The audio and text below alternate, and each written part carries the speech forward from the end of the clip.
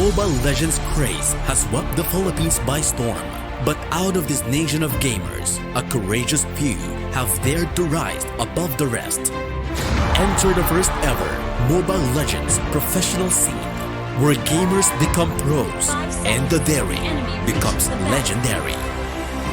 Smash them! This is the story of MPL. The first season of the Mobile Legends Bang Bang Professional League Philippines was the true start of the Mobile Legends competitive scene in the country. With the help of MET Events, the most established eSports events organizer in the Philippines, the MPL scored the country to find teams willing to compete for the unprecedented prize pool of over 2.5 million pesos.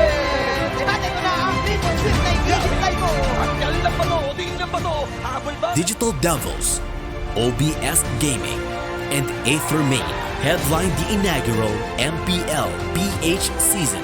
Top players such as Rebo, Yaku, Zapnu, Pakbet, and Jeff Cutie Forever also made a showing in the tournament. Popular community figure Akosidogi also made an appearance, not just as a shoutcaster and a pro scene pundit, but also through the team he helped groom himself.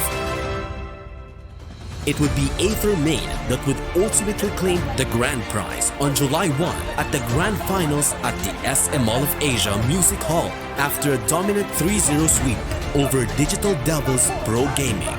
The team not only took home more than 1.6 million pesos, but also the title of the first ever MPL National Champions. The explosive grand finals was the mark of something new. A new eSports scene. The second season of the MPL started with the news that Bren eSports, the current kings of mobile esports, had acquired Aether Main's roster. This newly branded super team would then go on to become the champions of Mobile Legends Southeast Asia Cup, the MSC in 2018. Signal, the television channel, acquired the Digital Devils Pro Gaming roster. Filipino Dota 2 powerhouse Execration took under their banner OBS Gaming's roster. Even Aether, with their players sold to Bren eSports, attempted to rebuild their roster. The second season of the MPL would find Signal Ultra dethroning Bren eSports, creating the first true rivalry of the league.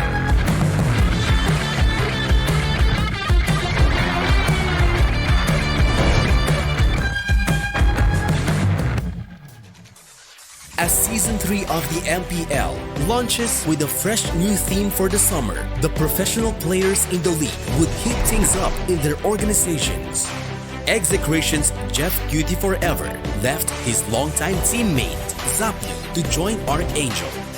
As for the actual grand finals, Bren eSports, battered but somehow alive from the lower brackets, would meet Archangel in the grand finals. So para sa mga sumusuporta sa Archangel dyan, mag-ingay! At para naman sa sumusuporta sa Bren, mag-ingay!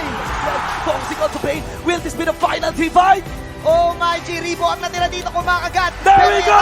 Siya, si Kapitan ang natira. A new champion arose. Archangels are the new MPL champions. But the reign of the High Flyers were rather short-lived as the MPLPH Season 4 saw fiercer competition.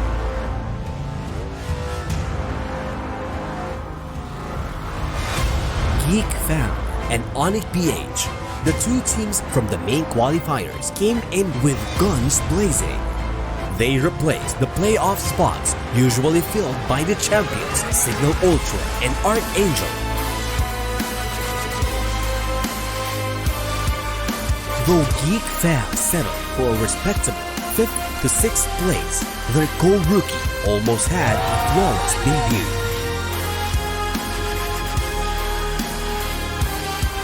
ONIC PH was one game away from hoisting the MPL PH trophy, if not for the iconic a rival play from Sun's hearts that snatched the thrilling grand finals off their hands.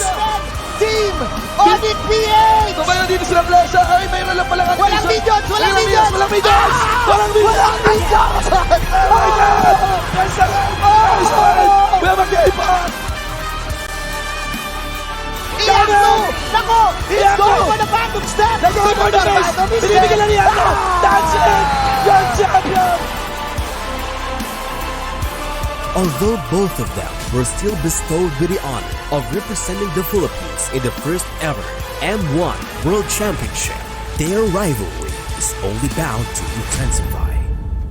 After 4 exciting seasons of the MPL, the league has still yet to have its first 2-time winner. Those who used to be on top are now gone, and with the chaotic roster shuffle that transpired in between seasons, those who were once friends are now foes.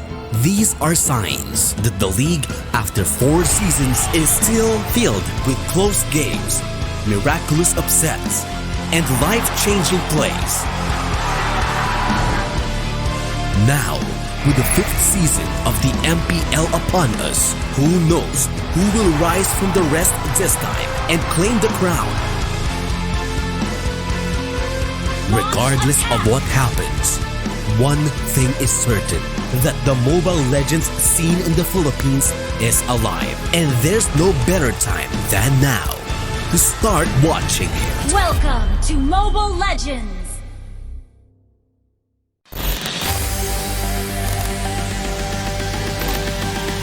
Kita mo naman yung dami sa binibigay dito ng execution.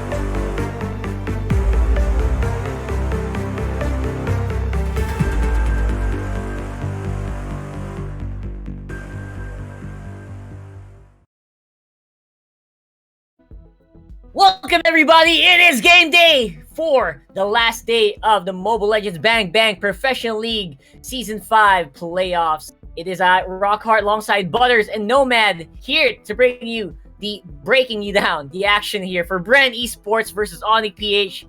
What for the first of the second to the last matchups here in the MPL. It is going to be an exciting one, ladies and gents. I hope you guys have had your lunch. I hope you have coffee ready. Popcorn should be also available because it is going to be a long one. Bren eSports versus ONIC PH, teams representing yellow, fighting it off for the chance to get on the top. MPL PH Season 5 is presented by Smart, and together with PLDT Smart Foundation, in partnership with Smart, we can help our frontliners as we stand together to be the real heroes in these challenging times. Support our frontliners through SMS. Text DONATE to 3456, and donations will be open from April 22 to July 16, 2020. MPL PH Season 5 is also brought to us by our sponsors, Realme Smartphones, Logitech G, our official headset partner, and organized by Moonton. An announcement tomorrow will be given to us by Smart, alongside our one of their newer influencers, Hyun Bin, so watch out for that. And of course, a lot of you guys are waiting for this raffle draw prizes for Legendary and Mythical Draw. Legendary prizes will be up for grabs today as well as the Mythical Draw. If you joined us yesterday and the other day for the playoffs, where you will get a chance to win awesome prizes, again from our sponsors, Smart Giga Games All Day, Realme Buds 2, 30,000 pesos worth of diamonds and in-game items, and later on, you will also get a chance to win Giga Games, Realme Buds 2, Realme 6 gaming smartphones, 300,000 pesos worth of diamonds and in-game items, and MPL PH signed jerseys and jackets for your favorite pro players. It's going to be interesting. Check out the bit.ly link right in the middle of your screen so you can catch up and get a chance to win while you are enjoying the Mobile Legends Bang Bang Professional League Playoffs Grand Finals. That's bit.ly/MRD-31. We think it will be available until later on. Until for the whole duration of the first series, you will be able to register for Legendary, and Mythical will be going on until I think game 2 of the second series. So while you have a chance, go ahead, pick up your browsers, get into those bit.ly links, and start registering. So you'll have a lot more fun and maybe a new Realme smartphone. Should be very, very interesting here coming into the playoffs. But again, the main event here, ladies and gents, of course, are the matchups. Bren eSports versus ONIC PH. Butters, Nomad, you guys have been through this with these teams for the past regular season. Actually, not just the regular season, for the past seasons as well. What do you think is going to happen here, guys? I mean, you were there too, so... And That's true. I mean, before we actually go through this, I would like to say that it's a pleasure to be back. Oh in this yeah, stream. welcome back, Butters. The last time I was here was probably season 1. So it's good to be back. It's good to be back, and it's a pleasure working with you, fine gentlemen. And I mean, the thing about the MPL is whenever it's grand finals, you expect the best games of the MPL season. Absolutely. That's how it goes. So I'm not really gonna say that the other team is better than the other team. This team is better than the other team. But right now, I'm just expecting great Mobile Legends actions. Probably the best season. Absolutely. And of course, the path of Sunsparks flawless throughout the upper bracket, so they'll be waiting later on for whoever will win this matchup against Bren eSports versus ONIC PH. ONIC PH, they were from the upper bracket, got kicked out. Actually, both of these teams will have been. So it's very interesting to see who will remain here. And again, a lot of people are rooting for that rematch, but again, Sunsparks ONIC rematch from last season. But it's Bren, it's very hard to bet against these guys, champions in their own right, and just some of the best players, I think, overall in the world today as well. I mean, yeah, ONIC and Bren have also been going at it left and right, and it's always an even flow type of thing when it comes between them. You wouldn't know if it's going to be Bren winning the fight or if it's going to be ONIC winning the fight. And going into this best of 3, I think we're going to have a game 3 where it's still difficult to tell if it's going to be Bren or ONIC coming out on top of this and going to the grand finals against Sunsparks. And so far, I feel like what we're waiting for here is just who's gonna falter a little bit, right? Because both of these teams really want revenge. Maybe the other more than the latter. Because right now, I feel like Bren eSports, they really want that revenge. Yesterday, they were handed a 2-0 by their sister team, and it was not easy to watch. It was very difficult for me to watch. ONIC PH, definitely they've had better, I would say, against Sunspark, so maybe they would be the better suited, matchup. Do you guys agree? I mean, in terms of the Bren and Sunsparks matchup, there's something that tells me that Bren is bad when facing teamwork-centric teams. Like, they're good individually, but at the same time, if you put them against a team that really has good chemistry and teamwork, it just ends there. Yeah, again, that is going to be Bren right there, fighting off against Sunsparks, which everyone has always said they got the fundamentals locked down. Whenever they go comfort, they got something planned for you, and they will bring it to you. So Bren eSports, that is what, according to Butters, that's exactly their weakness. A team that really focuses on the teamwork, not so much on the pickoffs on the map, not so much on enemy mistakes. Basically, that is that's a part. Because the thing is, when you're this good, you can do everything that you want. And when you have these top caliber players, you don't really have to give commands. They could just do what they want to do. It's free will, technically. But for Bren eSports, that could be the one that saves them, or it could be their weakness. So I don't know. For this game, I think they should, stick as a unit, play as a team, and just do their best. Yeah, just go back to how they were during the past seasons where they were really rotating as a team. Yeah, I feel like Bren Esports, they've got some of the newer, I would say, identity coming from, of course, a bit of a change in management, obviously, right? You guys know the boy in yellow, one of the most yellow boys in town, Ducky. Obviously, his style has affected Bren's growth exponentially, right?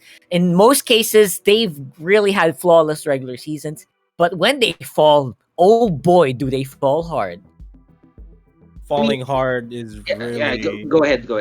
Yeah, falling hard is really it's a chink in the armor here for Bren Esports. And if they get demotivated like that, it's almost always going to be game over. But when in the previous playoffs that we've had, Bren Esports had a good run in the lower brackets though. So I don't think that's going to be a huge factor here going into this game. That's right.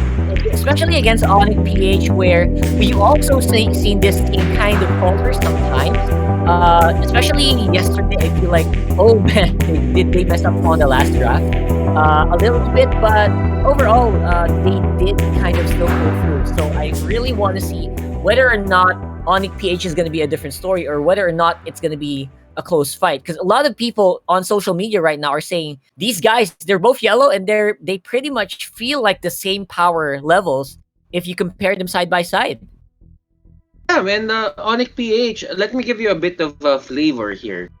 Just so you know, way back MSC, ONIC Indonesia really wanted to face off against the Bren Esports lineup.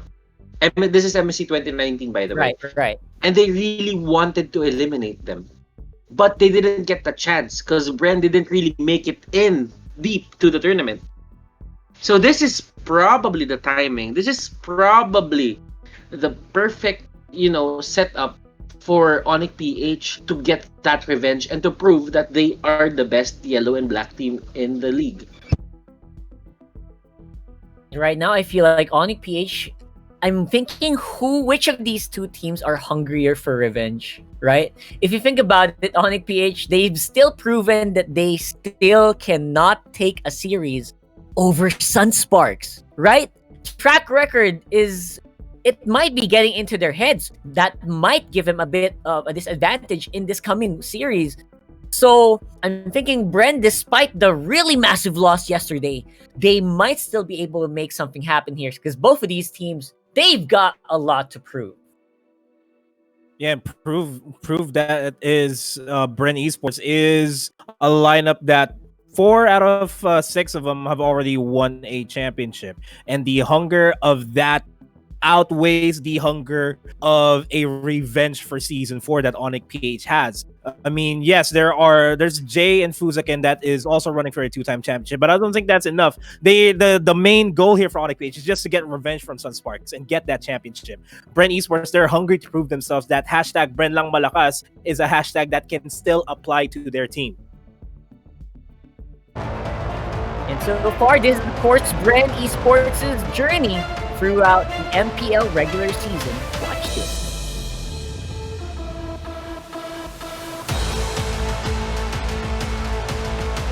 That is green na nawala dito. Pwede yung strike from LBJ. Coco, mamatay kaya siya. Nalako po, naka-immortality pa si Paring Q. Takbo, Q and Coco, pero napalaban sila. Sustain is real. Grabe.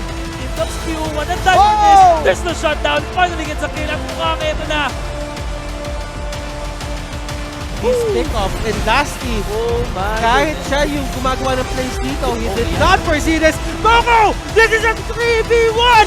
Decisions dito, hindi talaga commendable. And now Wise gonna be comboed.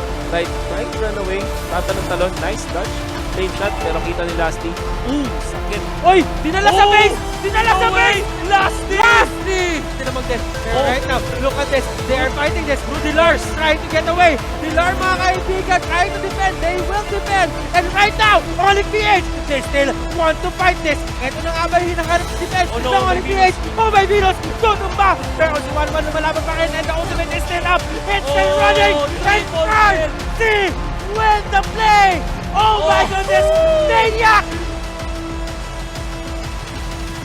But he takes so much damage. All the folks coming in from Valley, Rebo just blowing him up. And here comes a blazing duet on to execration. They get stunned. Penny Cutie trying to go after Rebo. He gets taken out. Here comes the Phantom Steed. Can hate turn it around, but he's stuck between all the members of Bren eSports. And just like that, 4 members.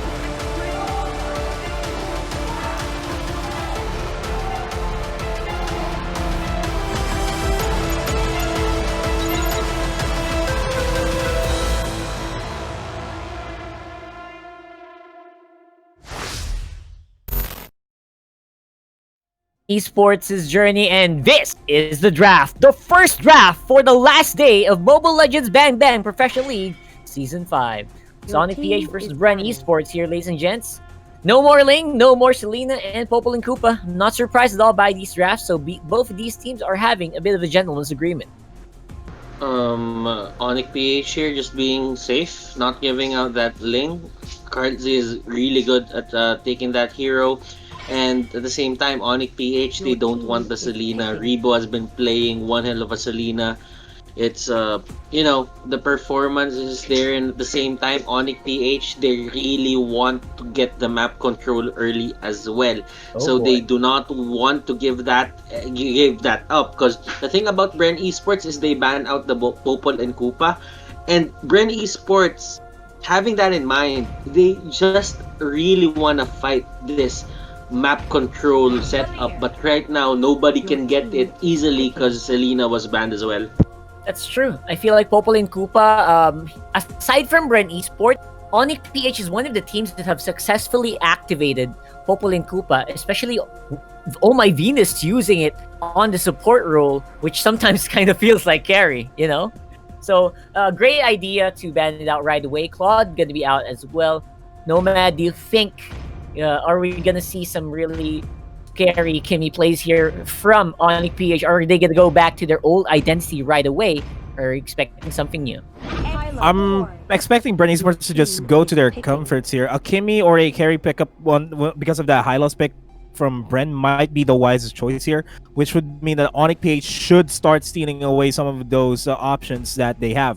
They're no longer pressured to pick up any additional tanks here for ONIC PH, so they can pick up a Grok potentially or a Kufer that can really be influential if ever Kimmy or carry does get picked up. Instead, they are going to go for a Jod and a carry. There you go. I think that's a pretty good call. No Fuzuken means it's quite unlikely for ONIC to actually pick up the Grok. So I don't think that's going to be on the docket for the ban list here for Bren Esports. But we still have a lot to think about here, considering, again, Jay is here, so Kaja might be the one that we have to look out for. For ONIC PH, I'm expecting a hard tank to go their way. I wouldn't be surprised if they went for Kufra here, but the perfect setup could have been a Hylos.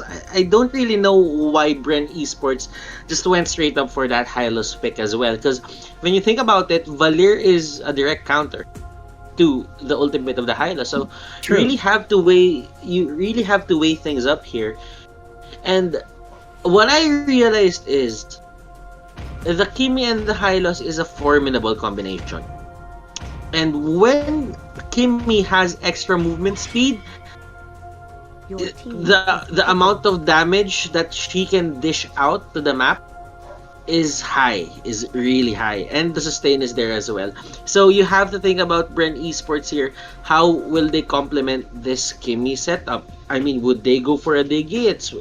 It's possible, because if ONIC PH is planning to go for a Kufra here, then they might as well just pick a Purify ultimate for their whole team. It's a Lancelot pickup though for Bren Esports. Looks like if they can't Ling, they're gonna go Lance. That's gonna be the call here for Bren Esports. But what Butter said is absolutely true. This actually kind of feels like an RG composition. You know, this is something you would maybe see on your ranked games. Kimmy flanked by a Hylos with a strong offlane in Xborg. They're really playing it safe here, Bren Esports. None of those Hanzo shenanigans we saw yesterday and the first day. And they're just, I think the Kufra is a no-brainer here. They're just gonna go for it. And Yep.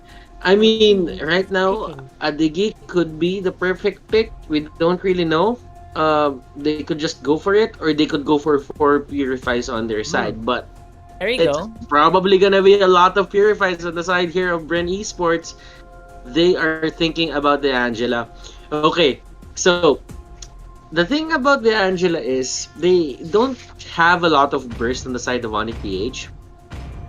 So, Yeah. go ahead.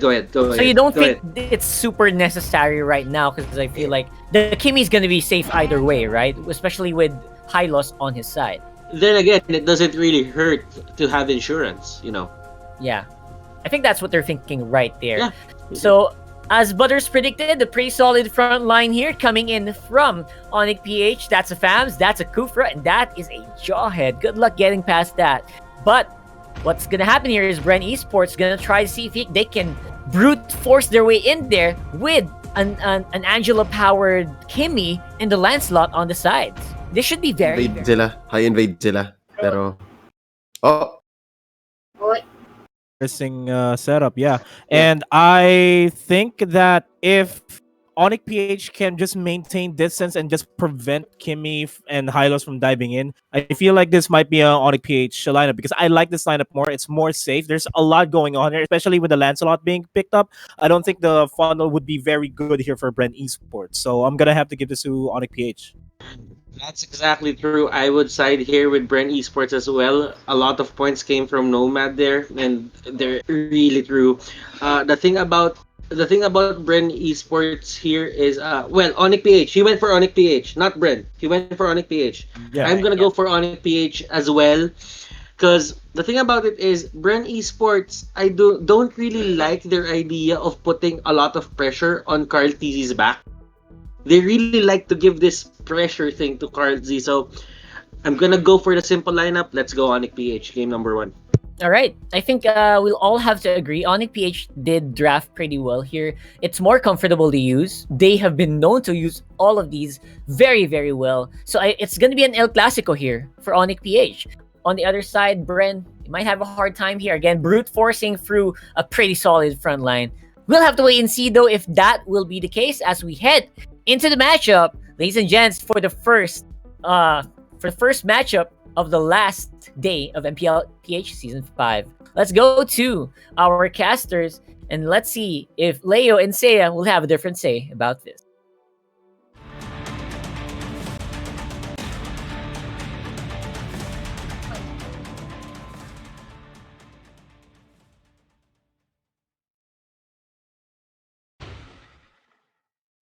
And we are go. Ladies and gentlemen, welcome to game 1 in this best of 3. It's the lower bracket final, and ONIC PH is fighting the one-time champion Bren Esports for their slot once more in the grand finals for Season 4's Redemption arc. My name is Leo, joined here by Seiya, and I just gotta ask you real quick, Seiya, do you agree with our panel? Do you also give this game 1, based on the lineup, to ONIC PH? Yes, because it's a trap.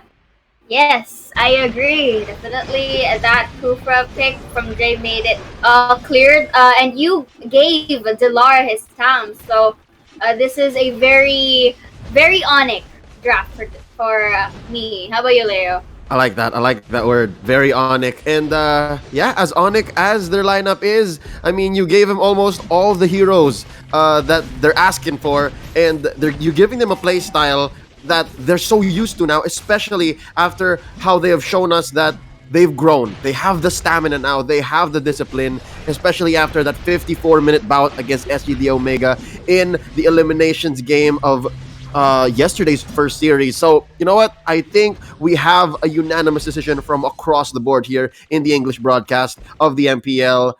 It's 5-0 for ONIC PH. Can Bren Esports, can the Ducky-led squad prove us wrong? We'll see. Real quick, I have a story to share before this fight down bottom breaks out. Carl TZ gonna be a blasting Iaknu with a little bit, but it's not gonna be enough. Actually, this lineup here, up top though, few gonna go down real quick. Dilar, again, you mentioned how he just pays the price there. Interestingly enough, he just stood.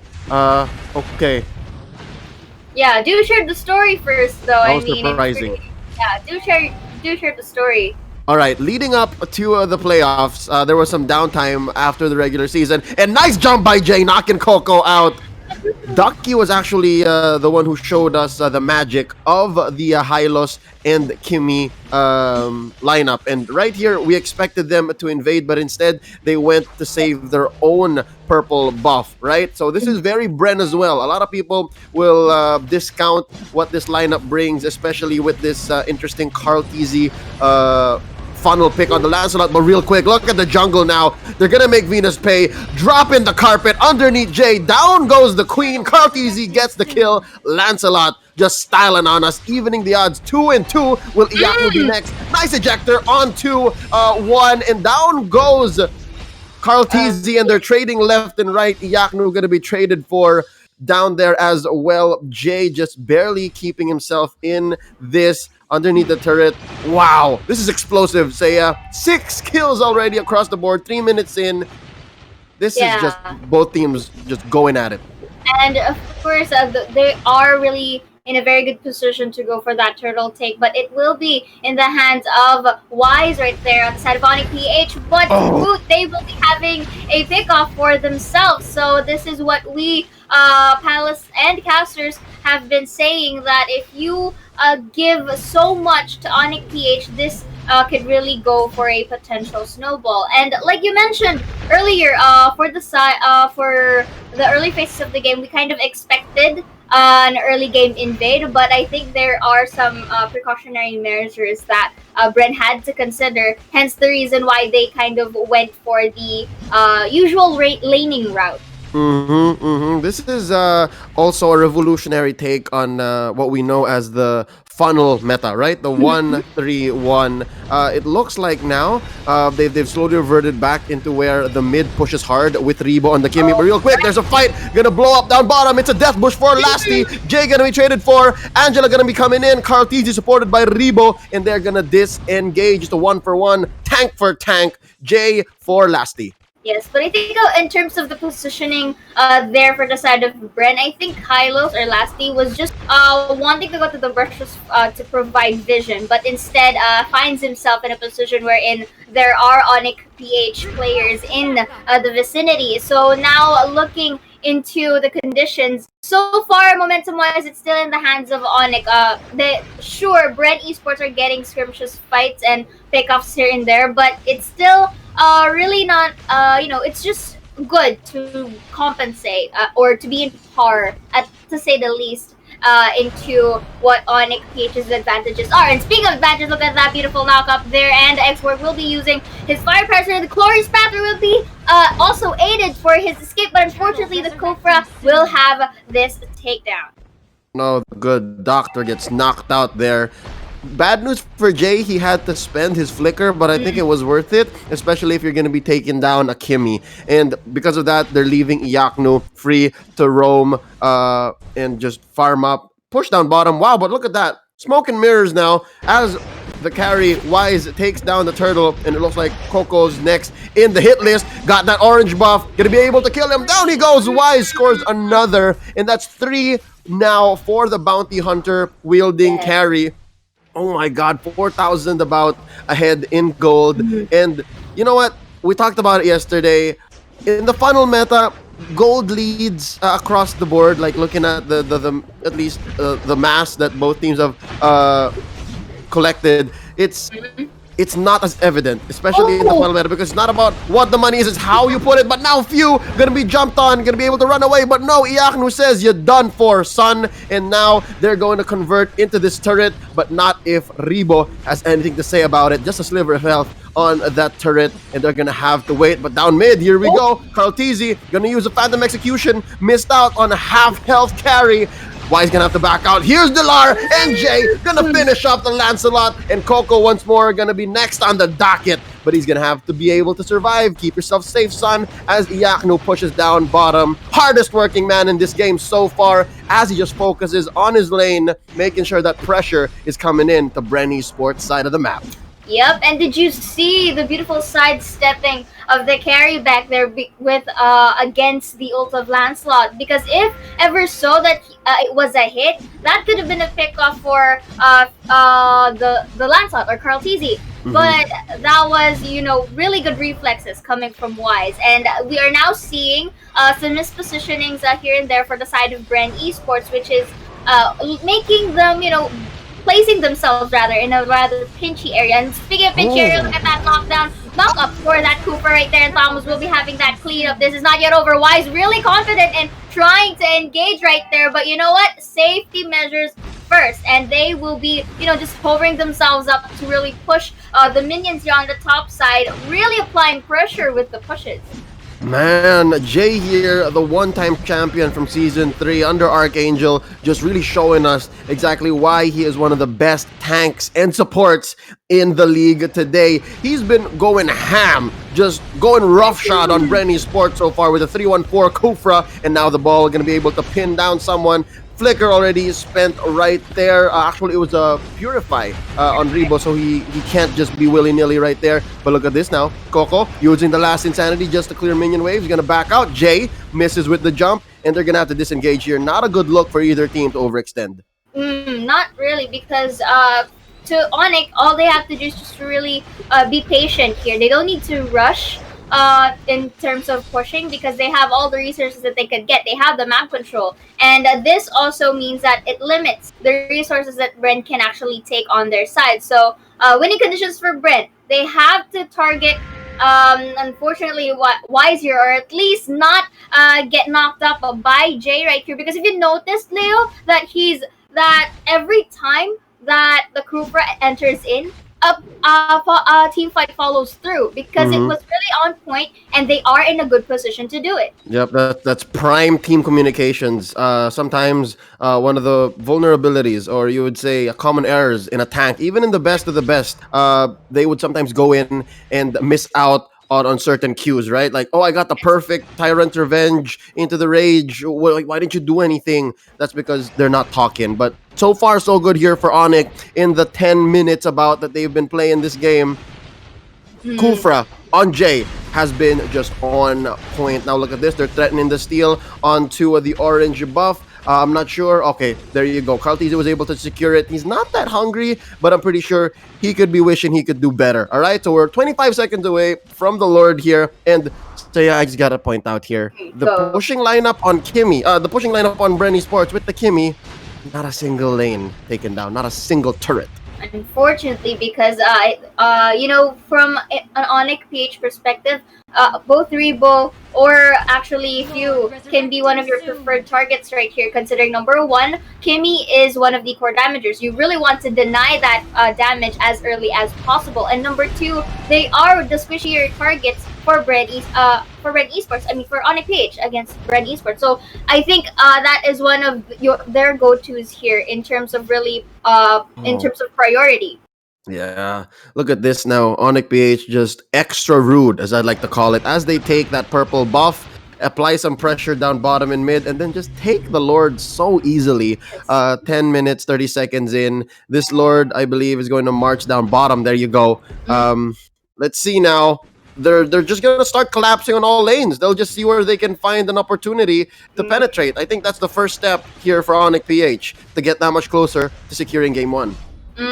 And the amount of space given to Wise is pretty evident right now. So all he needs to do really for this game to be secured to the side of ONIC PH is to just, you know, place himself in an angle or in a position wherein he is not the one to become the target. And hence for Bren eSports, okay, the Lord is coming through their turf. So the best thing that they have to do about it is to really, you know, defeat or destroy the Lord here. But again, looking here, looks like there will be a pickoff coming through. We are now seeing the depletion of health coming from Carl Tizzy and forces him to back away. Oh, sorry, that was Coco. But then they transition easily by destroying the bottom onto the mid and then go to the top. Not really, you know, forcing themselves so quickly to get into that team fight. Okay, Oh My Venus is forced to use the flicker, but the carries will go for that cleanup. It isn't just getting more beautiful as the Towns will be down the Angela. And I think, Leo, this is it. The game number one might be going to Bren eSports, and look at that beautiful domino effect for ONIC PH. ONIC PH. In record time. I'm pretty sure you could have made like a bowl of spaghetti in the time that this game was played. Ladies and gentlemen, ONIC takes game 1. Wow, surgical efficiency, pushing bottom, mid, and top, not giving Bren a second to breathe. Congratulations. This is MLBB eSports royalty, just performing at their finest. They had a great night of sleep, and the Bren eSports here, they're on the back foot. They're just that much closer to falling off and missing out on their second championship win. This is an opportunity for Bren to secure themselves a second title here, Saya. And you know what that's saying? Nomad, he talked about it earlier. Hashtag Bren lang malakas. Oh, after this game, ONIC is making me think twice. Maybe ONIC is also malakas. You know what I mean? That's crazy. Yes, because we've been mentioning that ONIC PH for this season came back stronger, wiser, and smarter. And then they just demonstrated it that here with our first game.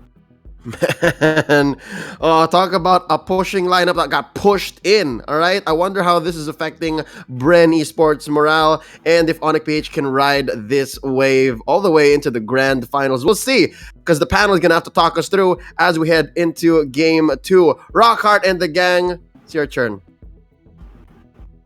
Thank you so much for that very, very quick commentary, Leo and Seiya. I would say one of the quickest, considering who's fighting here. Like, who's fighting, right? It's ONIC and Bren. Why was it that fast? Anyway, Rockhart, Butters, and Nomad right here on your screens, ladies and gents. Try to break that down for you. Now, real quick, Nomad, you've been saying a few things about how, what the heck's up with Wise? Why is he this fed? Why is he so chunky? Why do you think that? Well, the reason why he's chunky is he's being fed every single minion that he wants to be fed on. Yeah. And that ONIC PH has been giving him everything that he wants in a silver plate. Now, the complete difference there is that on the side of Bren eSports, Carl TZ is on a diet, so to speak. And Kimmy is there to try and steal away some of his food, which shouldn't have been the case. And just like what we talked about during the draft, there are a lot of things going on the side of Bren eSports that shouldn't really matter in this lineup. If they're looking for Kimmy to be the backup plan if ever Carl TZ didn't go online, I did not see that happen at all. Kimmy was stuck at 0, 1, and 4. While Wise was level 15, Kimmy was level 9, Carl TZ was level 10 or 11. That's far from what Wise has already achieved in 10 minutes in the game. Yeah, and as we've said, there is there's this thing about Bren eSports and identity. The thing about Bren eSports right now is they have multiple identities. And everything looks like a facade. What do they really want to do here? They have the Kimmy, you have the Lance, and it seems that you want to funnel but not funnel the other funnel hero. Yeah. You're trying out a lot of stuff. ONIC PH, they know how to abuse those weaknesses. Yeah, so you can't sorry. You can't really say that, I'm gonna pick the Kimmy. Then I'm gonna pick the Lance because it makes sense. Then they can't punish that because we have strong heroes. Yeah, it's not gonna go like that. It's not gonna go that way. But strong heroes are what ONIC actually had with Wise. Like Nomad said, level 15 carry, level 9 Kimmy. That is the story. I think that's a good summary of what happened in that game. And like Butter said, this is Bren eSports. They've been trying to go for this identity. When the plan is going right, they are so good at executing the plan, right? But when something goes wrong, it starts to fall apart like dominoes. Yeah. Like, now I'm hungry. So, you know what I mean?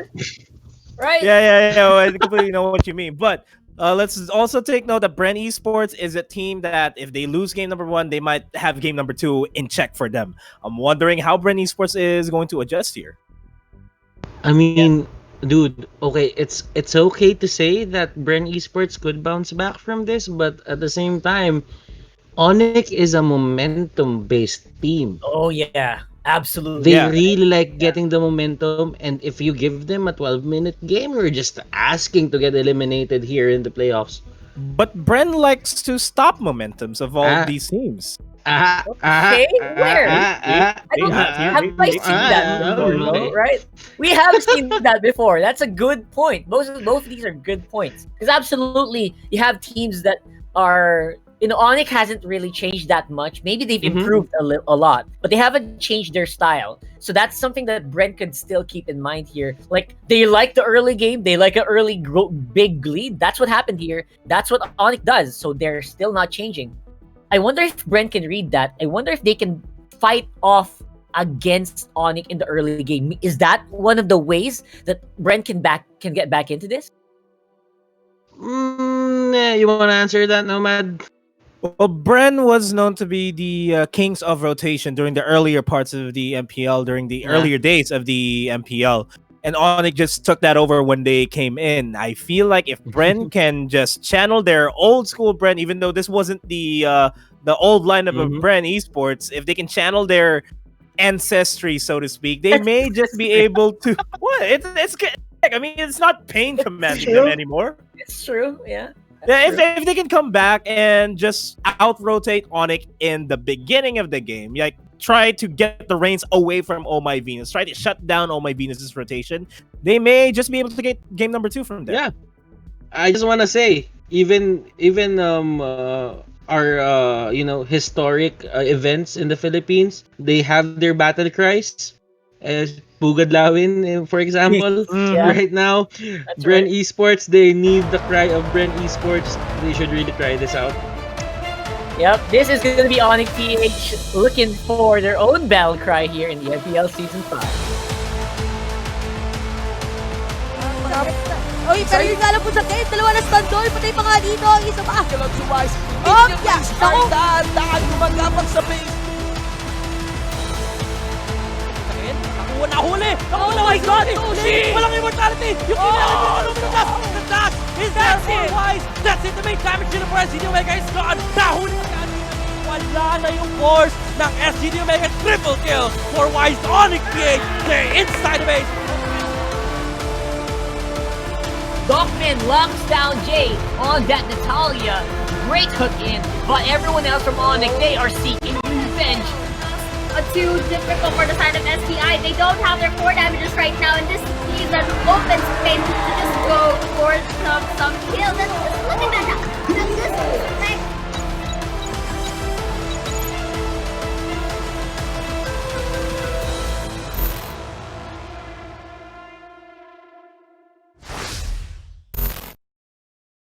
You gonna see hear the battle cry ONIC din malakas, or are we gonna see something else? We're gonna have to see if Bren can keep up with their reputation here. Like, you have to put a bit of accent on it, Rockhart. Oh, should I? Bren lang Malaykas. Malaykas, or ONIC PH Malaykas, or something like that. Just put a bit of. Shout out to Leo. Yeah, shout out to Leo. He said Nilagang Baka. Nilagang Baka. Nilagang Baka is a very yummy meal. You guys should try it if you haven't tried it. Anyway, we are into the draft here for Game 2. Bren eSports versus ONIC PH. And you know what? If I were ONIC PH, if I 2-0 Bren, I would get some Nilagang Baka myself. I don't think they have time to get Nilagang Baka. Yeah. They have the grand finals. Oh yeah, they're occupied till the end of the tournament. So hold up though. Get the Nilagang Baka after. It's a link. But the only difference is when they get Nilagang Baka, it's probably them eating Nilagang Baka while crying or while celebrating victory, so something like that. You shouldn't be eating Nilagang Baka while crying though. That's not the best way. It's gonna be extra, extra, what do you call that? Extra salty, from your tears. So maybe it's a good one. You don't need Paytis anymore. You don't need Paytis anymore. Anyway, Ling, highlighted by Nomad, already picked up here. Fish sauce. Fish sauce. Freaking Paytis. Okay. On the other side, I feel like they're gonna go for a Kimi lineup. It's starting to look like it, right? And Kimi only as the core, not double Double funnel, please don't double funnel anymore. Yeah, that's the safest call here. If not a Kimmy, a Carry, or a Lancelot could have worked here for ONIC PH if they're gonna go for it. But they just need to focus on one core. Don't do what Bren did during game number 1, where they had 2 cores and they didn't know who to give the money to. And they looked really confused. Yeah, exactly. So, right now, I'm seeing ONIC here just sticking with that carry. They're not gonna change anything. They're not gonna mix and match here with heroes. They're just gonna go for their comfort picks. They really like that Jawhead. Jay likes that high loss. And it opens up a Sicilian setup here. Good read by Bren eSports. When ONIC PH picks a high loss, it usually goes with a 5th pick Sicilian. Oh, you've noticed that as well. Yeah, yes, I was about to point that out. This Sicilian is almost a given. And yeah, Bren eSports, smart drafters as they are, of course, bans it out on the 3rd rotation. So, what are we looking at as a substitute though? Are we thinking about Valier because it's already banned out? They know that they need some of that sub-damage, sub-crowd control heroes. Who is going to be the fit for ONIC's lineup right now? That's what I'm thinking. I don't know. I'm actually thinking about a Carmelier to substitute a Sicilian, but I don't think that's the wisest choice to go here for ONIC. Yeah. Probably another support here, just so that they can secure Carry's ability to survive in the battle. They did take away Farsa from. Oh yeah, this is a great counter pick, right? Yeah. Diggy right now wouldn't be that bad for the side of ONIC PH since the Atlas is there. True. Yeah, like the amount of control that they can have. Like the amount of control that they can have, yeah. Yeah. But I mean, Diggy is not that of a, they don't really need that Diggy. They can get away with it if they wanted to, just because they have the Kaja. And if they ever go for a Diggy here, the thing about ONIC PH lineup is they don't have enough damage if they go for the full commit on the Diggy. Amen. So Uranus is, I don't know, it's probably the perfect pick for this situation. The Sicilian could have been better, but Bren read that like a book. But Uranus is actually on fire. This playoff.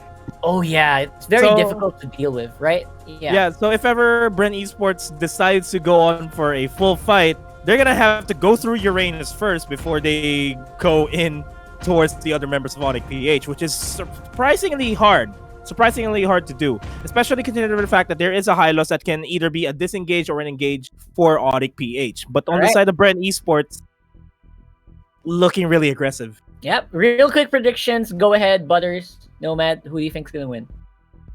Nomad, you wanna go first? ONIC. All right, Butters. Someone's actually calling me right now. Okay, Commissioner, what's up? Commissioner wants a game number 3. Oh, with Bren. Commissioner. Okay. It's airtime. Okay. It's airtime, boy. It's airtime. Right. I gotta say, I agree. I feel like Bren, please take this. So we're gonna give it a 2-1 for Bren. What about you, Leo and Seiya? You think differently?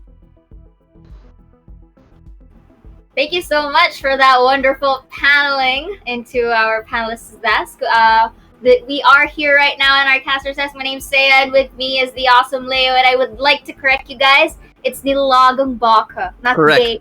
Okay? Thank you. It's Nilagang Baka, but most definitely, if the commissioner wants a game 3, most likely we are going to get a game 3, but I'm not sure, Butters, if that's the actual commissioner that you heard, but yeah, I think we'll just have to let the game unfold. Once more, ladies and gentlemen, we're about to witness game 2 in a best of 3, and Bren is on the back foot. It's just really up there, Seiya. I would have really given it more of a 50-50 chance, especially before going into the matchup, but even right now, as we go into this, even after the draft, I do believe that Bren eSports, they got the heart of the champion. Like sometimes you expect the team to go into all-star mode. We were talking about this yesterday. Yeah. There's the all-star trigger, and I think it's got to happen right now. You really need to dig deep into your heart of hearts to be able to clutch a game 3 and, threaten another hour-long match to really earn your slot in the game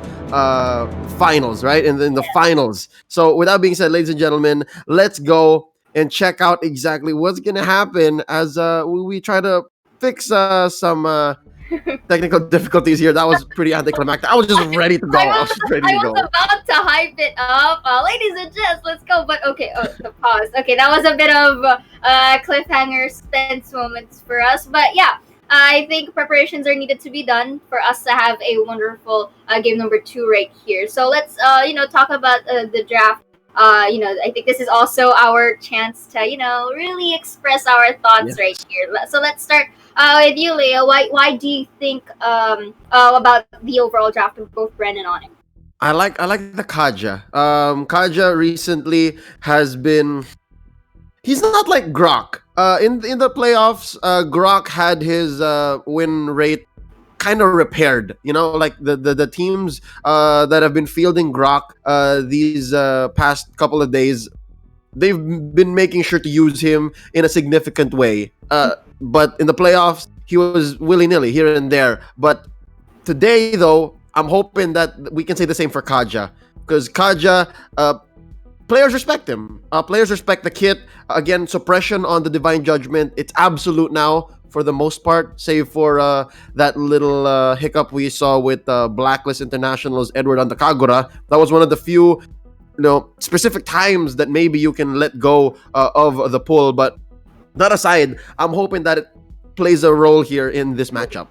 Yeah, simply because we won't be seeing some jitters into this game since there is no Kagura into our draft. But for the side of Bren, I like it how they denied immediately the Sicilian here because they kind of noticed the pattern that in every high list there is an equivalent Sicilian to boot. And yeah, like our panelists say, the Uranus is the good complement for the Sicilian loss right here, because if you're not gonna go support killer type, might as well go for a support sturdy type, and that was a good call for ONIC PH. Yep, both teams here just securing their own buffs. Red first, sorry, forgive me, it's orange first for ONIC PH and purple for Bren. Little skirmish down bottom, Coco versus Dilar. And they're gonna have to let go here and disengage. But there's one thing I need to note here, Saya. It's actually Venus on the Kaja and Jay on the Hylos. So we're usually seeing, or we're usually gonna expect that in a championship caliber matchup like this, you're gonna put Jay on the Kaja. He's known as Kaj. That's a championship winning Kaja. But I think now I kind of want to see Venus on this Kaja even more. To even, I don't know. I want to see him cement the character development, because if you'll remember in season 4, he was on the Kaja when they lost those when they lost those history-making games, right? Those replays in my mind, they keep on playing during the season 4 grand finals, and it was Venus on the Kaja just ever so desperately clearing minion waves, and then we see the camera shift from Sunspark's base to theirs, and you know what? I think this is redemption.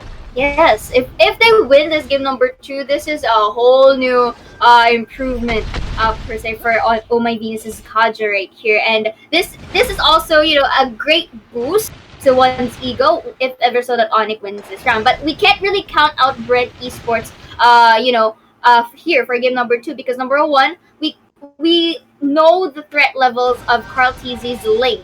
And if you are able to make this certain player get fed, especially into the early one, this could be a potential threat to ONIC. But so far, in terms of the positioning of both sides of the team, Bren will be going into a more grouped together fundamental, and I think the same thing for ONIC PH, going in for 3 men here onto the middle side. Okay, so Farsa here, just checking them, harassing, and just going for some pokes. Meanwhile, on top side though, Jawhead just really good job at pushing through. Yes, I feel like if anything, it's Bren eSports who's setting the pace, and they're very defensive. ONIC tempering their aggression here. I'm pretty sure if they really wanted to, Venus can just go ahead and flicker in, pull somebody off, and there you go. He did on to Few. No more armor for Few, and I think it's gonna be first blood right here, ladies and gentlemen. Check it out, flicker in by Yaknu, missing out on the smart missiles. It's on cooldown. Turtle here by Link. Kartizi take it out,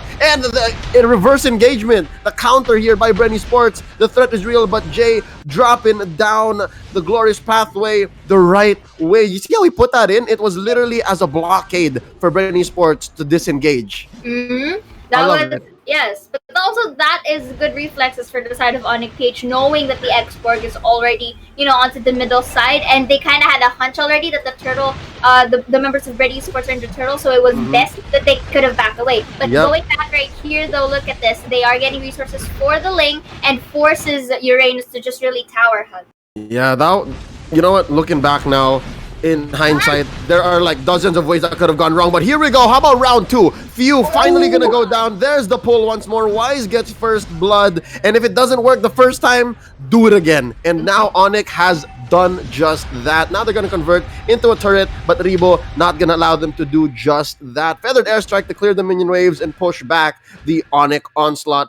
Meanwhile, in mid, it's Jay gonna keep the pressure on and clear minion waves, but Kartizi here not gonna let him have his way just yet. You know what? I just got a note. Remember in our studies, and if you guys are watching at home, you can look at the videos, you can look at the replays.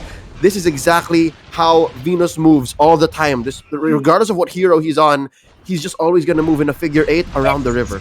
Very movable and very roaming for the Oh My Venus River. Speaking of that, looks like there will be the ejector, and the Tempest of Blades will be having a pick off there, killing off Oh My Venus, and that is a good pick off done by Kartizi. And Bren eSports here really do not want or not letting ONIC PH to really go far ahead, and this is just good communication skills from actually both sides of the teams. It's just so happens that who gets to do it first. Yeah, is the question here.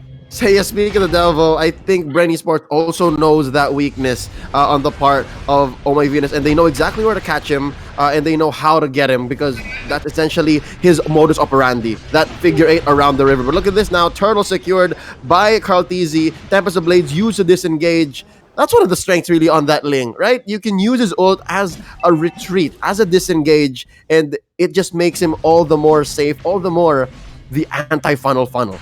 Yes, and that's one of the traits or phrases that we've been highlighting ever since this Ling really went with some limelight. Speaking of limelight, Insanity is going to be used. Let's see if it will pop and go for a kill for that Uranus right here, but it is not over. Look at that crowd control that they are providing right here. Thanos, beautiful cleanup right there, but in exchange into the top side of Draw, managed to get a tower of his own. Tempest Blades once again to get Oh My Venus right here, and again abusing that weakness of Oh My Venus here. Wow. All right. Bren eSports now showing up. No longer letting that first game be a skeleton in their closet.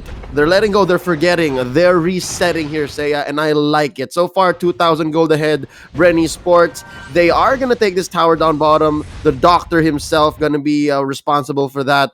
And nice rotation here. I think they need to disengage. Be careful. Venus, a little far off. All right, he's going to go back into his pattern. Check it out, but nice push here by Kartizi and Coco up top. Yes, and speaking of patterns, and I think this... Oh, but hold that thought, look at that. Again! Was able to get, ejected or knocked up by the Atlas alongside Farsa for that cleanup. And again, like what we've mentioned in terms of, the positioning and the rotations, I think Oh My Venus needs to retweak it or readjust it. Because if you notice, we are now seeing, Oh My Venus getting picked off one by, slowly. And this is not looking good, because the more you give kills, the more advantages for the side of Bren eSports. All right, so far Bren eSports here putting up quite the fight, and it seems like they're not at all affected by game 1, as Kartizi is threatening once more the take on the turtle. There it is, a successful secure on that buff, but Venus once more the target. Did they figure it out? Is Venus the linchpin that Bren eSports needs to dismantle to take down ONIC PH? That's what, the 3rd time in a row now, alongside Wise. Tempest blades plus the fatal links of Atlas. That was just a beautiful cleanup for the side of Bren eSports right here and turning the odds into their favor. And this is where we are starting to see the magic of Bren eSports, not really being tilted at all during game number 1. Last Sandy will be used to clean up Dilar back there. And again, like what we've all said, this is where, Bren eSports really know how to take down momentum. And this is it, Leo. Ooh, they're on something else here, Seiya. It looked like they were asleep in game 1, and now they're just fully awake. They stretch their legs, and they're making breakfast. And the first meal of the day, ONIC PH. What's going on here? 8-1.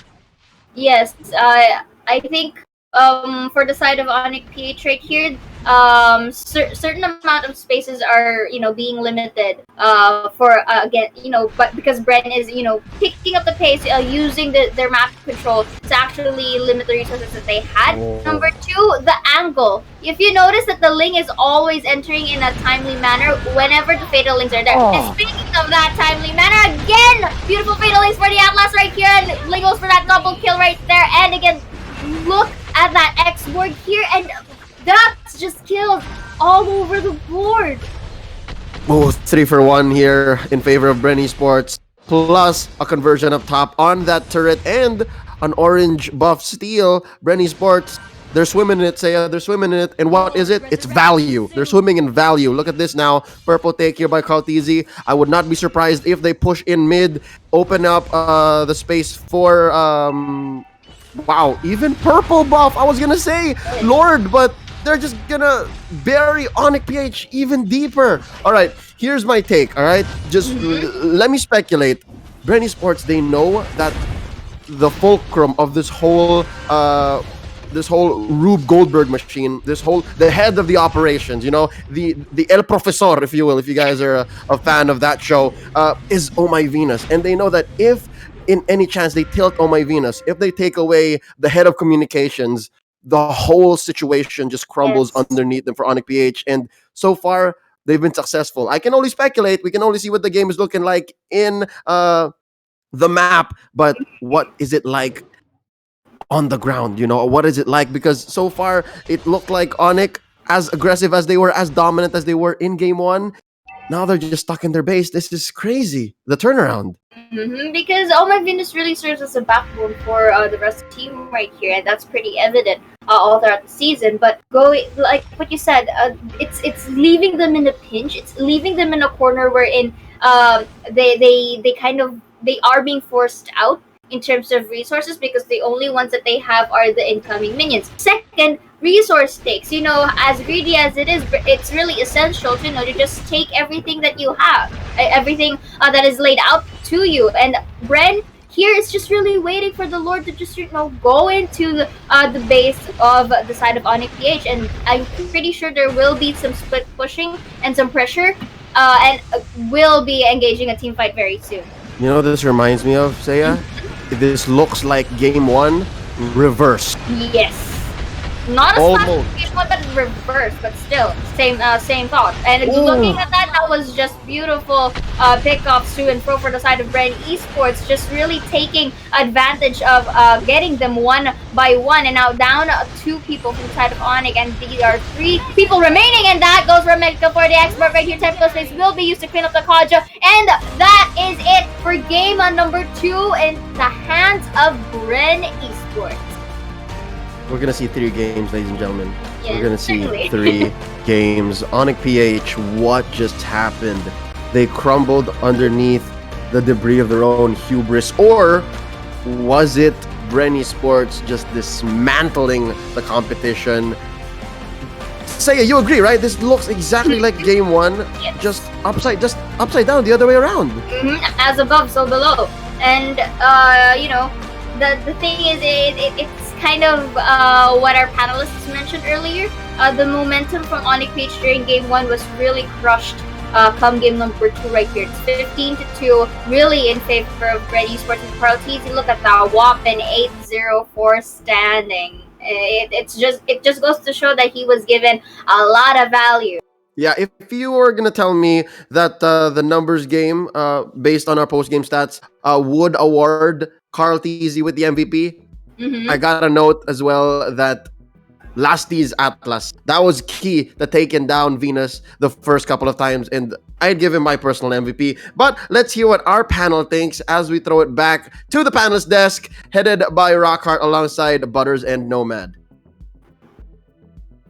Thank you so much, you devilish charmer, you, and of course, Sasaya as well. Oh boy, Leo really doing the statue there in the very, very unfortunate timing. Anyway, welcome back, everybody. Let's try to break down Game 2 here between ONIC PH and Bren eSports, Rockhart, Butters, and Nomad at your service. Complete reversal of roles, I would say, gentlemen. Yeah. Would you not agree?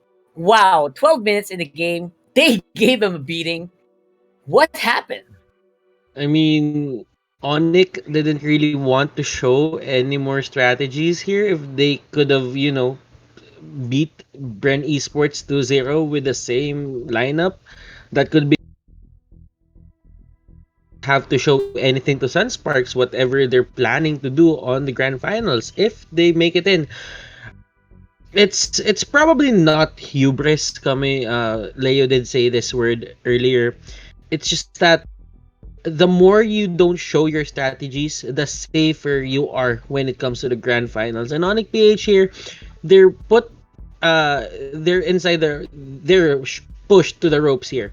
They are going to need to show some more strategies here, or some more cheese to beat Bren Esports. And this is fitting, to be honest, because I don't really want Bren Esports to lose 2-0. I want to see more games today, because I don't know, probably game 3 is going to be the best game of the series. I just gotta say that it was. I don't want to say that they're hiding strategies here, because I don't think that's the best way to approach this lower bracket finals. And I feel like this is really just a lackluster performance from ONIC PH. For that, I have to agree. I'm trying to look back into the draft when we were talking, and we were all making fun of some really random Paytis, right? But when we were talking, they insta-locked Ling. They did not even hover anywhere. They didn't even think about it. Insta-lock Ling on the Carl TZ, and this is the result. He is your smart game MVP. So is that the key? Is that the secret of Bren Esports here? It's 100. It's 100% gonna get banned. Game number 3. I'm pretty sure. It's not the recipe. I'm pretty sure about it. It's going to get banned.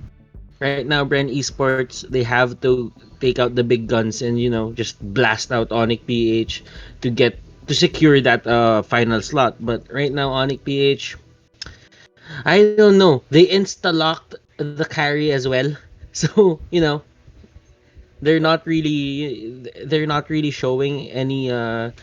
They didn't really show any changes to their strategy. It's probably the only strategy that they want to run against Bren Esports. I do agree with Nomad. You don't really hide strategies in the lower bracket finals just because it's not safe. Yeah. But yeah, I mean, Bren Esports here, they're really dominating when they divide the responsibilities. They divided the responsibilities. They okay, few, you do this. Lastly, you do this. They didn't really put everything on the basket here for Carl, and Carl just shines with that setup. So I guess sorry, go. Yeah, so I guess the last game of this series is going to be Divide and Conquer versus Command and Conquer. Yeah. No more. We can no longer say that this is a download game. You know what? No more downloads. There's no more excuse for that anymore. That doesn't exist. This is it. This is do or die for both of these teams. So I wonder if what ONIC was thinking when they insta-locked that lineup, when they fell very, very, very flat on their faces. I would say in this matchup, I observed Rebo. He looked a lot more confident on the far side than he did on the Kimmy. You gotta give him that, right? He did a lot more work, split pushing bottom lane tower, all on his own. So maybe they're just giving the right heroes to the right people this time. It was clear that he wasn't lost Like game number 1, he was really lost. What do I do? Do I just slow people, or Yeah. do I get farm? He didn't know what to do because Kimmy was, sticking out like a sore thumb or a sore finger or something. I forgot the proper word, but Sore thumb. That's the term. sore thumb. Okay, sore thumb. It's there. So, yeah. I mean, when you know your role, you just play with that, and you get the success that you want when you do that job or that work that is put within your responsibility. But when you don't know what to do, you steal farm from the funnel hero, and you don't see funnels with 2 holes on it. So Yeah. kind of like that. It doesn't work that way. I feel like if you find a funnel with 2 holes in it, you bring it back to the store. That's just all you do, right? Effective. It's effective. Okay. I mean, Anyway. technically, isn't a funnel 2 holes? The top and the bottom, you know. Okay, Nomad. Let's make it 3. Okay. 3 hole, I don't know. So for the meantime, do you think ONIC needed to change anything? Because they looked like they were ready to steamroll their opponents on the draft, right? Is there anything? Do we need to change anything in this lineup, or is it gonna be an El Clasico like comfort pick? Let's go on the last one. I want them to go back to their comforts. That's for me. Yeah. I agree with Nomad. Drop everything. Don't think about it. Play the best ML of your life. Yeah, because this is absolutely going to be the last chance that they'll get, obviously, for the season. Winner faces off against either their rival or their sister team. So either way, it's going to be a lot of fun. Whoever comes out on top here for this one. So I hope you guys are ready. It's going to be a very, very long day. So you guys just get ready, get chilled, and of course, don't forget to also let us know who you think is going to come out on top here. Just comment it on the comment section. Maybe we'll try to read some of them later on. So what do you think is the pick here? What do you think is going to be the pick? Are we going to see there's too many things to ban here. If I'm Bren, I feel like there's too many things that I need to ban out from ONIC to actually secure this last one. Are we going to go for a Sicilian ban focus? Are we going to go for are we going to try to see if we can remove FAMs or steal FAMs, right? Because I feel like Coco plays such a great FAMs, and if you notice, every time ONIC is on a, what do you call that? Every time they're on a cliff, every time they're about to jump off a cliff, they feel like it's the last game. They put Dilar on a FAM. I wonder if that's going to be happening here as well. I mean, everyone, I think the most contested hero here for both of these teams is going to be Thams 100%. Both of them really play one mean Thams, and if you think about it, Dilar can use it, Ayakno can use it, Coco can use it. There's a lot of things to consider. And at the same time, you do have the Sicilian as well. It's a great ban coming out here from Bren eSports, but you do not ban it like for the first and second bans that you get, because there's a certain setup that ONIC wants when they pick the Sicilian. So you really have to look out for those signs. This is a battle of drafting. Better drafter wins. Yeah. Both of these teams are equals. Better draft wins. That's all I'm gonna say. I can completely agree with you there, Butters. And considering the fact that Coach Dougie is the one drafting for them, and I forgot who was drafting for ONIC PH. That's here. Rio. Yeah, Rio. Yeah. They need to make sure champion.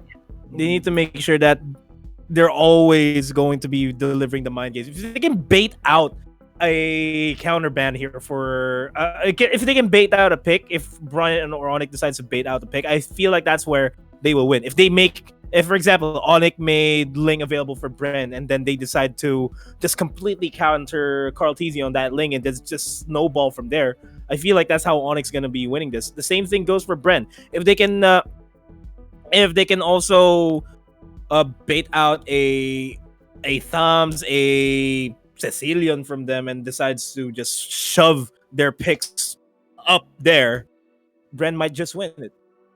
Yeah, I think that might be the case here. And Bren, we're looking for changes. We're looking for counter picks. Because if you think about it, guys, Your team Bren and is ONIC, banned. they're kind of similar on the hero pool. A lot of the hero pools are actually shared Your team throughout their is banned. players, so it's actually a little difficult to ban out against ONIC PH if I was Bren. Same with ONIC. Either way, we are not seeing a Ling ban. Is this smart or is this going to be the nail in the coffin? There Your you go. team is picking. Oh my gosh, if that was not banned out, I would be having a field day. But again, I think tanks will be the first safe picks here on the first rotation. Okay, so both of these teams understand each other quite well for game number 3. For Bren Esports, they ban out what do you call this? Venus heroes. For ONIC PH, they ban out Kartzy heroes. Yeah, that's true. Those are the the ones who make the gear run, for these teams.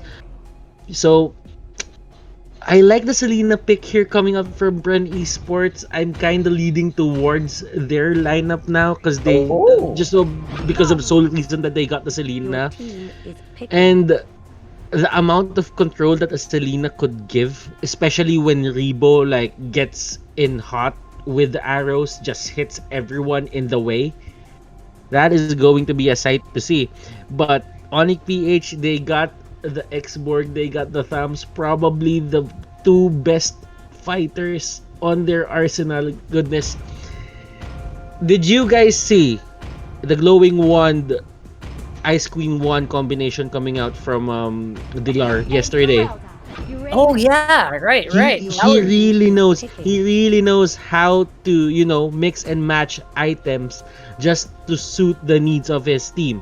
Even though that's not something you see every day, right? Yes, right? Yes, but he will take the risk because he knows that if the other team is good at sustain, he's just gonna go for that build. If the other team has low HP pools, he's gonna go for another build as well. So there's a lot of mind games happening in the draft and in the builds as well on items. No, Nomad. You think we're gonna see something similar to that, or I think Nomad might be a bit disconnected right now. Okay. I was actually waiting for him to answer that. Anyway, so I was actually waiting for him as well. Just go. Yeah, just go. Right now, I feel like Carl TZ has always been comfortable on Esmeralda since season 4. Your team is banning. He's been being given that. I'm not sure if that's gonna be the case though. What I love about Bren Esports, all of them are multi-roles, right? Anyone can use anything here. So it's so confusing if you're drafting against them, which is probably the big reason why they win a lot of their games in the first place. Goodbye, Cecilion is the call. Very, very smart, I would say so, But then again, Rockhart, if you think about it, having too many personas in one team, or having a team that's so flexible or so versatile in the hero pool, sometimes that confusion can get into your draft, like what happened in game number 1. Yeah, that gonna be what's happening. They can get confused by their own draft, and that's how important it is to have a good drafter. Probably their coaches are somewhere around there, just telling them where to who to pick, who to ban. But right now, they cannot afford to get confused with their own picks. Granger, long time no see, Granger. Again, the only time Granger was picked, he failed miserably. I'm not sure if this is going to be different. Again, it's Carl TZ using it, so who am I to judge, right? So what about you guys? What do you think? Y'all, there's an insta-lock Natalia in the field for ONIC PH, and I'm looking forward to that insta-lock. Natalia can completely shut down the Granger, provided that Selena doesn't catch her in with the traps, Yeah. I mean, to be honest, right now, I'm leaning more to the side of Bren Esports just because they got the Granger. I get why they picked the Granger. Natalia doesn't really have free reign over the jungle if there's a Granger on the other side of the map, because the thing about it is this is a battle of vision. Natalia is a walking ward for the side of ONIC PH, and Abyssal Traps will come out from Rebo. So it's a battle of getting the vision. And if ever they see Natalia on their side of the map, Granger will just go up and Rondo or Detsonata the hell out of Natalia. So I would have to give my vote to Bren eSports. Nomad? I am liking this lineup from ONIC PH better than Bren eSports. I'm gonna be fighting you there, Butter. So I'm gonna have to side with ONIC PH just because Natalia is a very versatile type of ward. Even though she is a walking ward, she's a ward that can eliminate people from behind. Yeah, that's absolutely true. So is that an ONIC pick for you? That's an ONIC pick for me. That's an ONIC pick. Okay, I'll have to give it actually to I feel like Granger's win rate has been suffering dramatically. So I think ONIC might be taking this one. Either way, ready to be proven wrong here. Still looking for the revenge matchup. So anything can happen. Leo and Seiya, go ahead, take it away. Thank you so much, Rockheart, Nomad, and Butters. Once more, it's Leo and Seiya calling the action. This is ONIC PH versus Bren eSports. It's do or die for both teams right here. And there was a lot to be said about that draft. Bren eSports taking out the Granger and ONIC PH here fielding the Natalia. Seiya, what are your thoughts before going into this last matchup in the lower bracket finals? Very interesting, but I will be trusting my gut and going for ONIC PH simply because this Ranger has this time limit in terms of being effective. So if ever ONIC PH utilizes that expiration, I think they could have this game. Okay. I'm gonna say that ONIC PH, their draft is very season 5, but it's very season 5, but take this with a grain of salt. It might just crumble, you know. But check this out down bottom. Oh wow, they make few pay for overextending into that minion wave. I love it. Look at this now. Bren eSports securing their own purple, and Butters was right. I just have to agree with him with that. It's a battle of vision, and right now it looks like the Natalia is doing more work. It's carrying more of her load on Jay, given that execution. And of course, how much faster she is, because Selena here on Doc Rebo, he has to actually move into the place and plant it. Sure, you can leave it and then be useful elsewhere, but I think the Natalia is just a little bit more lethal. Like, you can confirm more kills that way. Basically, Selena's potential and Natalia's kinetic. That's kind of the difference. Yes, in terms energy. of reward. In energy, yes. Yes, and so going back right here, this can be both a pro and a con depending on the game style that both of our teams are going to execute right here. But for now, it looks like Venus here is being harassed by Coco and Karltizi, which is a few pokes right there. And that was good sidestepping to avoid that arrow, because if it hits, that could be a pick-off for the side of Bren eSports. And look at this now. Now, nice takeout by on that Selena. Now Jay looking really low. Gonna force the issue here onto Karltizi. I think it's gonna be worth it. Down goes Jay. Coco survives with just a sliver of health left. And that was a messy trade, but a good one nonetheless for ONIC PH as they still stay on top of things. 2-1 here against Bren eSports. Oh, Dilar, nice jump. Just missing that arrow from Rebo by about 6 feet. That's what I think it is on the map. Yes, Leo, I will agree with you on that. And if you notice onto the top side, yes, it was messy, but at the same time, there was a certain amount of time wherein they had to wait. Oh, okay, who's gonna get this? Who's gonna get this? So that I find it a bit interesting there onto the top. But nonetheless, Bren eSports managed to still get their turn earlier. But onto the bottom side, however, Coco was annihilated by, if I'm not mistaken, that was the kill of my Venus there, or the Toms. But again, still going back, that was a good pick-up for ONIC PH, and then will transition themselves to guard the main objectives, which is the turtle. And it looks like Venus again, once more on his modus operandi, just making sure to stay around the river and provide support where it's needed and call the shots. Jay here caught out in the middle of 4 wild charge onto him by Lasty. Down he goes. Karltizi gets the kill. Dilar might be up next on the docket, and this is going to be ONIC PH retreating just to save their lives. Not going to be able to contest this turtle, not as well as they could have, as eAkno stays up top. The clear minion waves, Carltes is securing that turtle, and it looks like he gets D-Lar. Down he goes, Death Sonata to the face, converting into this crab coin right here, and just barely saving their own turret. Beautiful, because I think what went wrong for the side of Natalia right there is because he wasn't able to go into the brush to activate the invisibility kit that he has. Hence, of course, once you spot someone in a very sticky situation, you want to go for that kill, and that's what Bren eSports did. And so far, objective-wise, Carltese here doing really good with the pushes, but on to the other side of Last Insanity will be used to harass and shove away the members of Bren, but with the Guardian's Barrier pinned down, the X-Borg and will be the sacrificial lamb. Down goes Venus again. Although it's his first death in the game, I think that could be the beginning of the end if it keeps happening. All right, this is shades of game 2, but nonetheless, I think Venus learned his lesson from game 2 and is now just taking more pickoffs from closer points of their map that is nearer to the top tower and bottom. But they lost the bottom turret, and it looks like D-Lar wants to finish the job down there. I think they need to be able to breathe, all right? To let Wise breathe, they need to start clearing turrets as well. I think with the Natalia, because if you notice, I think if he wants to transition himself into a different position, he has to make sure that he is invisible, or so that he won't really get spot out, so that Bren eSports won't have a clue that he's in the vicinity. But yeah, like you said, Wise needs some space right here to really compensate for the losses for the first 5 minutes. Oh, sure, it's not that big just yet.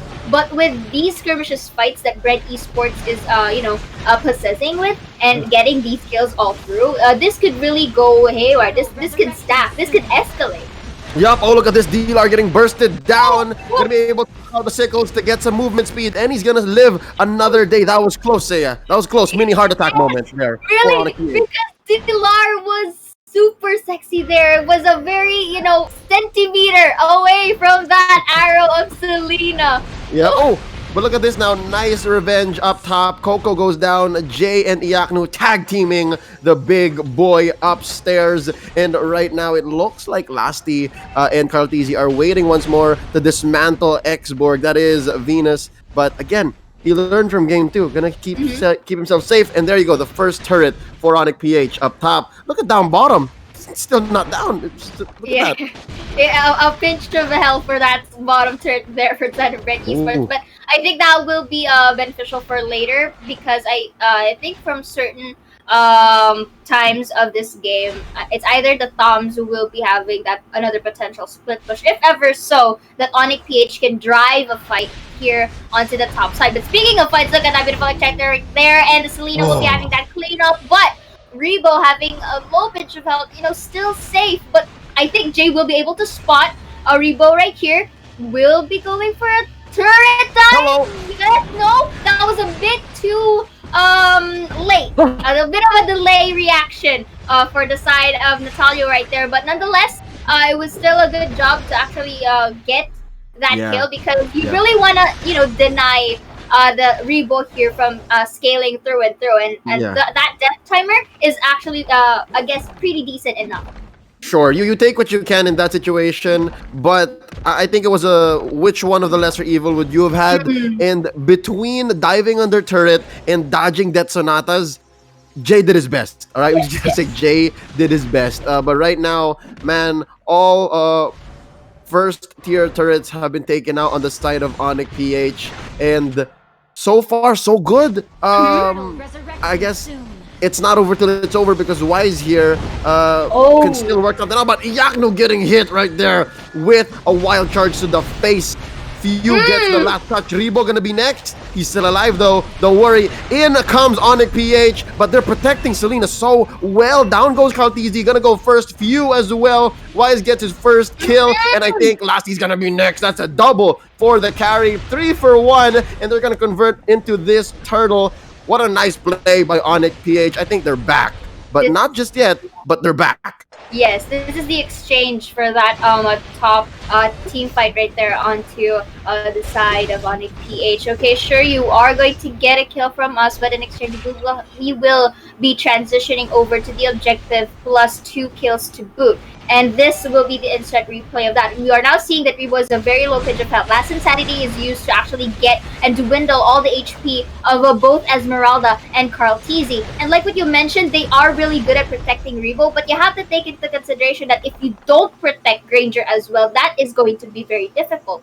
Because if you don't protect your core damager, that is not gonna give him some time to really go for economy.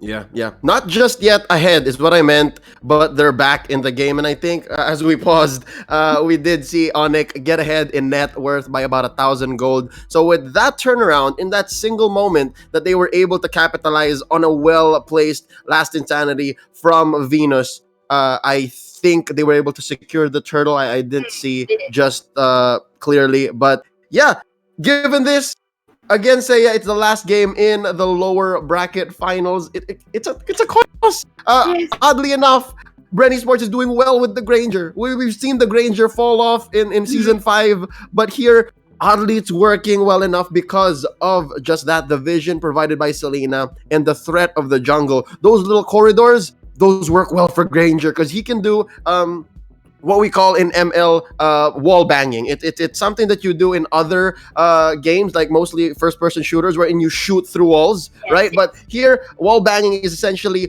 doing Death Sonata with a wall against you, so you can let out your rounds faster, right? So you're wall banging here with the Granger, and I think we've seen it once or twice in the short time we've had in this mid-game matchup, but oh, wow, most definitely still a coin toss for me. Wise hasn't died, though, and Venus hasn't been falling prey to Game 2's mistakes. So, say I gotta ask you here, is Granger back? Do you think Granger has recovered? Can we expect him even in the grand finals? Or is this just Bren doing their all-star trigger? They're using the most of their all-star energy.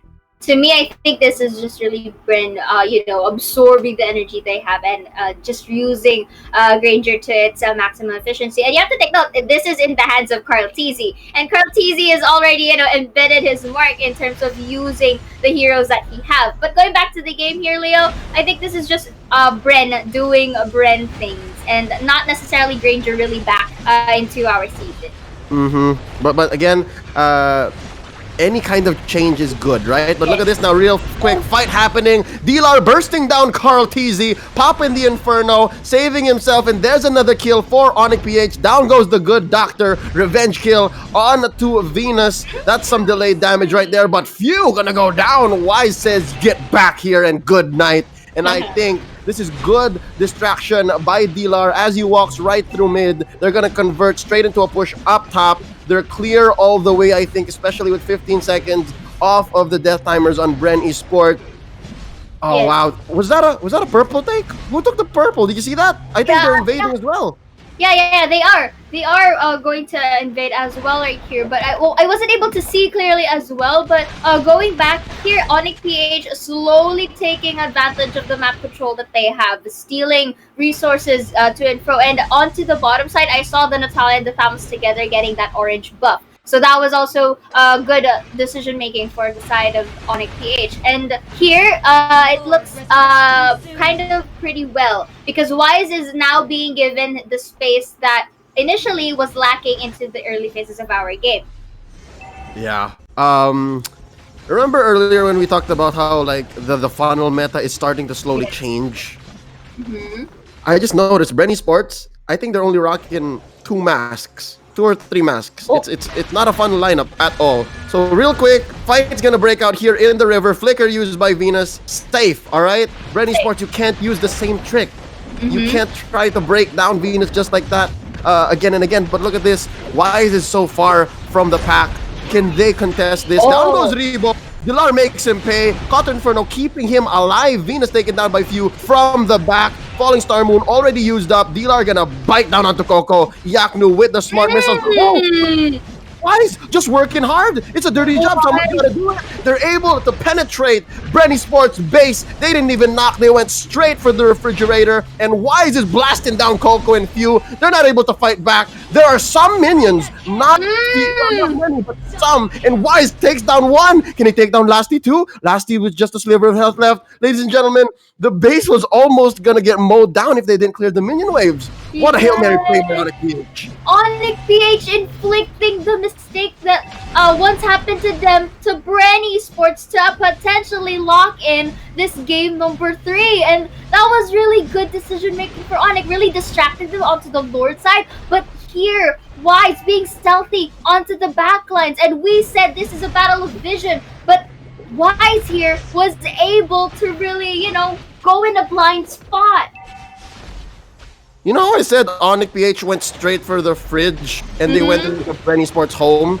This is literally them also just getting their cake and eating it too, because they also have Lord, which is now marching through top. And not to mention, they got like 2 or 3 free kills from that engage. So, now that push is happening, it's so real. Say, a rematch from Season 4 might just happen. But again, let's not count out Bren eSports. There's a last insanity. Firaga armor popped off. Lord gonna be taken out here. Oh no, Kaltizi looking really low. They're gonna go for this. Few goes down. The turret is the next on the docket, ladies and gentlemen. Venus barely alive. There you go. Happy defense time for Bren eSports. Only 4 members left for them to defend. What's next? There's some minions. This is gonna be a good time for ONIC PH to really push the base right here, Leo. Look at this. The health starts dwindling in front of ONIC PH, but they're not giving up. Look at that. Clean up for the carry. And ladies and gents, our victor for game number 3, ONIC PH, will be having the redemption battle against Sunspot.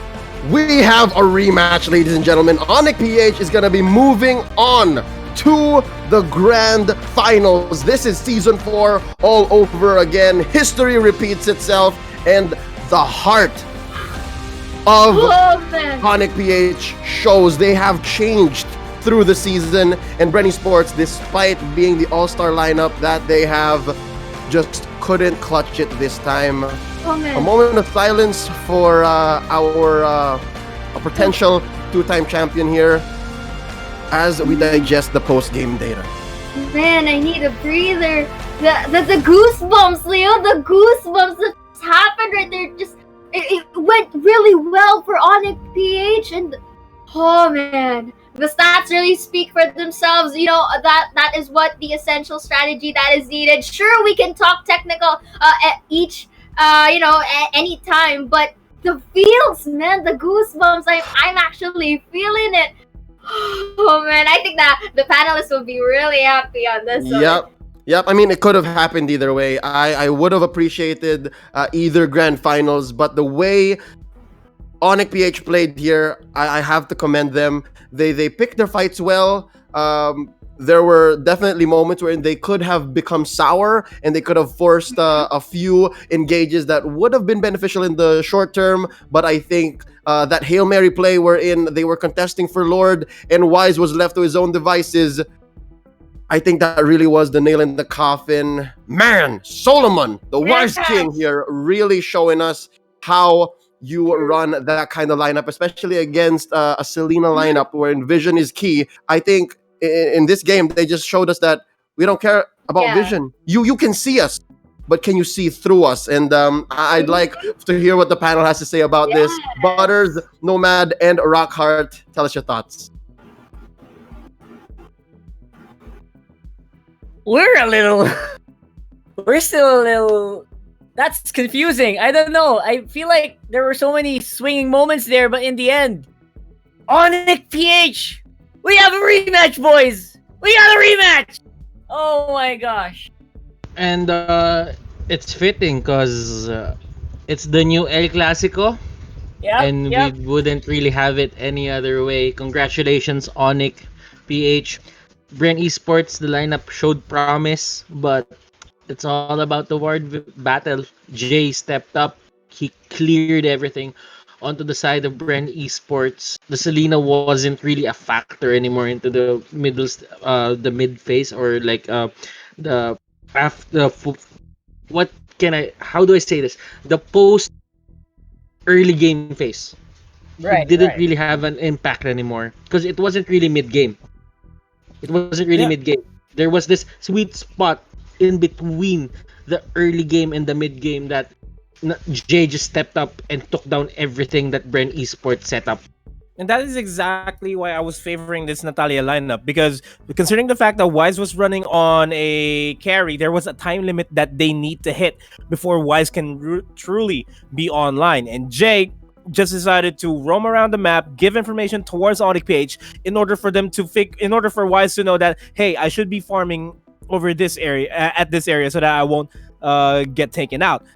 But as you can see right here in the replay, just the masterful command of ONIC PH and just preventing Bren Esports from backing off, just allowed Wise to secure this inhibitor turret, and then just completely broken Bren Esports' composure there.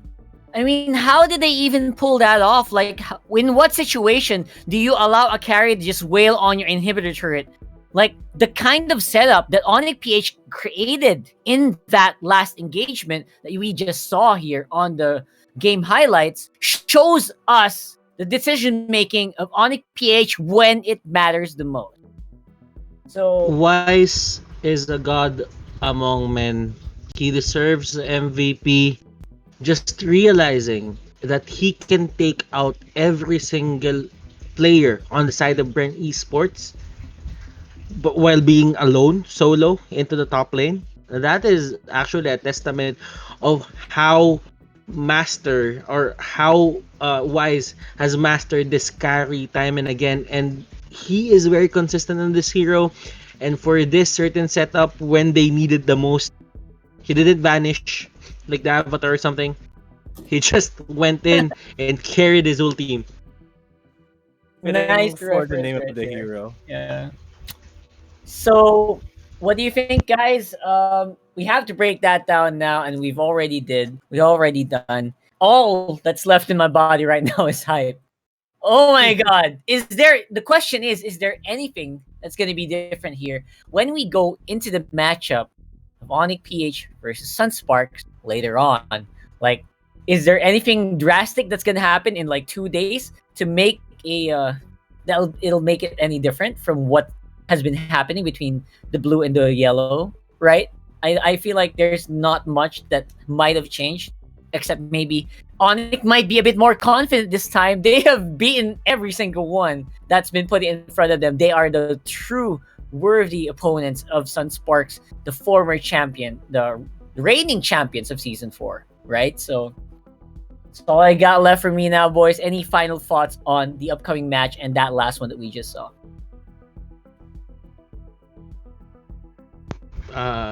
Okay. I'm lost. I don't have any words for know, this anymore. I'm just listening. I just want to listen too. But Yeah. Season 4, this matchup made me cry in panel. Will it make me cry again? I don't know. But it's a possibility. It's a possibility. And yeah, I mean, the level of competition for the grand finals and our grand finalists are really, really deserving. If Bren made it in, they're deserving as well. But right now, the road for Bren stops. See you season 6. But you know, ONIC and Sunsparks, man, this takes me back to season 4. Yep. If we really have to say any final words, all I want to say is I want to see a game 5 in the finals. That is what I want to see. Maximize the airtime. That's what the commissioner wants. Yeah. That's what the people wants. I want that to happen. My final word is probably does that count? Does that count? Yeah, I think that counts. I think so. I think no minions. No minions.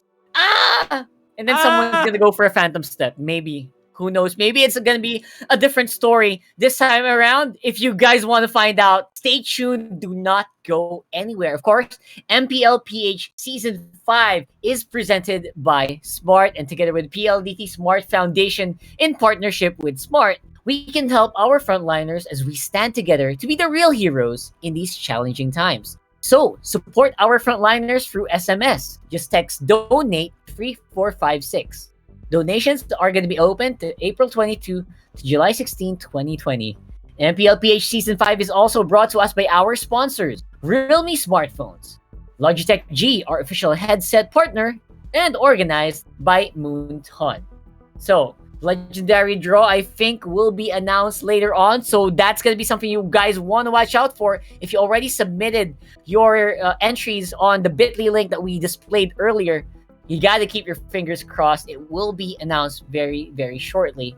So I guess that will have to be it for us.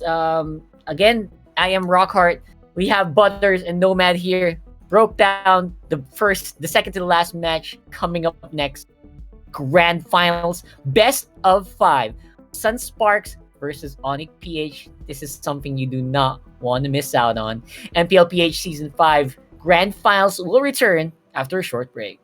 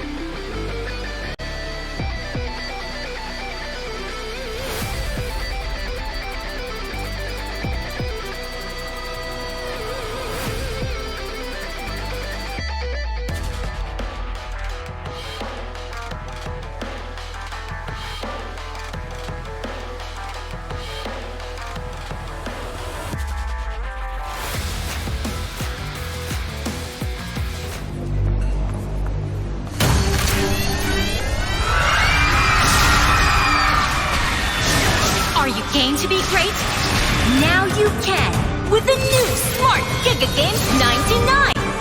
Get 1 gig data all day, every day for Mobile Legends and more.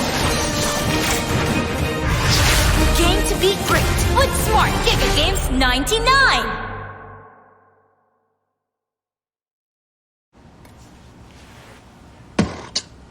When uncertainty is our reality, we rise above with the things that matter. Gigify happiness. Gigify love. Gigify friendship. Gigify dreams. Gigify hope.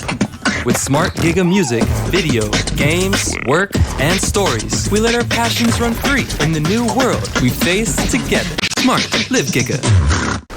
Hello, Philippines. 안녕하세요. 배우 현빈입니다.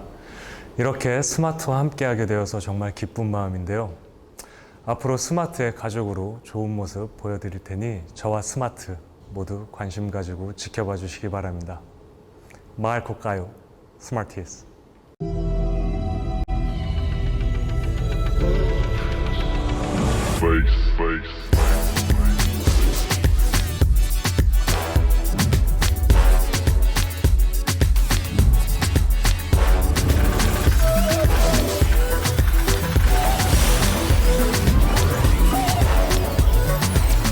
Realme 6, 64 megapixels, Pro camera, Pro display. Realme smartphone, dare to leap.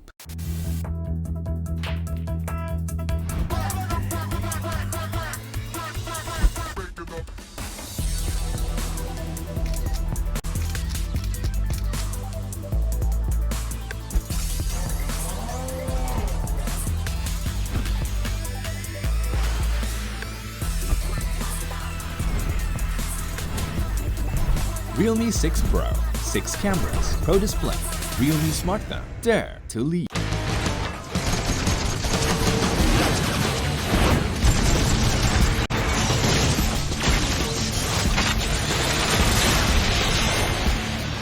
Welcome to my castle, my friend.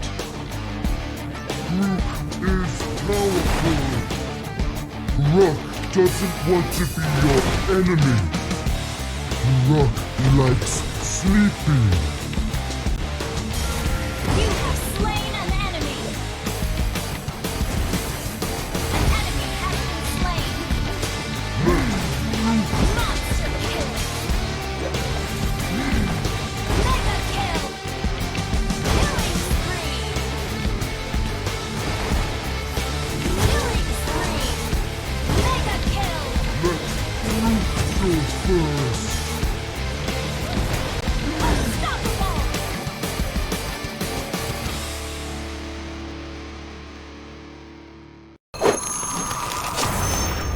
Download for free Mobile Legends Bang Bang.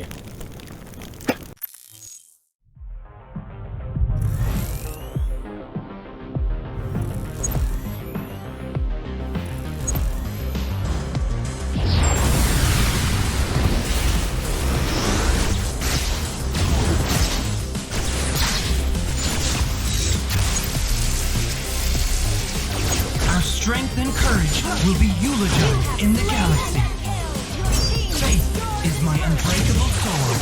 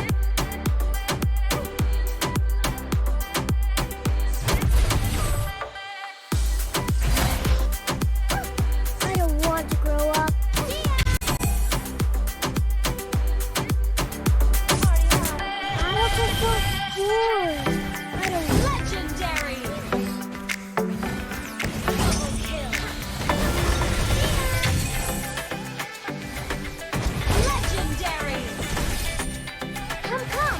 Double kill.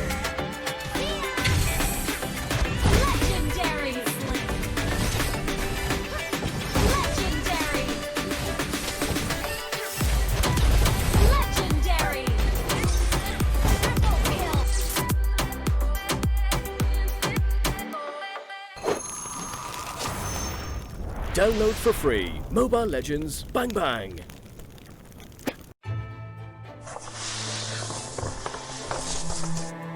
Ages ago, under the protection of mighty dragons, our world used to be prosperous and at peace.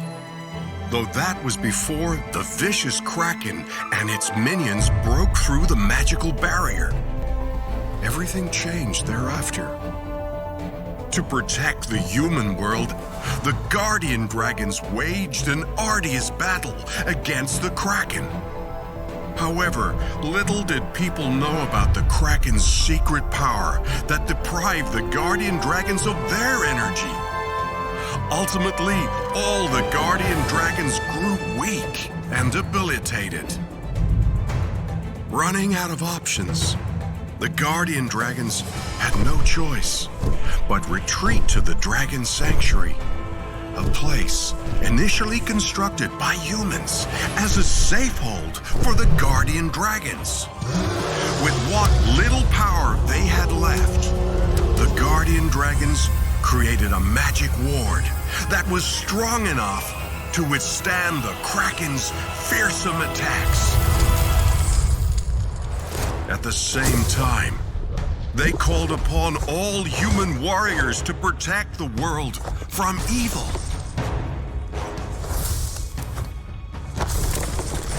Eventually, the first champion who successfully passed through the ward and the dragon trials heeded the call from the fiery dragon.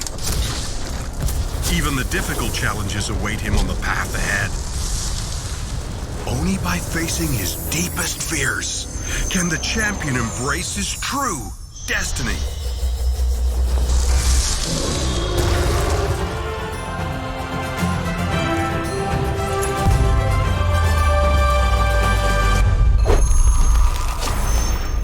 Download for free Mobile Legends Bang Bang.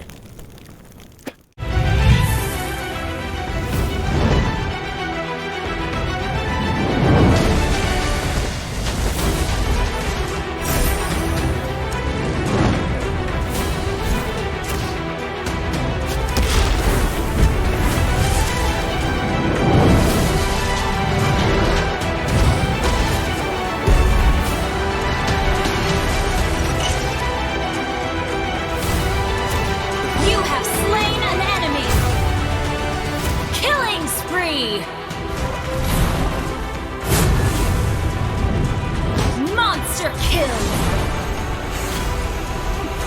Ally has been slain. You have slain an enemy!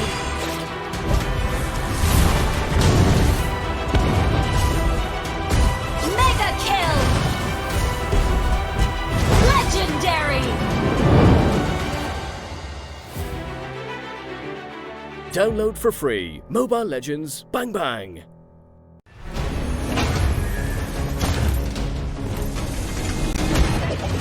Only light can drive out the darkness.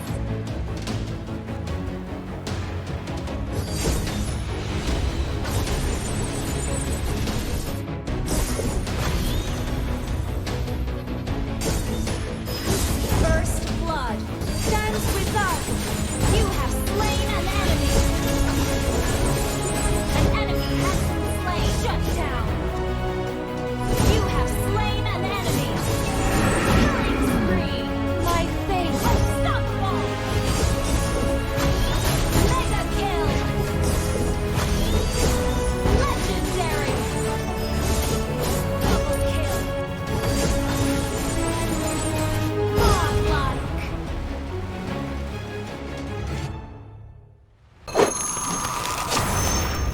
Download for free Mobile Legends Bang Bang.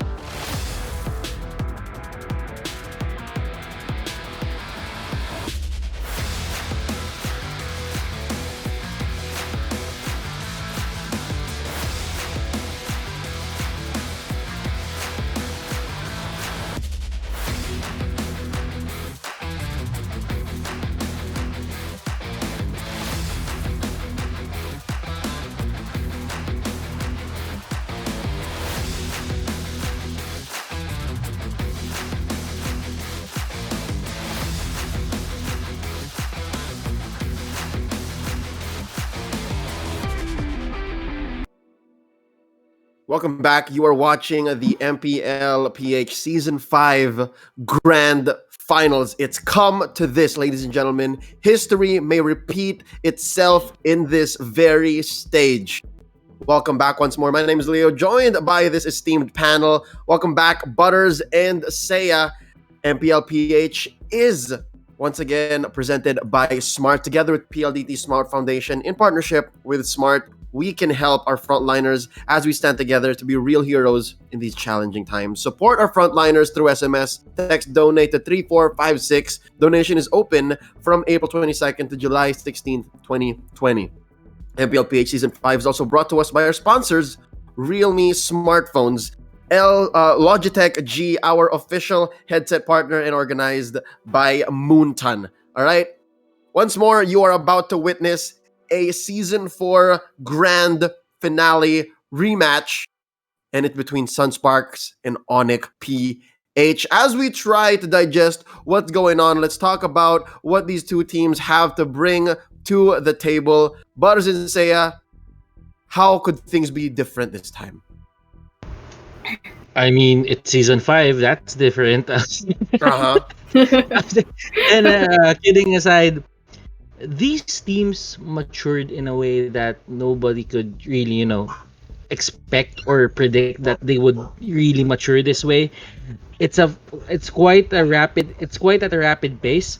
And when you see them play right now, they have these trademarks. Like last time, season 4, we were following the meta, but right now these teams are setting their own metas. And I think that's the difference. That's the difference between season 4 and season 5. Mm-hmm. And yeah, both of our teams, for the side of Sunsparks, they are still the ones that we know today, still strong and really dominating in terms of our. But for ONIC PH, however, to me, I can see a lot more character development for their team. They come back really smarter, really wiser, and specifically for Oh My Venus right here, being able to project us with different personas all throughout. Hence the reason why they managed to secure their spots right here again for a redeeming battle. I'd like for you guys to validate a thought that I have. But yes, good takes on the way these two teams have gone through the regular season and how different it is from the first time they met in season 4. But is it just me, or is ONIC PH here the underdog? Am I the only one who's thinking that? Because it seems like the whole world, maybe only second Execration, is rooting for ONIC PH to get their trophy this time around. And it feels like Sunsparks is just unshaken. Unsparks, you just can't put a finger on these guys, because whenever ONIC PH loses, whether it be a series or a game, you can pinpoint exactly where it went wrong. But for Sunsparks, it's just them not doing what they usually do, and that is to win. Can you guys tell me about your thoughts as to the dynamic of these two teams now going into this best of 5? I don't think that it really changed that much. I mean, Sunsparks, as always, they're the low-key side of things in the grand final. Yeah. And right now, just because there's a register in our minds that in season 4, I don't think this is the right term, that they stole game number 4. I'm pretty sure that they stole game number 4 to the side of ONIC. So, I mean, right now, I don't know if it's game number 4 or game number 3. I can't remember, but they stole a game. It was 4. So they legit could have lost at that very second. Yes, they legit could have lost. But the thing about it is, right now, everyone is rooting for ONIC PH just because they were denied of a championship. And to be honest, the last time we saw a repeat, matchup in the grand finals was season 2. Yeah. It was between Signal and Bren. And right now, this is the new El Clasico. I cannot wait for it to unfold, man. I cannot wait for it to unfold. True. And like what Butter says, Sunsparks are the low-key but with crazy battle styles and play styles. That is like one of the reasons why Sunsparks were able to dethrone, even though it's not officially crowned yet, but was still able to really snag the crown away from them during season 4. And for the side of ONIC PH, it was established that they were like similar to the story of MPL. They were one game away from really legitimately hoisting that trophy for them. But the thing is, this is where the unexpectations of Sunsparks go. And now let's get to talking about the teams in their essence. All right, let's get to know them. These two teams, if you are joining us for the first time in your history with the game, welcome to the new El Clasico. What was once known as Bren eSports versus Signal Ultra is now Sunsparks versus ONIC PH. This right here, the defending champions, Sunsparks, Kilowash, fighting for his second, well, technically third championship here. Greed, JP, Raflesia, KLVJ, and Renzio. Who's a player to watch out here for? Butters and Seiya. You can each have your own opinion because all of these players, great in their own right. I'd like to hear your thoughts. Seiya, if you want to go first, please do. Okay. Alrighty. So to me, one notable player that I would really like to highlight, simply because this is a bit of a lackluster in terms of him having the limelight, is simply Raflesia right here. With the regular season and the playoffs, he is one of the notable players that not just is known for that championship pro, but the way he initiates team fights as well, so that JP and of course Greed can go for the cleanups and for the kills. So I would like to note Raflesia on that. How about you, Butters? I would have to give it to Greed. Greed has been playing the season, his best season yet. I mean, he's been here for 2 seasons only, but how he matured from jumping to ONIC, from ONIC to Sunsparks, it feels like, you know, Sunsparks is his new home. And he's the perfect fit for Sunsparks to actually get the success that they're getting right now. So I'm not saying that it's it's a sure win situation for the side of Sunsparks, but Greed has been playing out of his mind for this season. You're right. Ridiculous. Seiya, I'd like to note that Raflesia, I think he kind of took a backseat here in this season as compared to season 4, to allow other members to shine. And I think one great mind that actually came out from the rubble was Greed. But now let's talk about ONIC PH. I'd like to call them Philippine Mobile Legends eSports royalty, because you got the king, you got the queen, you've got the kingmaker, and now you've got the knights from the off lane, from the sides, Dilar and Iaknu. I just gotta say, in this season, this is their season, right? Season 4 was all about Venus. It was all about Wise. It was this duo that essentially carried them into the grand finals. But now, not to discount what Wise did, obviously, you guys saw game 3 of the previous series, but Dilar and Iaknu, especially in the regular season, in season 5, they really started to shine. You guys have any thoughts on that? It's probably with experience, at times you would see Iaknu and Dilar, it's their meta. And they shine the best when they assist Wise. And this is one of the things that you have to look at for ONIC PH, is that the amount of teamwork and the amount of respect that they have for Venus's calls, it just really shows how they have matured. And it's, I don't know, that's why it feels so surreal right now that we're gonna see them in a grand finals again in their new forms and with more experience, more responsibility, and just plain, they just got better from season 4 to season 5. Yeah. Interesting that we all brought that up, because other than what makes ONIC PH unique is that they have very activatable 6 men. So in times of clutches, in times of struggles, you can really rely onto either Jay or Fuzeken in the long run. So, and that is what I think one of the magic behind ONIC PH right here. Yep, and that's very well said.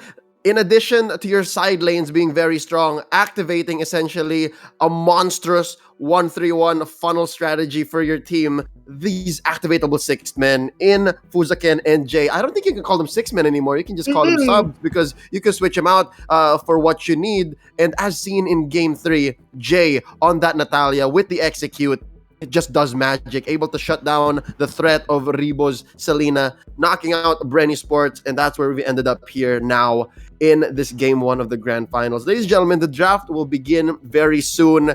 But with that being said, I need to ask y'all, what kind of heroes are we going to be expecting in this draft? I'm pretty sure it's too late to keep strategies close to your chest. You're going to play all your cards, and you got to play them now to be able to secure an easy road to that trophy. Whether it be your first or your second or your third, both teams are going to play with their hearts on their sleeves. Butters and Sayap, tell me about what your expectations are. What kind of heroes do you want to see?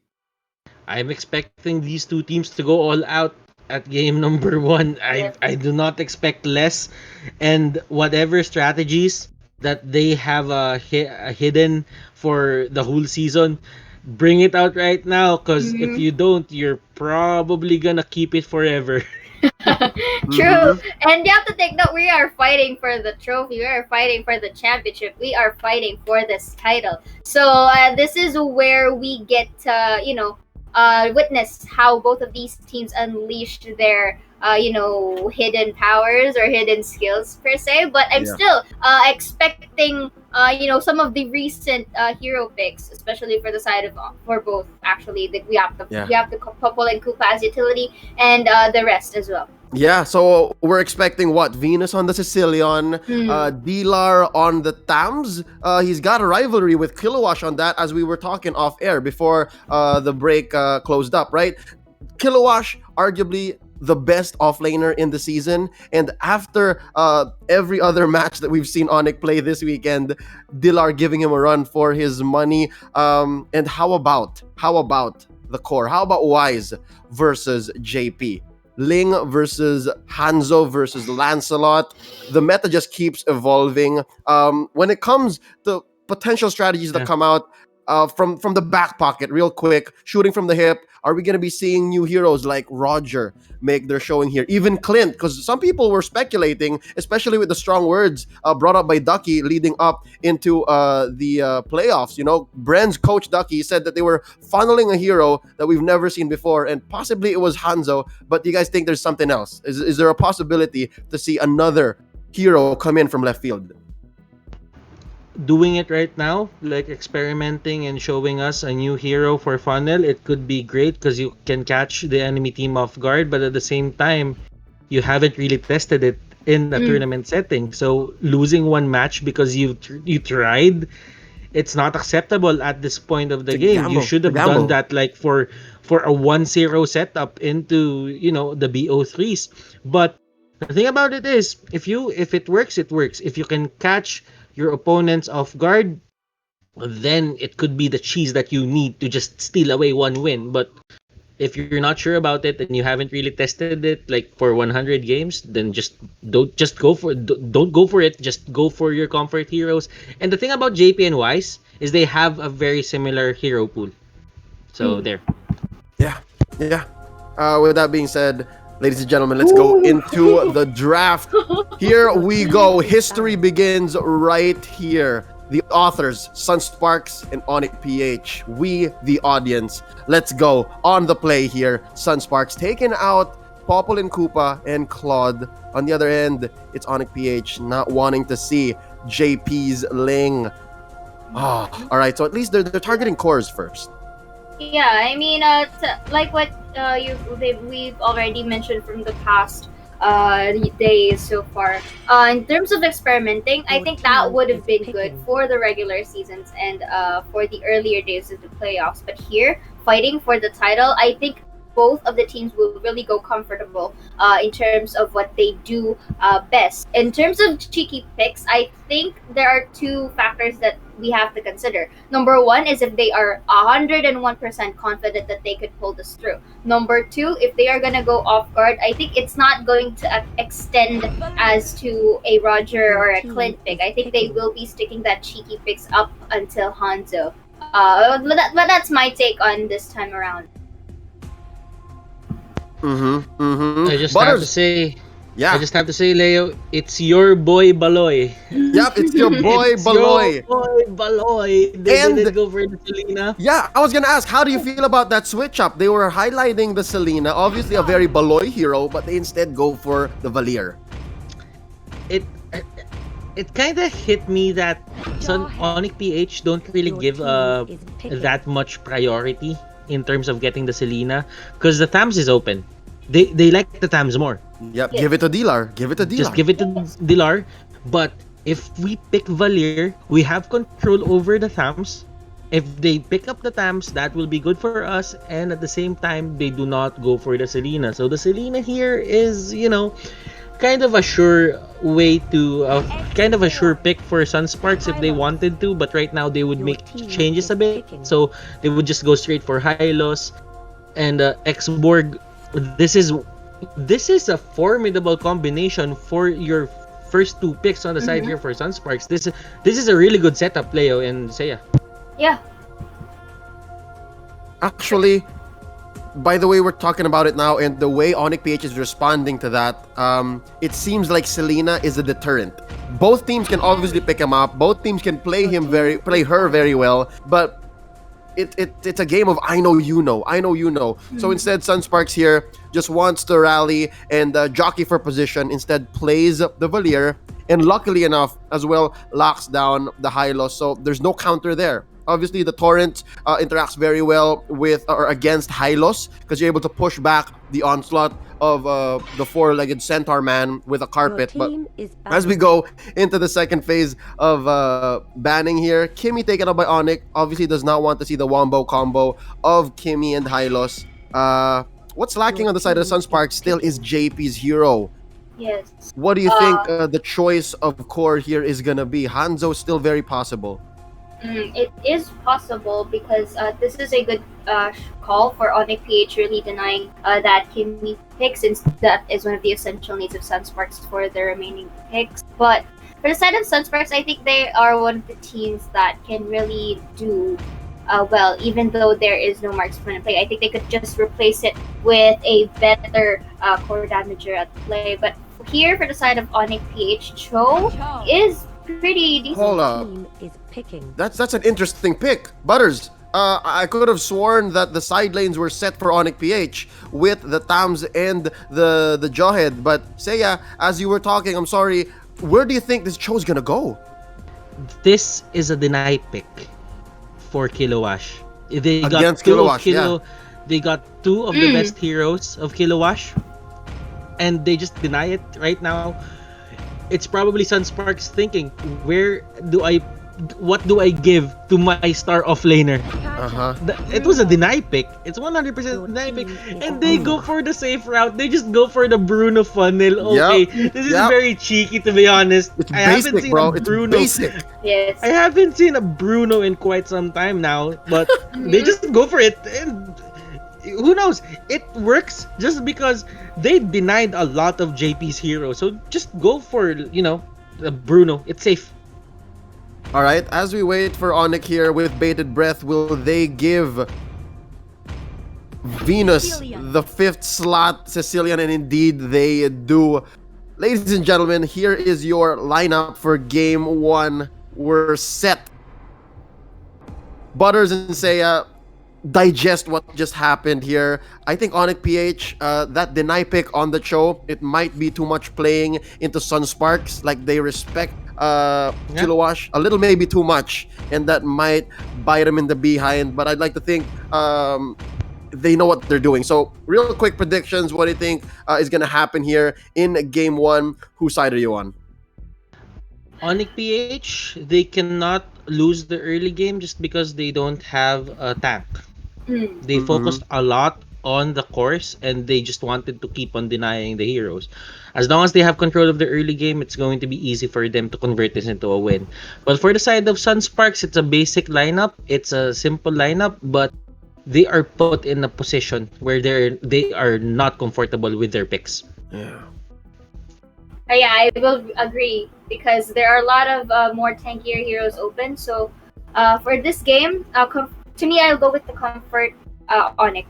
All right. Well, I must say, well said, both of you. And I'm going to give the Sunsparks the benefit of the doubt. You know, they're not comfortable, but it's a safe lineup. With that being said, let's throw it over to our casters, Rockhart and Nomad, to call the action. Take it away. Ladies and gentlemen, the table has been set. It's time for the grand finals, and I am glad I'm not part of the analyst desk because I just want to enjoy some good Mobile Legends action here in a best-of-5 series between Sunsparks and ONIC PH. And of course, we are going to be delivering the action. I am Nomad. Alongside with me is Rockhart. And how are you feeling today, my guy?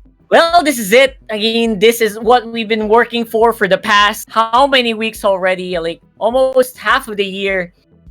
No pandemic is gonna stop us from getting into the brass tacks. Who is the best in Mobile Legends here in the Philippines? And ONIC PH and Sunsparks, what are you guys doing? They're really crazy right now on the draft. Yeah, the draft is just way all over there. It looks so familiar. It looks so comfortable for them, for both of these teams. And I kind of have to agree with Butters there that Sunsparks, it's a comfortable draft, but they're not comfortable playing this setup. And I feel like if push comes to shove, it's going to be an ONIC PH game. Speaking of being an ONIC PH game, D-Lar is going to be losing that fight. And as well as Green, as Sunsparks secure a 1-for-1 trade there in the mid lane. Be it for the meantime. Again, Yaknu looks like he's gonna be next on the docket. Might get toasted to death here. Kiluwash on level 2 has so much damage output on that X-Borg. Another one going to the blue. Man, the boys in blue, the boys in yellow. I'm just looking forward to see how this is going to happen because that's going to be the ejection onto Green. Once again, ONIC PH is going to be following it up with a kill. Wise is the crucial linchpin here for the victory. What's happening? Why are people sleeping right now? What, like, they are giving away free stuff all over the map right now. And I think that should not happen in a championship caliber game. Maybe they just need to get some of that, you know, get some of those juices flowing back here. But so far, from what I've been seeing, people need to kind of, you know, get back into the zone here. But I gotta say, for the meantime, I feel like, while this game is progressing, I feel like Sunsparks might be in the lead here. As much as I love the late game potential of Cecilion, especially in the hands of Oh My Venus. And of course, carries Wise. Like you guys just saw it last game. It was crazy, right? The Bruno might say something different, right? I mean, we've seen Bruno's one hit or almost close to one hit people here. And I think that might be everything that Sunsparks is going for right here. Yeah, I agree. If anything, Carrie and Bruno, they both have a time limit wherein if they hit the 9th 10-minute mark, they should be 2 items in, and as long as they're 2 or 3 items in, they should be able to eliminate and melt everybody like butter. And it's all a matter of how well ONIC PH and Sunsparks would be able to funnel that gold towards their primary cores here. Yeah, and that's what we're looking for here. Again, JP, there's a big difference between a Carry and a Bruno.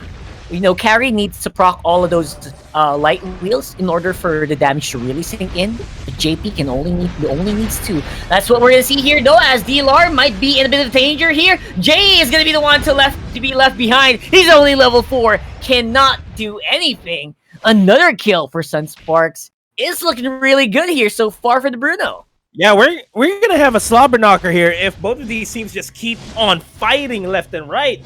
If they continue this, it's gonna be hard to tell who's gonna get the initial spike in terms of, you know, achieving the items. And as I say that, Iakno and KLVJ gonna be in a bit of a scuffle. The Jeet Kundo will be knocking KLVJ up.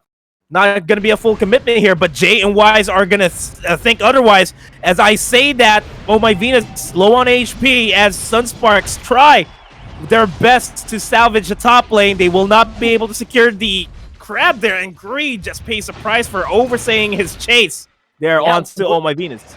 Wave of the World really did some damage there, and combined with of course all of these firepower that we have on the side of Sunsparks, I'm actually a little scared here for ONIC PH. So this early game might definitely just belong to Sunsparks all over, especially as long as they keep that buff on JP. If he has that red buff, it's gonna be a lot of fun, and all JP and Greed needs to do is just provide some damage. They don't need to burst anyone down right away. They just need to soften them up, soften them up and let the damage sink in. And if you're looking at the composition of Sunsparks and ONIC PH, well, wait, I will not continue that because there was an ejection there by Jay, not really converting it into a kill, but they do convert it into a turtle take. Wise, dangerously low, does not want that to happen. Reflecia and Kilowash are going to be able to survive there. There goes the Divine Judgment onto Dilar. Dilar's going to be paying the price there as Oh My Venus tries to pick up the pace here. Gives out a lot of damage onto JP. JP's on the back line. Dilar will be taking out JP. Complete disengage. All for the turtle buff. Iyaku's going to be joining in on this fight. Done yet? That's a free man knockup, but the follow-up damage is not there at all. So looks like ONIC is going to have to turn tail here with the rest of the team going for Reflecia, picking up the kill on the high loss. Pretty much needed. And now they're a little bit in the goal lead here, which is a huge comfort for Wise on the carry. I kind of want to see how the gold lead is for Wise versus JP. As soon as the graph shows up so that we can get a sense of how effective the funneling is for both of these teams. But really, all for a turtle. That's a commendable feat for ONIC PH. They did manage to secure the buff. It didn't last long onto Wise because immediately Sunsparks recognized that they need to immediately go for carry so that she wouldn't be able to dish out damage onto the turtle. Looking at the replay, despite securing the turtle, just like what we said, Wise just overstayed this welcome. Reflecia and Kilowatt did a good job focusing out on Wise there. Honestly, there was a time where Sunsparks, almost everyone was like below 20-30%, and I think that's the one here. And there was a small window where maybe if ONIC was a little bit scarier. Oh, look at this! Another great Divine Judgment from KLVJ. Enables the third kill as we were just reviewing that. Whoa! Wait, the dragon into the team. You know what? That's a great throwback. You know what? Iaknu pushes Greed back to ONIC. You know, maybe that's a little bit of a subtle hint. You know, maybe it's time to get back to where you belong. I don't know. Maybe. But as I was saying, this is there were some moments where ONIC PH could have done a cleanup, but they hesitated because of the lack of vision, and because of that, Sunsparks was able to get away with a very greedy play.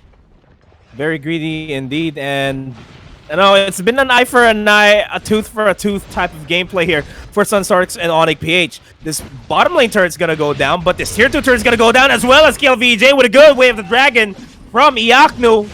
Tier 2 turret's gonna go down. ONIC PH is still maintaining their monitor as the gods up macro because Sunsparks, they're barely struggling taking down this tier 2 turret here on the bottom lane. They're overstaying their welcome.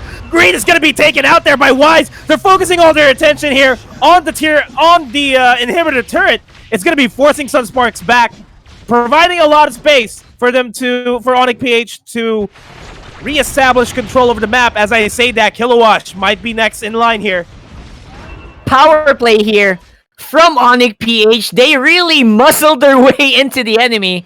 And one more hit. If the tank only survived one more hit, that's already inhibitor turret down at 6 minutes. Oh my god. These guys have to take it easy. Sunsparks, they need to match the gods up macro. ONIC PH really showing how much of a command that they have in this game. I'm gonna have to commend Oh My Venus for the calls and the rotates as well. If you're looking at the map most of the time, it's just ONIC PH making sure that they're near objectives, and if there's any opponents standing in their way, they take them out, convert it into another objective take. It's gonna be happening over and over again later on for sure. Now Sunsparks feel like they're on the back foot. ONIC PH, despite having supposedly a kind of late game composition as well, they'll be able to do something here against Sunsparks with everyone being very, very visible on the map right now. Except for Dilar, who's just doing his job, making sure he's split pushing, dividing the attention of Sunsparks there. This is part of what the panel Next was turtle. talking about as well. Like, comfort pick on DLR. Almost everyone in ONIC got their comfort pick, and they're going with it, right? So, should be very interesting to see. Again, Turtle will go over to ONIC. Very interesting to see how this game is progressing from a pretty Sunsparks oriented lineup.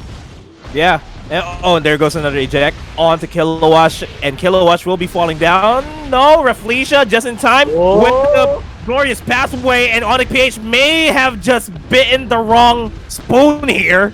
I don't know if that's the right way to say it, because that's going to be Dig going down. It's going to be a trade though as Reflecia almost falls down. Finally does. Onto the hands of Wise. Dealer's going to be in the back line, so has the sights. Gonna jump right in. JP's going to go down. Immortality's going to be popped there as well as the last Insanity. Kilowash on his own in a 1v2 here over to the top lane. I don't think he's going to survive that. And this is going to be an easy push by ONIC PH, eliminating that inhibitor turret. Dude, what the heck? Do you see the power of D-Lord there? And even though Oh My Venus went down, did you see the amount of damage that he was putting on the map with just a lollipop? What do these guys have for breakfast? I want me some of that. Don't make me hungry. I have not eaten because I am so hyped for this grand finals. But man, they are really making it work. They're putting in the work here. ONIC PH, if you're going to be looking at Wise's worth right now, right? He's 7,000. The rest of his team is at 5,000, 6,000. Sunsparks, they pale in comparison. But let's have a look at that fight again. Go through the blow by blow here. All of the all of the hold skills, man. What Venus is doing whenever Sunsparks just goes together. I mean, they got a bit of answer, but overall, the cleanup, once it arrived, they could not actually convert into anything. And Kilowash, despite it looking like a really bad gank on Kilowash, they turned it around. They turned it around, but they paid the price. That was a wipeout for Sunsparks, though. That's the, that's the wipeout for Sunsparks. Not gonna be feeling good about that, as the gold deficit right now is 6,000. Making sure that Sunsparks is making sure that actually JP is not getting as much money as he wants. And what they're doing to JP is actually pretty solid, but despite that, I feel like JP still has a lot of damage to give, as long as they can get into a good position. What's happening here is KLVJ and Reflecia, they're catching opponents, but the damage is just not enough. Maybe because, ONIC PH's lineup is also just very difficult to keep on the ground. It's very difficult to keep them locked into one position for a long time. That's why JP can't get 2 hits on a single target. Yeah, and the fact that ONIC PH is also just trying to split the attentions here of Sunsparks, just split pushing. Sunsparks will not ever be in a good position to go into a team fight, because they have to deal with either Iaknu or D-Lar split pushing the lane if they want to win. And that's going to be happening over and over again. Oh my gosh. It's going to be Unstoppable Force onto Reflecia. Forces the glorious pathway. Everyone is waiting, using that movement speed just in case of... Oh, my Venus! Oh, no! Oh, my Venus! What is this? What? Look, Sicilian! Did you... We need a replay of that later, please. What happened? I'm sorry about that. What happened there? Hello? Venus? Balance team? Hello? So one hit, it went to 10% HP. I don't know who that was. He died right away. Moonton, you guys better nerf Oh My Venus now, because he's completely at 3-1 and 11. Completely unstoppable with that damage output, and Wise is just going to be coming up on top with just the pinwheels left and right. And this doesn't look like a Sunsparks game anymore. ONIC PH, they're going in on a strong start here against Sunsparks. They're focusing on the turret, on the base. Reflecia won't be able to do anything else. Game number 1 is going to go to ONIC. I need a replay of that, please. Whoever's on prod right now, please replay on that last one. It wasn't even a team fight. It was just a pickoff. So you see, Oh My Venus is like really angry. Like, that's how you one-hit someone. It was funny. That's how you one-hit someone. Is it even considered a pickoff? I think it was just a poke. That was just a poke. It was not even like a literal pickoff. He just wanted to throw some bats on the enemy. The enemy caught it. The enemy almost evaporated. And what I'm gonna try to analyze later is how he got to that point where he was super strong. Itemization-wise, nothing special for sure. Like, if we'll see it later, like, I don't think anything was special with itemization for Venus. I'm gonna have to see, maybe because everyone on Sunsparks was focusing too much on damage output that they forgot enemy has the Sicilian. We have to be careful. Look at the damage output by Oh My Venus. More than Wise. 30,000 more than Wise. And because of that, Oh My Venus is going to be the MVP of this game. Oh my god. I have a term for this. Fake funnel. It's fake funnel, you know? It's... we if there's fake taxi, there's fake funnel. Okay? Because this should not happen when there's a Sicilian. The money should go to the funnel marksman, not to the Sicilian. Okay, ONIC, stop surprising us. But because of that, they got ahead. They surprised Sunsparks, and now they're 1-0. There are 1-0. I'm confused. Who's the core here again? Is it Oh My Venus? Is it Wise? I don't know. Anyway, we'll have to find out and see if the panelists have anything else to say about that, because I'm done. You know, take it away. Why does it seem like Rockhard is so frustrated? Like, he's done with it. My dude, we have 4 more games possibly to go through today, and we just witnessed ONIC PH dismantle Sunsparks in that game 1 in this best of 5. Welcome back to the panel. My name is Leo, joined here by Butters and Seiya. And here's my 2 cents. Have ONIC just figured out exactly how to break down Sunsparks? Is it choking out Baloy by making him doubt his own hero choice? Or has it come down to basically taking away all of Kilowash's heroes and putting him in a weird spot? What are your thoughts? It's probably the idea of, Sunsparks not really picking the best hero setups in the early stages of the draft. They just went for an X-Borg for some reason, and it didn't really, it was a good setup. If you think about it, you got the Hylos, you got Valier, you got X-Borg, but they didn't really make a way to, secure a good hero for JP and the others. Yeah. And for the side of ONIC PH, we've been already witnessing the denial against this Sicilian for Oh My Venus right here. And for this specific game, of course, that is their official GOAT whenever this hero is open. And it's come to a point wherein this Sicilian is so support killer that they took it into a point wherein even the buffs, they share it, they give it to Oh My Venus right here. But they really maximized all of the support killing capacities of Oh My Venus, and it was just demonstrated here in our game.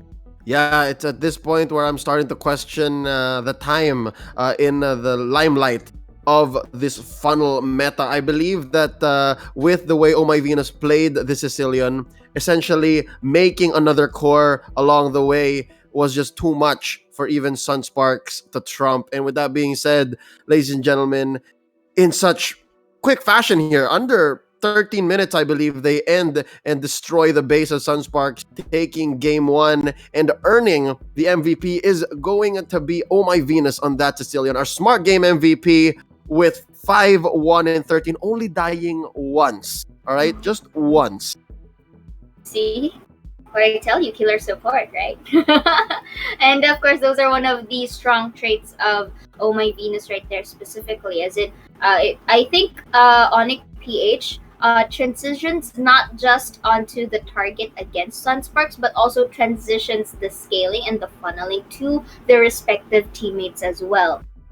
Yeah. Besides what ONIC did well, Butters, I need to ask you this. You mentioned it might have been the choke onto JP. I presented to you maybe the choke onto Greed, the choke onto Kilowash. Where do you think the pressure was heaviest? Which hero choice or position should have Sunsparks focus on? Because I believe they were fighting a battle on so many different fronts. The choke on Kiel VJ was the worst. Like making Kiel pick that Kaja, not an Esmeralda, not one of his heroes. I mean, they should have put Kill on the Xborg. It just makes more sense, to be honest. I'm not saying that Xborg's performance on that game was bad. It's just that you need to unleash, or you need to make the king shine. Yeah. Yeah. You have this prodigy that's just waiting to go at it, but you put him on a role that, is not fitting for his playstyle. Yeah, yeah. Instead of a king, it's more like a peasant that he was made here on that Kaja. And we all noticed, right? There were some good pulls, no doubt. No doubt. But in the end, I do agree, Butters. It's that one slot. I mean, Kilowash on the Xborg, he did some clearing. Everyone else pulled their weight, but I'll agree. KLVJ pulled something, but it just wasn't enough. Seiya, do you think that choke strategy will be coming into play here once more for ONIC PH to secure a 2-0? Knowing how Sunspark really plays, I think they won't fall for the same mistake twice. And I think for this side, if I'm not mistaken, ONIC PH will be on the blue side for this time. And I think this will be a good opportunity for Sunsparks to really retweak their overall draft.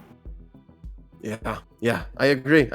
I believe that is going to be what Game 2 is going to look like. Hoping that both teams learn from both of three of the games that happened today. But also, I'm thinking maybe Sunsparks just is warming up. They spent the rest of the day watching and studying ONIC PH, and maybe ONIC is just a little hotter. You know what I mean? They're ramping up. So hopefully in Game 2, as we enter the draft very soon, we see some development, some changes, and maybe Sunsparks gets on the same page, right? That it's not the funnel meta anymore, that they need to move on, they need to evolve, and I think this is the go-ahead. This is the go-ahead for them, right? The go-ahead for them to say, you know what, Sunsparks, it's time to go into overdrive. It's time to go into superstar mode. You need to turn on your all-star trigger, just like Bren did, to clutch another series. But we've seen them come back from worse, all right? But real quick, ladies and gentlemen, here we go. We are going to go into the draft in this Game 2. It's Sunsparks versus ONIC, and ONIC is on the play. Okay, so I'm seeing it right now. ONIC PH, they just ban out the Ling, ban out the Selena. Sunsparks, I don't really know why they didn't go for the Selena in that game number 1. It would have made more sense. But right now, ONIC PH is just gonna straight up deny it. Sunsparks, what do they want? And ONIC PH, they're really giving the priority to this carry pick and carry. As people say, as the people who, study the meta say, carry isn't a good hero right now. But ONIC PH, they think otherwise. Well, if we noticed for the past few days, even in the playoffs, whenever a Claude is banned, the carry is the usual go-to, because I think that is one of carry provides really this huge ability to scale really quickly, especially in moments or in times that they actually need it. So, and besides, Wise with the hands of carry is really effective, especially even in the previous series. So why fix something that's not broken? And the Claude being banned out, I think that is one of a common answer. Yeah, as we close up the first phase of baking here, we did mention possibly the choke onto KLVJ is the most significant. And right now, we don't see them prioritizing that. We don't see them answering back, because we see a hero for Kilowash. We see a hero for possibly Greed on that Popol and Koopa. It's a utility hero here. And this is JP's Kimmy. So I'm worried. KLVJ, he needs to get back. I'm actually thinking that KLVJ will get that Kimmy. He's the Kimmy player of the squad. So I'm really leaning towards that. ONIC PH, on the other hand, they still think that it's gonna go to JP, so they share the same sentiments as yours, Leo. They ban out the Esmeralda. They really don't want the Esmeralda, and that only means one thing: they're gonna go for Uranus. this time around. And it makes sense, because if you're gonna put the Uranus in front of a Kimi and they're equal in terms of items, defensive items on the side of Uranus, offensive items on the side of Kimi, it will all negate out. The damage isn't that high. And you just delay the Kimi from dealing damage. You just stay in front. It's literally like a Lolita, but with less damage.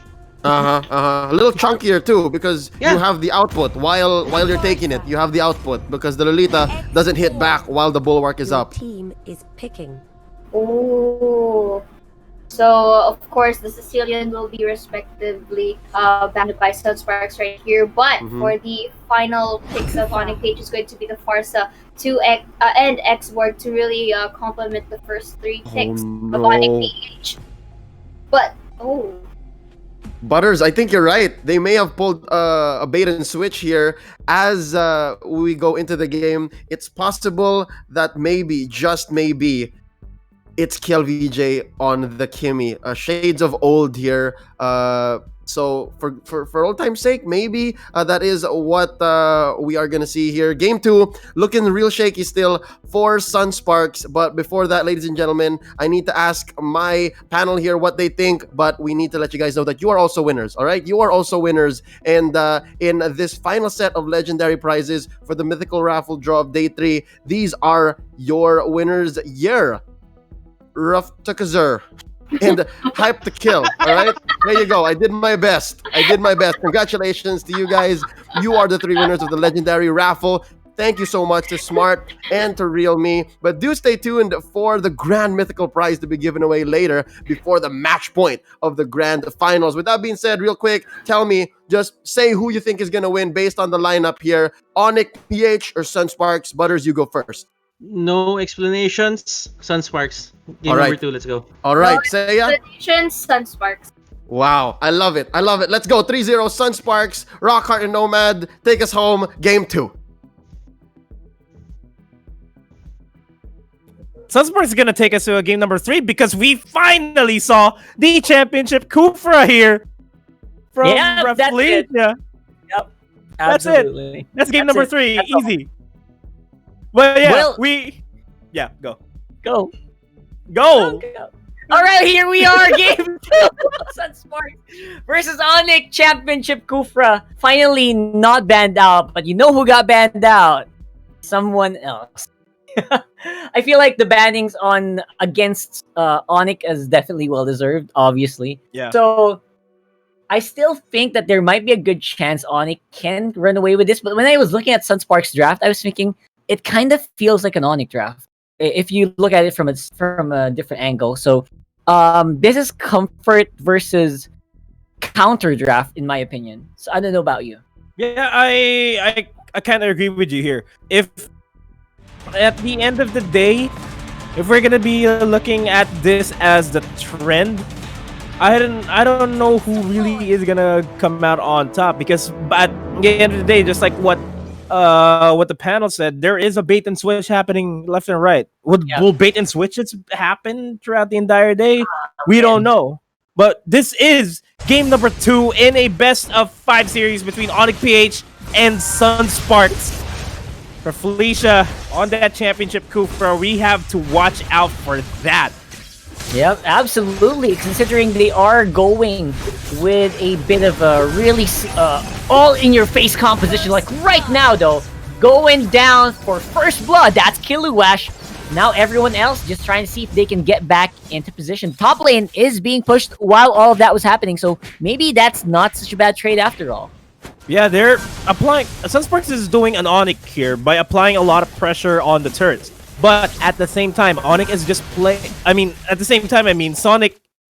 Sunsparks! Not Sonic. Sunsparks. They are playing the ONIC gameplay as they're rotating top to bottom, securing objectives. And as I say that, D-Lar is going to be the primary target here. No last insanity to save you. That's going to be Kill VJ, securing the kill onto D-Lar. Yeah, you see what I mean? That could have easily been Wise on the Kimi and then Popol and Koopa for Venus. They would do exactly what you just saw there, right? I feel like that's basically what's happening here. But the bottom lane, though, is going to be answered by ONIC. On to, oh my god, look at Kiluash having a hard time on the FAMs with Wise here to pick up the kill. Will they be giving it to him? It will be. Going over to Wise here, and Sunsparks are starting to really feel the effect of the counter push as well. Man, you know the saying that my only enemy is myself. Yep. I think that's what ONIC is seeing here, is feeling here, because we're talking about this over and over again. Sunsparks is playing the ONIC game. And literally the ONIC lineup. So I don't know. But again, we do have Rafflesia once more on the Kufra. I hate that we keep repeating that, but we have to highlight it because of how good he really is on there. But right now, look at that catch! The follow-up on the rocket! The kick by JP! Oh my god, that was beautiful. If only JP made it out of there alive. But otherwise, you are still doing that against ONIC. They know how to punish when you get out of position, even for a split second. Yo, that was crazy. That was the way sick. he flickered in and went straight for the wave, the dragon. Oh, he knows the range. Yeah, it was like clockwork, right? You know that you're gonna get someone hit with a Tyrant's Revenge. You know the rocket's gonna hit, and then you go for the flicker in. I mean, that's kind of also the way Yapnu plays the show as well, so no surprises there. Kiluash, though, suffering from the feathered airstrike. Going for the last one. You can't do that to the queen. You can't do that to the queen. You can't play around and expect to win. Right now, though, Green is in the middle of the fight once more on the Vocal Koopa. He's going to go down really quickly here. Through Wise and on the killing spree. D-Lar following suit. Up on right behind them. Wow, blow by blow. Answer for answer. ONIC PH and Sunsparks. This is hot. There is a 400-500 gold difference here from ONIC and Sunsparks. I don't think that's significant enough. Despite the fact that Sunsparks is ahead by 2 kills, it's fairly even. But the main concern here is that Wise is ahead of the pack. 3,000 gold on him. And Kimmy and Cho, they are sharing the gold, and I think this may be the problem from what we saw with Bren during game number 2, where during game number 1, where they didn't know who to give the money to. No answers whatsoever. I feel like if you find yourself in a lineup with a Kimmy, with a Popoling Koopa, with a Cho, you can't expect the resources to be distributed, right? I think that's the word we're looking for, which is not what you want to see. Right now, though, it's good. Kiluash suffering again in the hands of Venus. Basically, oh my Venus, spanking Kiluash there for even showing himself on the map. And Rafflesia really, despite being crowned the championship Kufra, I have not seen any good plays from him just yet, aside from that mid lane play from him. Yeah. There goes the feathered airstrike. KLVJ is going to be able to take down D-Lar. The aggression is on here for Sunsparks. There goes the wave, the dragon, allowing them to just kill out these members of ONIC PH. It is a 5v2. As I say that, Turtle's gonna be taken away, as well as his bottom lane turret. No doubt, Rafflesia dives in, forces Oh My Venus to fly away. This turret is gonna go down. Up next is a turtle. That was a triple, and then a turtle, and then a tower. Man, ONIC PH are being handed their butts here. Let's have a look at the replay here. As we do see, everyone was just being lined up like a neat stack of potatoes here. One by one they fall, and one by one they get crowd controlled for free kills. That would have been dead. That would have been a kill. That's so easy. And KLVJ just having a fun time on this on the Kimmy. And Rafflesia having a fun time on this Cooper as well. There goes the last insanity by D-Lar. Not going to be dishing out a lot of damage, but his fire missiles are. Oh My Venus will go for the feathered airstrike, securing the kill onto multiple members here from Sunsparks. Getting a double kill of his own, and it's just going to be Green on his own, alive. That's 4 people down right away. PH, they saw the play earlier and they thought, you know what? They should not be the only ones able to do that. Let's go ahead and pull something of our own. And they sure showed Sunsparks with that play. 4 people down. And That's going to be towers going down as well for the blue side. That's going to be a kill given over the Wise as well. And a tower, the gold suddenly back on ONIC. Yep, just a couple of hundred there.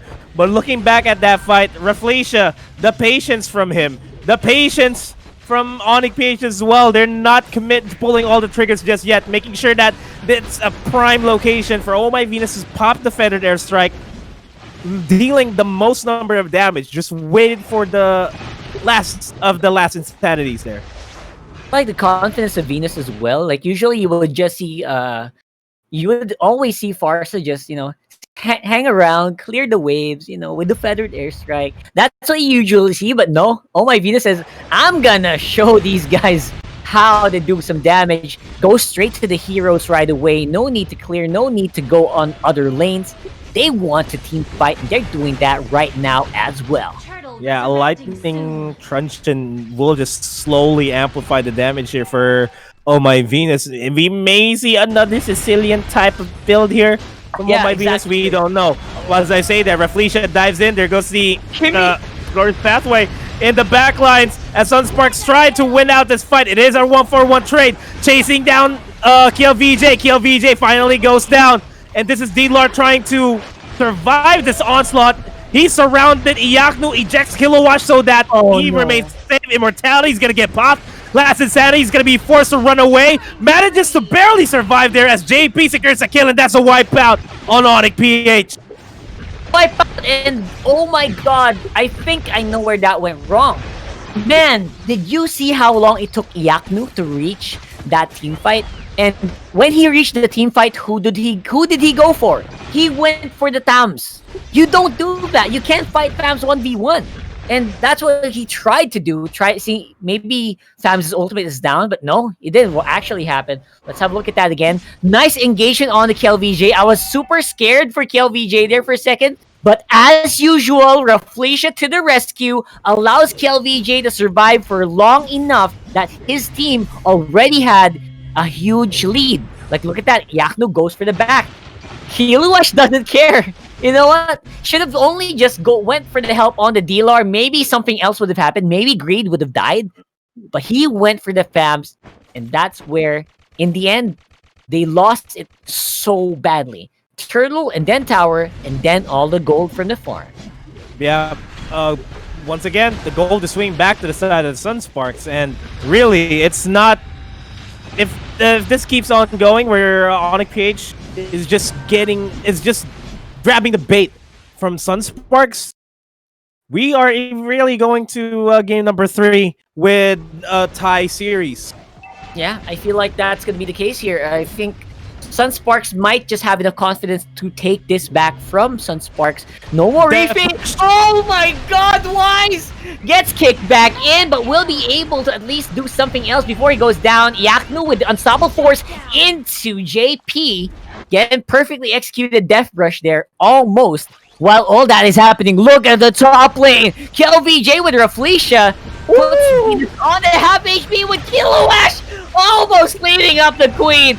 And that's going to be Raflesia with a perfect Tyrant's Rage into the wall. KLVJ having a field day on the Kimmy. And he still manages to secure a kill under the last minute. KLVJ, currently sitting at 6-3 and 6, is now allowing Sunsparks to get the gold swing back in their favor, and I think this gold lead might just extend more and more as they start securing the Lord, apply a lot more map pressure. And again, this is how ONIC plays the game, and Sunsparks is playing the ONIC game, and I don't think ONIC has any answers to this. Dude, the Lord, you gotta answer the Lord. It looks like they decide not to.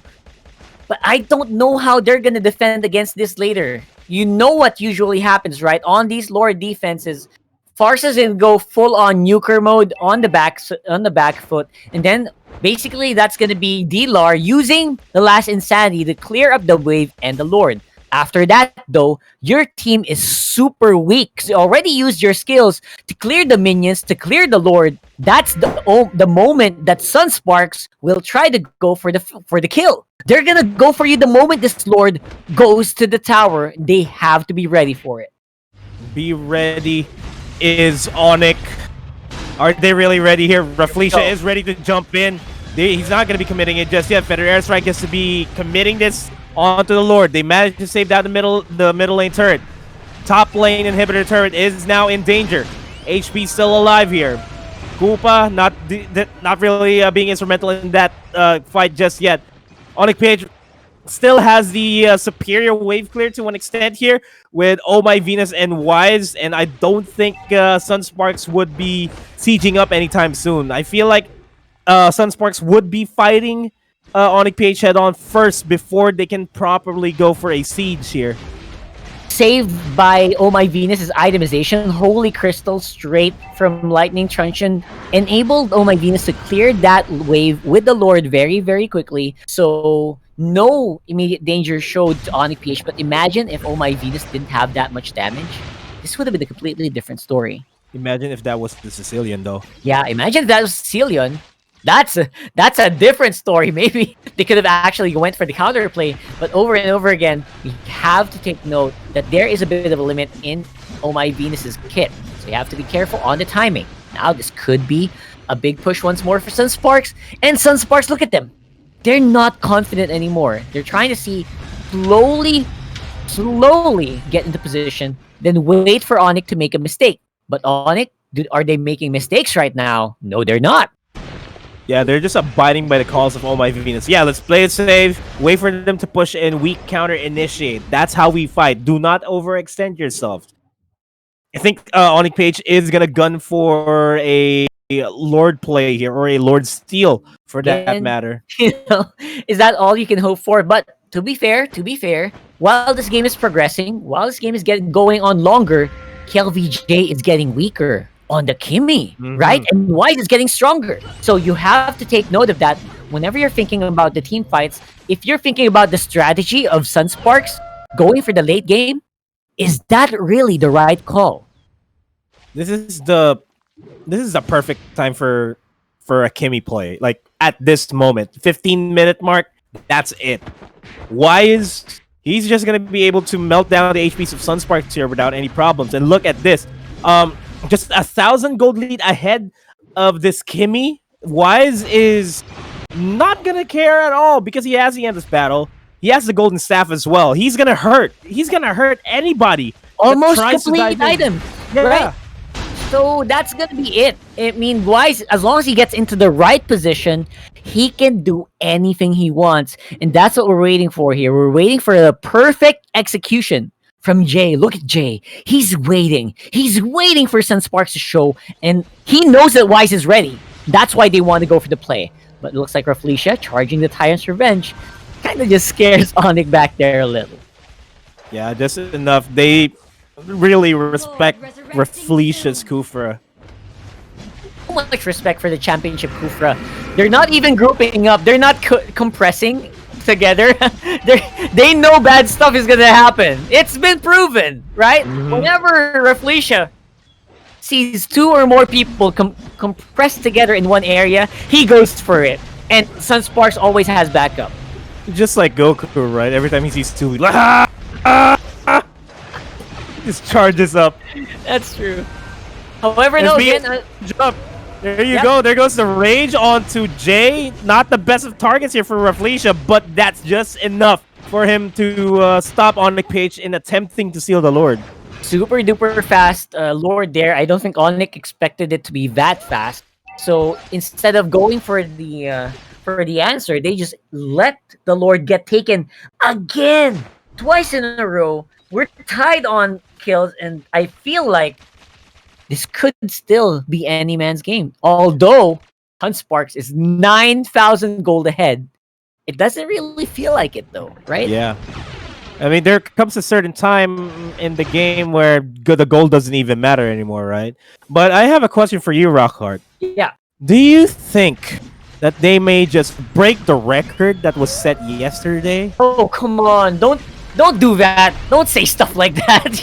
You're scaring me. You want a 1 hour game? You want a 1 hour game? The You people want wants the 1 hour. Hello, commissioner. Yeah. Yeah, the Make it people want a entertaining. 1 hour game. Let's see here. As the Lord will go into the mid lane and top lane and the mid lane going. Sunsparks, they are using this as a diversion. That Koopa just biting into the tower. It goes down as well. And ONIC PH, they're trying to answer, but Sunsparks is not letting them. Jay goes down as well to the power of KLVJ's Kimmy. Looks like ONIC PH is getting strangled here, ladies and gentlemen. Yeah, and this is the bottom lane inhibitor turret going down. Not a lot of gas left in ONIC PH and Sunsparks. They are diving ONIC PH here. No last insanities, no feather airstrikes available. Well, there you go, the feather airstrikes. Well, yeah, kind of off cooldown immediately as I say that. But when we go back there, Sunsparks will be choking out ONIC PH here slowly but surely. They're choking them harder and harder as the minutes go by. Top lane turret is gonna finally go down. And this is it. We are gonna go into game number 3 with the tied series as Sunsparks still choke out ONIC PH 1 by 1. This is it. Game 2 gonna go to Sunsparks. Wait, Jay? Wait, Jay, he wants something to happen. Jay takes down Graflecia. Can they do it? Apparently not. That's gonna be it. That's gonna be it. Apparently, Sunsparks are going to be way off base, and you can imagine what Sunsparks was doing there, right? Literally having both hands on the neck of ONIC PH. That is what I was going through my head there in that last exchange. Lord on the top lane was all it took, and that is what happens when you don't contest these Lords, especially Luminous Lords. They really bite you in the butt when the time is right. Look at this, KLVJ, 126 damage dealt. But to be honest, I have to give this to Greed though. If you're gonna ask me who the MVP is, he's been playing Popol and Koopa the best way that you can play Popol and Koopa, which is just to order Koopa to just bite anybody. Bite retreat. Bite retreat. Yeah. In the right moments, in the perfect moments, right? Those moments are like it's a small immobilize, right? But if you use it right, if you use it in the exact perfect moments, it gives results like this. Giving ONIC such a hard fought game there, still going over the top there with that lineup. But it is a completely different story from what we had in Season 4, where it was ONIC PH being dominant. No, we have ourselves a Game 5 series. Do you think, Rockhart? I'm itching to say that later. I'm just itching to say the legendary words. We have Game 5. But, again, before any of that happens, of course, let's break this down for our viewers with the help of panelists Leo, Seiya, and Butter. Thank you so much, Rockheart and Nomad. Once more, the king reclaims his crown. KLVJ on the Kimmy helps Sunsparks take game 2 in this best of 5 series, and we are even 1-1. Butters, Seiya, and Leo at your service right here at the grand finals of MPL Season 5. Who wants to talk about this first? They reactivated the king, and JP took an older hero that he used to play in the previous seasons in Cho. What exactly went down here? This is the time when Sunsparks get a draft that they're comfortable with. I'm not really gonna say that it's the be-all end-all draft for the side of Sunsparks, because I know they still have more strategies up their sleeves. It just shows that when Sunsparks, they're comfortable with what they're playing with, they're gonna destroy you. And they really did a good job in game number 1, ONIC, of denying those hero picks for the side of Sunsparks. But right now, for game number 3, they should try to find a way to do it again. Yes, and we were discussing this earlier, that it's a matter of a bait and take for the side of Sunsparks, because initially, initially we thought that okay, the show's gonna be on Kilowash and KLVJ still will be on the Kimmy and the rest. But the thing is, looking at how they performed right now, JP was the one on the show and Kilowash with the Tom. So that's one thing that you have to consider. The second thing here is that when KLVJ is already online, when you give KLVJ a very comfortable hero and I think it's one of the heroes that he excels best. That is really one big factor into securing a victory for the side of Sunspark.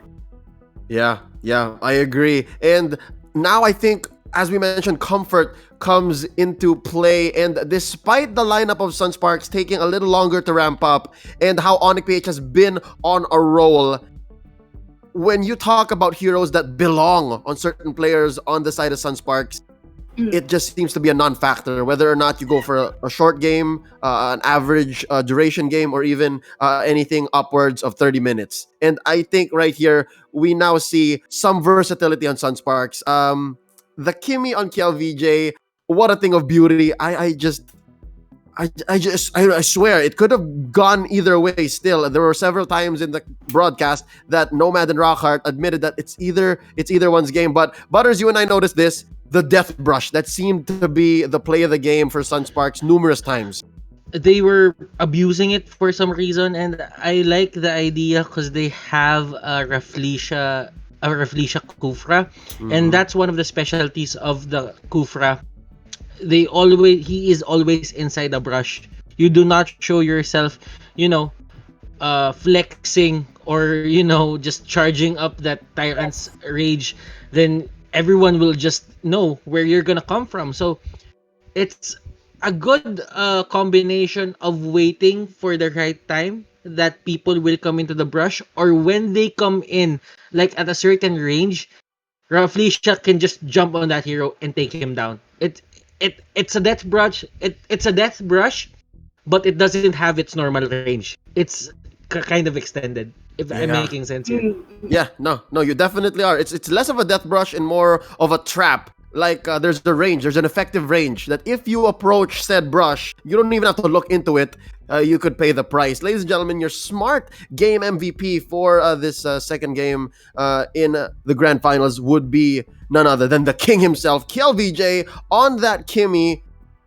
Man, he's back 11-3-6, and let's not even talk about how much he dealt the buildings. This young man here, the prodigy, just help his team, the defending champions, secure game number 2. And I was afraid that it wouldn't be competitive, but right here, right now, they're showing us that this is far from over. Ladies and gentlemen, right after the break, we are going to be announcing... we will be closing the mythical prize winner. There you go. If you joined in, thank you so much, because you are about to know who exactly is going to be receiving awesome prizes such as Realme Buds 2, Realme 6 gaming smartphones, 300k worth of diamonds and in-game items, and of course, them signed jerseys and jackets. So stay tuned as we are going to be drawing that later on in the series. But for now, though, we will remind you that MPL PH Season 5 is presented by Smart. Together with PLDT Smart Foundation in partnership with Smart, we can help our frontliners as we stand together to be real heroes in these challenging times. Support our frontliners through SMS. Text donate to 3456. The nation is open from April 22nd to July 16, 2020. MPL PH Season 5 is also brought to us by our sponsors, Realme Smartphones, Logitech G, our official headset partner, and organized by Moonton. Once more, a quick reminder, later on in the series, we will be drawing our mythical package winner. And of course, up for grabs would be them prizes for you once more. In-game items, a smartphone, Realme Buds 2, and signed jerseys and jackets you could get nowhere else except right here at the grand finals for MPL PH. My name is Leo, joined here by Butters and Seiya. I do implore for you guys to go grab a snack, your dinner possibly. It's 7:40, and of course grab a drink, stay hydrated, stay healthy, and we'll be coming back at you with game 3 of this historic event It's the MPL Season 5 Grand Finals. ONIC PH versus Sunsparks. We'll see you on the other side.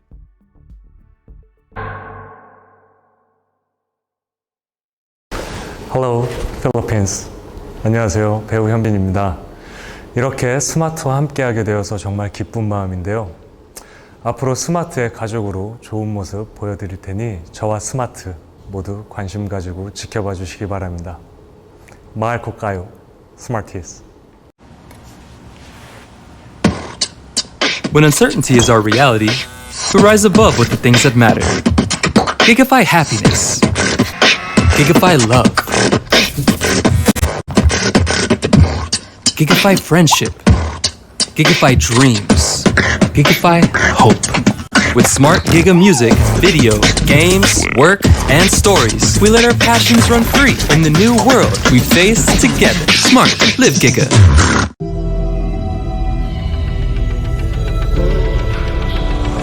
Face.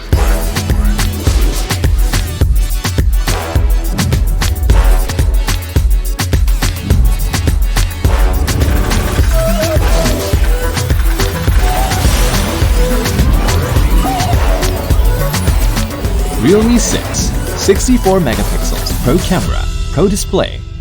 Realme smartphone, dare to leap.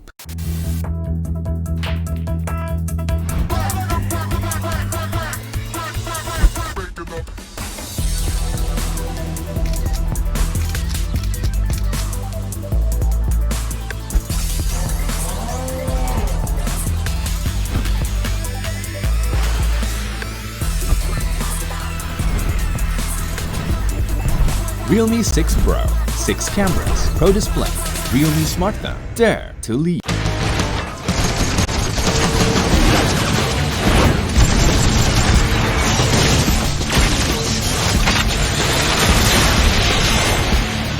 Welcome to my castle, my friend. Rook is powerful. Rook doesn't want to be your enemy. Rook likes sleeping. You have slain an enemy. An enemy has been slain. Monster kill. Mega kill.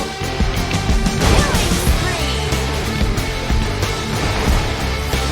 Killing spree. Mega kill. Let Rook go first.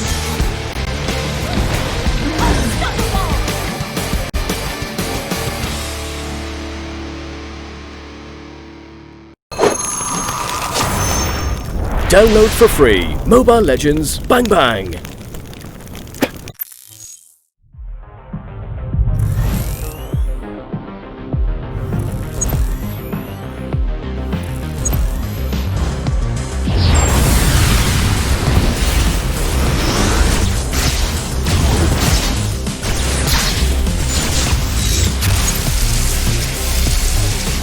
Our strength and courage will be eulogized in the galaxy. Faith is my unbreakable sword.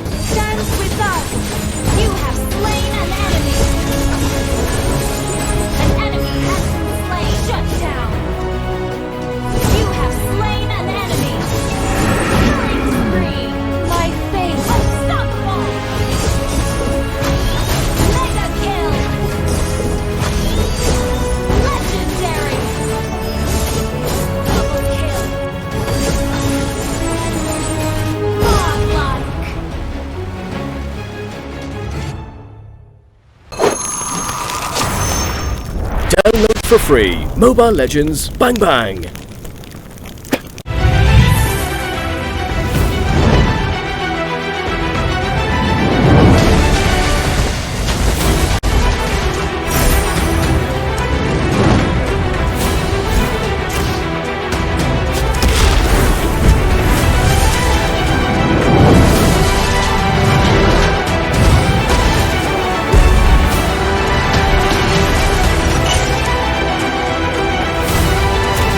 You have slain an enemy.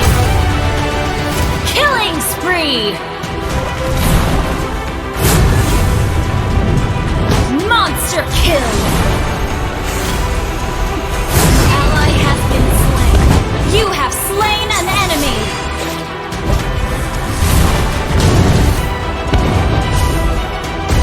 Mega kill. Legendary. Download for free Mobile Legends Bang Bang.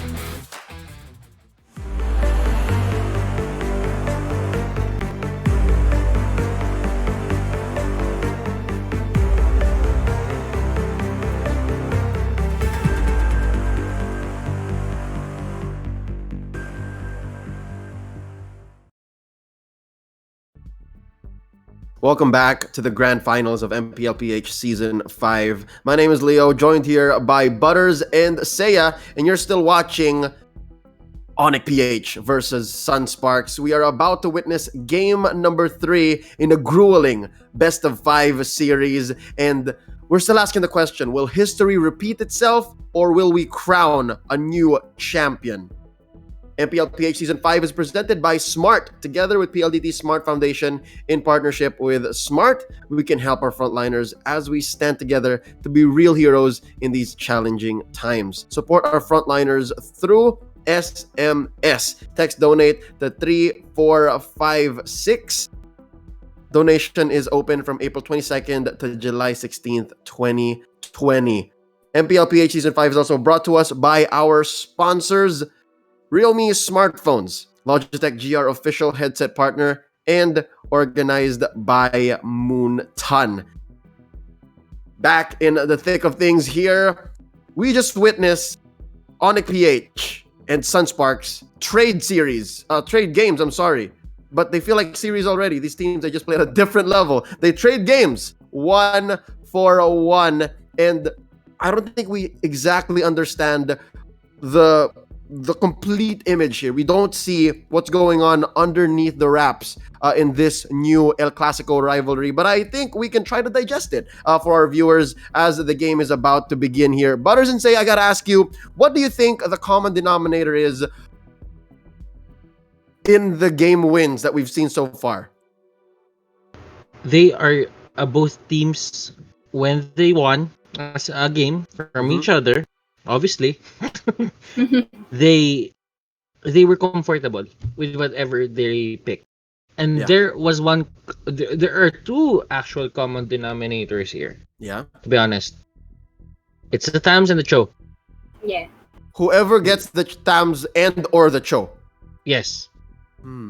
I don't really deem the Cho or the Thams as ban-worthy unless you're facing a team that's really good at it. And both of these teams, if you don't pick the Thams, the other team is probably gonna pick it up. So it's either you ban it or you just, you get ready to give it away. Yes. And usually, like what we notice, both the Thams and the Chu are really together and really pulls off a very good team fight. Both of them offlaners, sure, but one, if you notice, the Cho can really be a distraction and the initiator at the same time, and the Thams just staying at a sturdier pace and just goes in when it needs to be. So both teams utilized both of these heroes well, and this time around, I think Sunsparks is going to ban out the Thams right here. Game 3 is set afoot, ladies and gentlemen. Currently 1-1. Sunsparks on the play. ONIC going to be responding. Already banned out in the first phase would be Popol and Koopa, Tams, Claude, and Ling for Sunsparks and ONIC respectively. Now, correct me if I'm wrong. I think Sunsparks here, they might be setting a trap.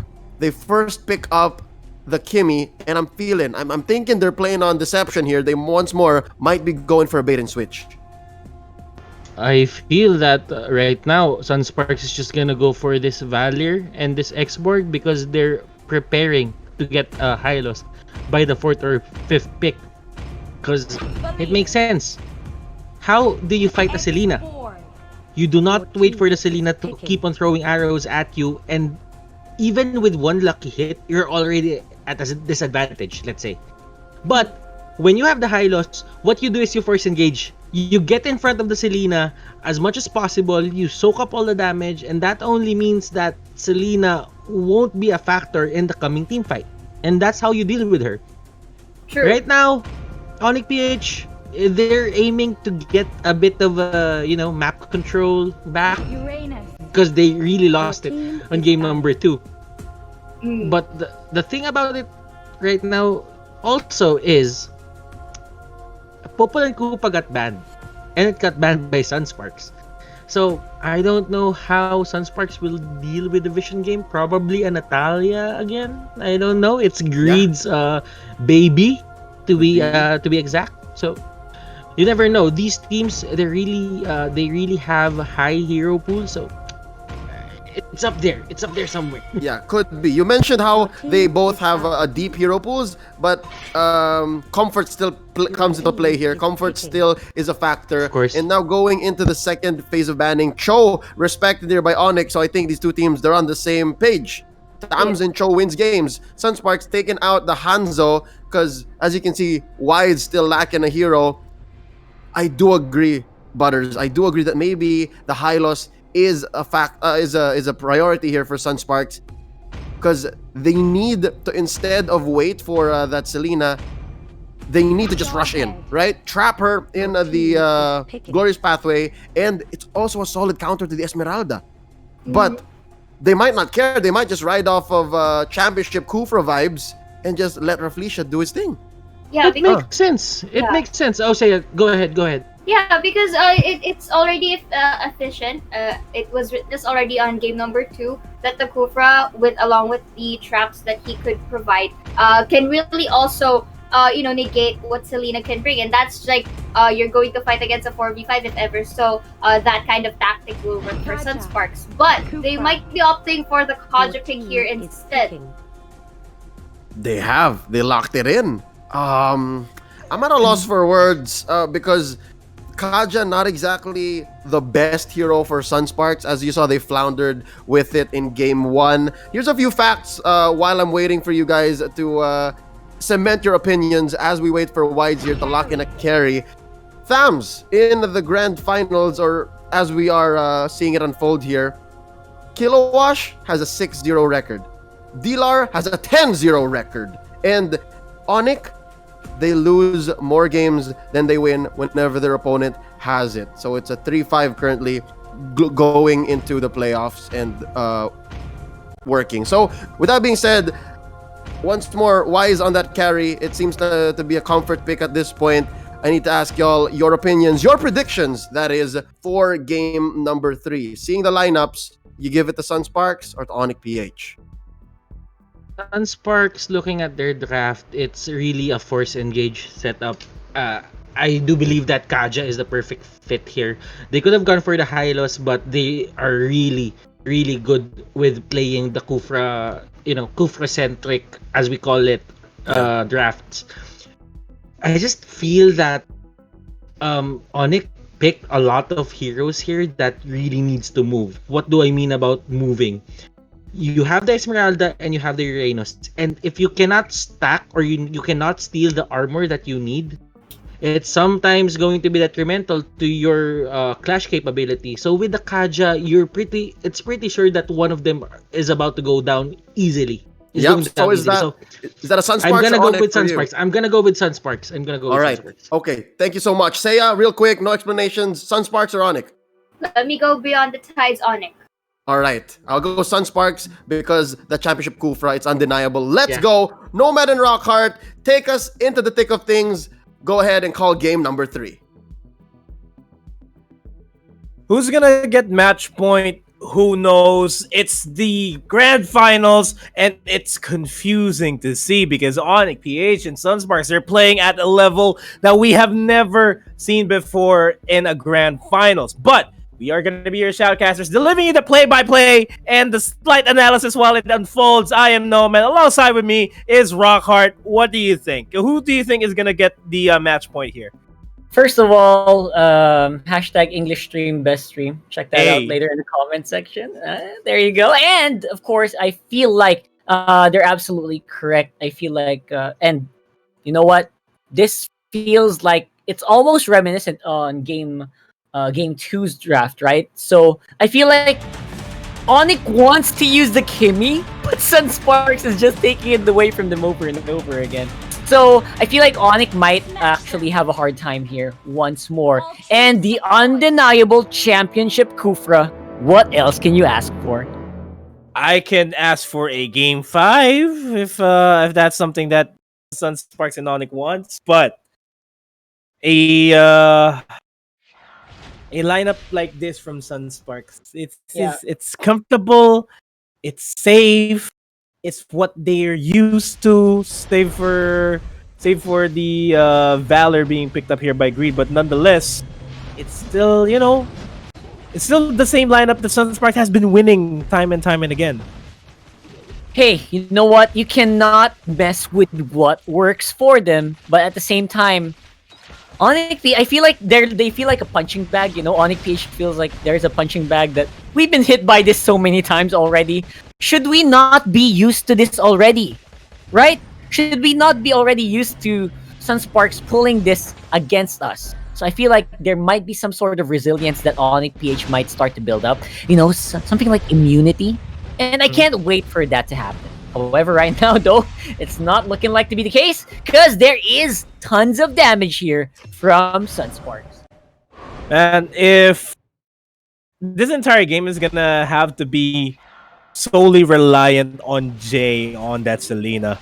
We've seen it before that Jay Selena is hundreds of times better than Shinbu Selena. But, you know, the Abyssal Arrows always connect, and sometimes that is how ONIC PH capitalizes on the team fights. They catch somebody with the Abyssal Arrow, and then they just jump in. As I say that, Iaknu on the top side will be forced back on that Esmeralda. Yep, that Esmeralda is going to take a long time to get activated, so that's not really a big threat right now against Sunsparks. And Iaknu, he's aware of it. So I really would have actually liked Iaknu on something like a Cho. Maybe Oh My Venus. Might be taking that role from him a bit too far. Right now, Jay, though, tries to go for that Selena arrow. Not going to be hitting. And, of course, forcing the flicker out of Rafflesia disables the Tyrant's Rage for a moment. But Sunsparks will be able to get something in return.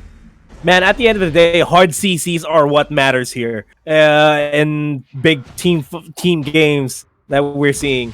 JP just caught a Wise with the Divine Judgment, and that just immediately went to his demise. What more so if Rafflesia had a Rage available for him to use? That could have been a twofer onto Iaknu as well. And Iaknu obviously is, again, not going to be that much of a factor so far.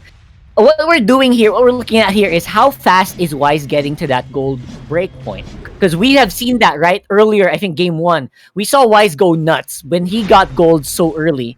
What if that happens again? Will Sunsparks be ready to deal with it this time? Oh, nice steal by Jay! Okay.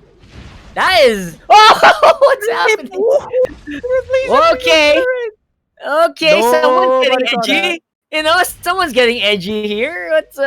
What's with the trigger fingers here? What's happening? Huh? Pretend nobody saw that, but that's still the Rage on cooldown. Yeah. The cooldown timer's relatively fast, but ONIC PH is comfortable knowing that there would be no Rages anytime soon. I think the bigger thing is that they denied the turtle. Denying the turtle from this Kimmy is gonna be so big. Not to mention the XP that they lost, the gold that they lost, that is pretty solid. Not bad for the cost of one Abyssal Arrow. Yep. That's like the most cost efficient Abyssal Arrow that we have ever seen in the history of MPL. Yeah, what we're gonna do here is we're gonna see if the Kimmy can keep up here. As the top lane will be pushed in, Kiluashi is in trouble, going for the run, but not gonna be able to go anywhere as Oh My Venus uses unstoppable force to get on behind. Again, Jay with the Abyssal Arrow, able to connect onto Kilowash, and ONIC PH just jumped him in the top lane. Abyssal Arrow once again connects onto Kaja, forces the flicker, gets the knockup with the revenge. The Rage is actually committed, but Sunsparks retaliates with a kill of their own. Okay, this is any man's game at this point. I feel like they are trying to really eke into each other's win condition. What's the win condition for Sunspark? Get KLVJ fat.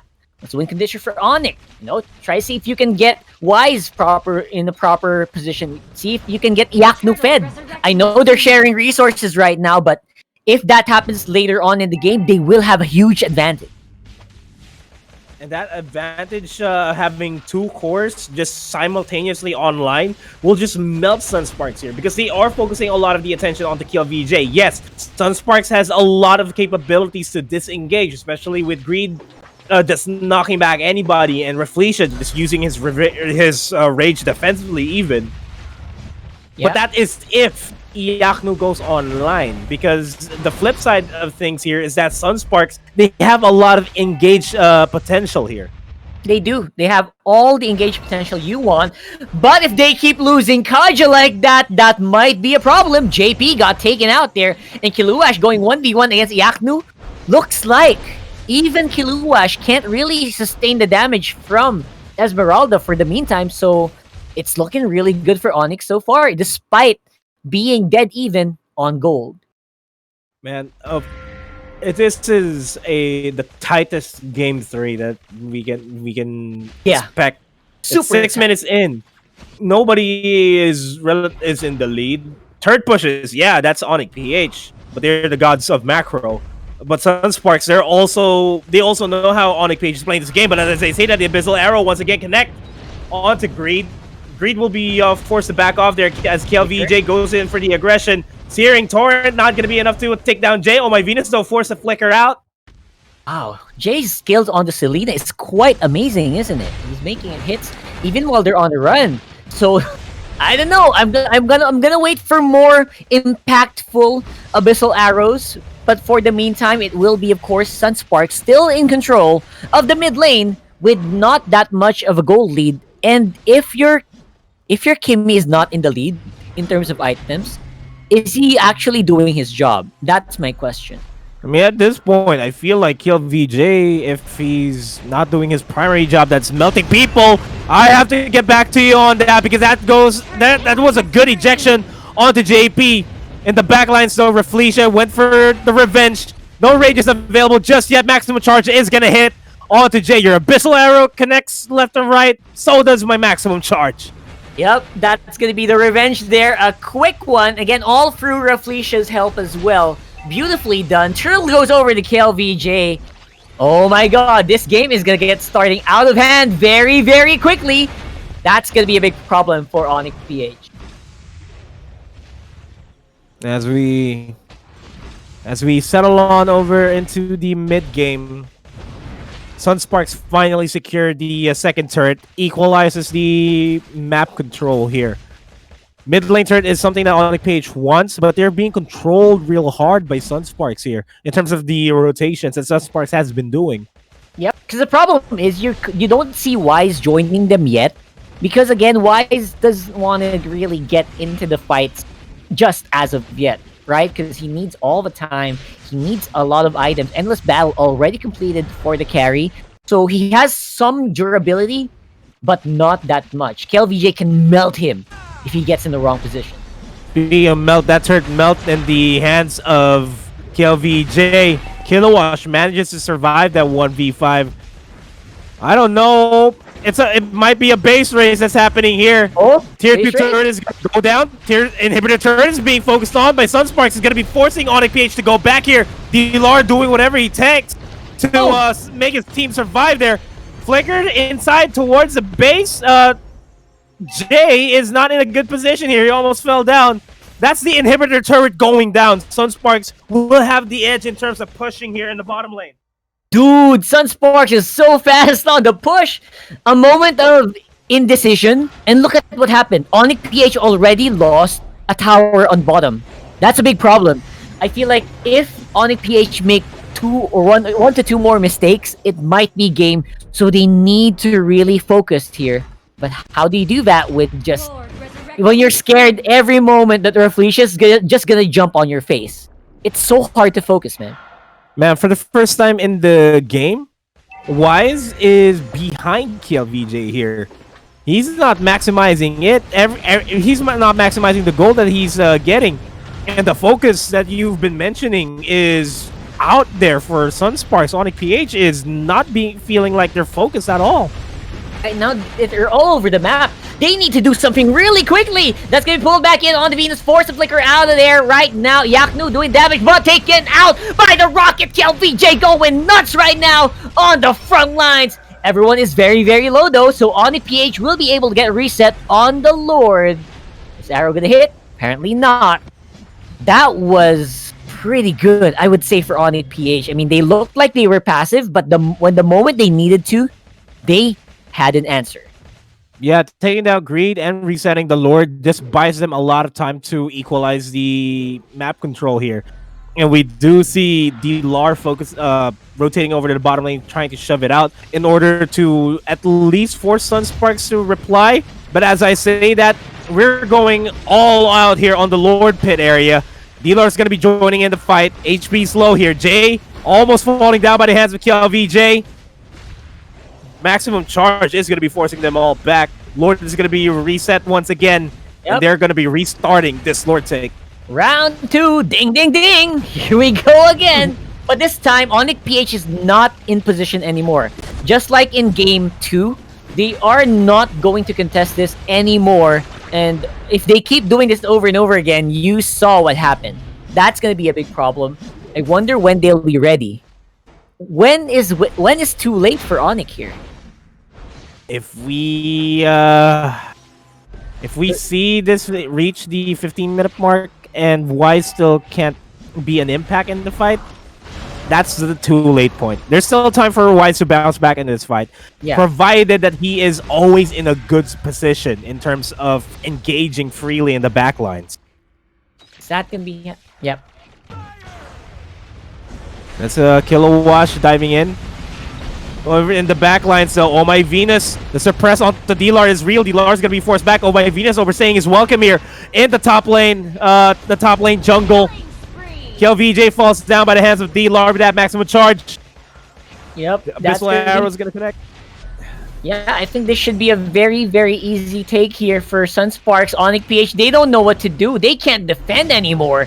What is happening to ONIC? They're so busy with the Lord, they're losing out on the rest of the map. Now it's going to be only the mid lane tower alive here. Can they sustain against this? It's going to be the pullback on the Venus. If he goes down, this could be a big problem. Their commander has fallen. Now where will they go? They are not going to be going anywhere because this base, all the lanes are shoved towards their side of the map. Sunsparks, they're just going to be getting all the buffs that they can, clear up the camp so that they can get more items, and then go ahead and re-engage for the siege.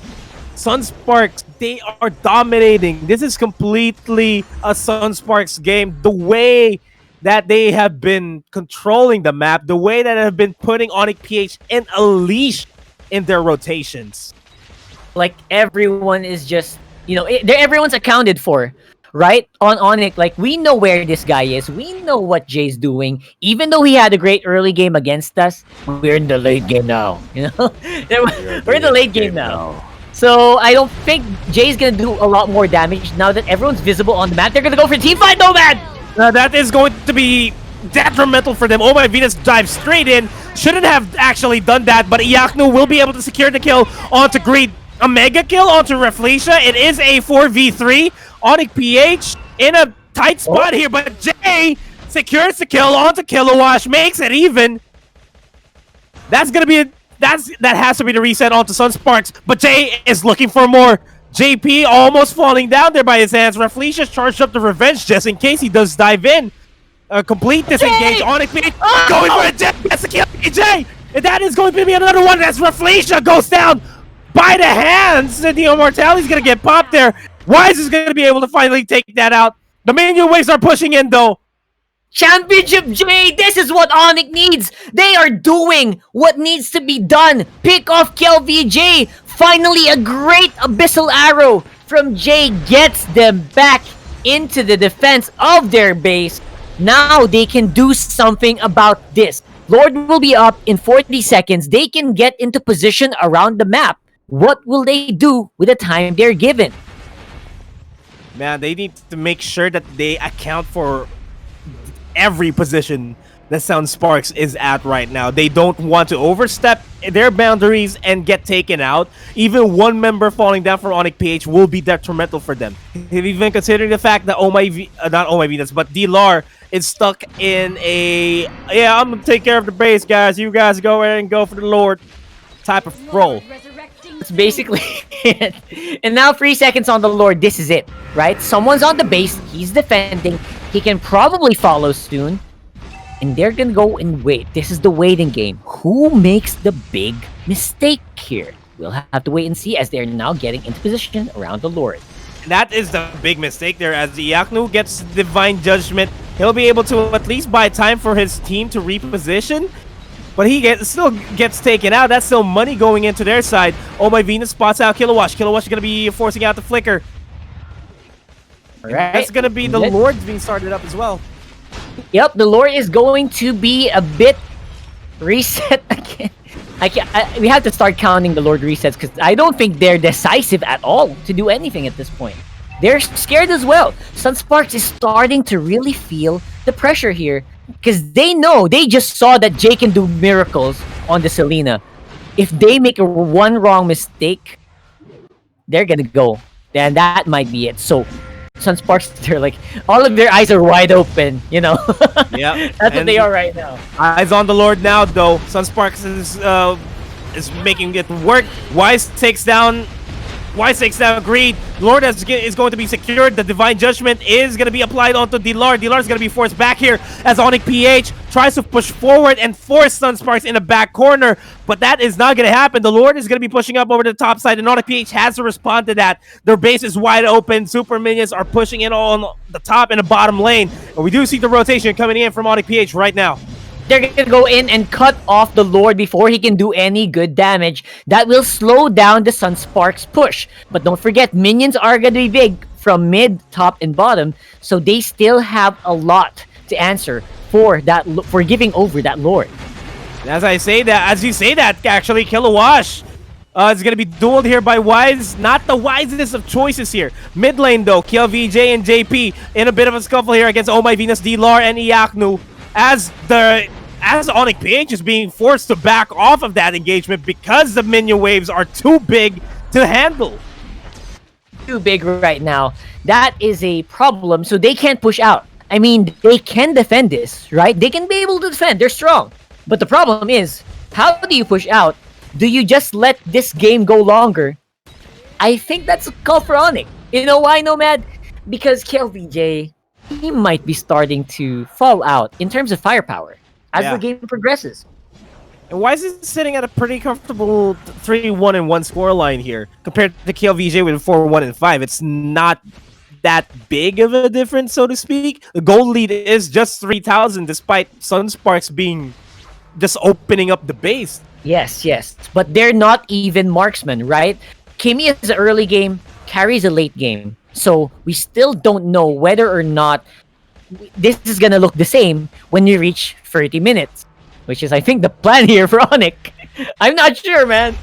Yeah, we're reaching the 18-minute mark. The longest game that we have so far in this series. The only thing that I see here for ONIC PH is that, yeah, D-Lar is pushing the side lanes.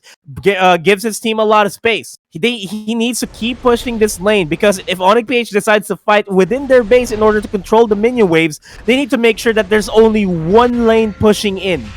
Yeah, one lane pushing in, probably gonna be the comfortable defense, right? But the problem is Sunsparks are not gonna be able to do that. Oh my god, is this gonna be big? D-Lord got caught by the Divine Judgment! That is 4v5 for the next 40 seconds! Oh man, alright. So there's a chance here, there's an opening, and I think every opening that you have as Sunsparks, you need to take it, right? Because again, KLVJ, later on, he's going to be super vulnerable. As you can see, he's getting hit by arrows. He goes to half HP. That's how vulnerable Akimi is in the late game. He has to be very careful. I like what Iaknu's trying to accomplish here, just playing it as safe as he can. JP spots out Iaknu, though, as he checks the brush, forcing him back. Iaknu is on the, hey, I'm going to cut the lanes type of job. Just so that the pressure is not going to be on the side on our team whenever Sunsparks decides to end it.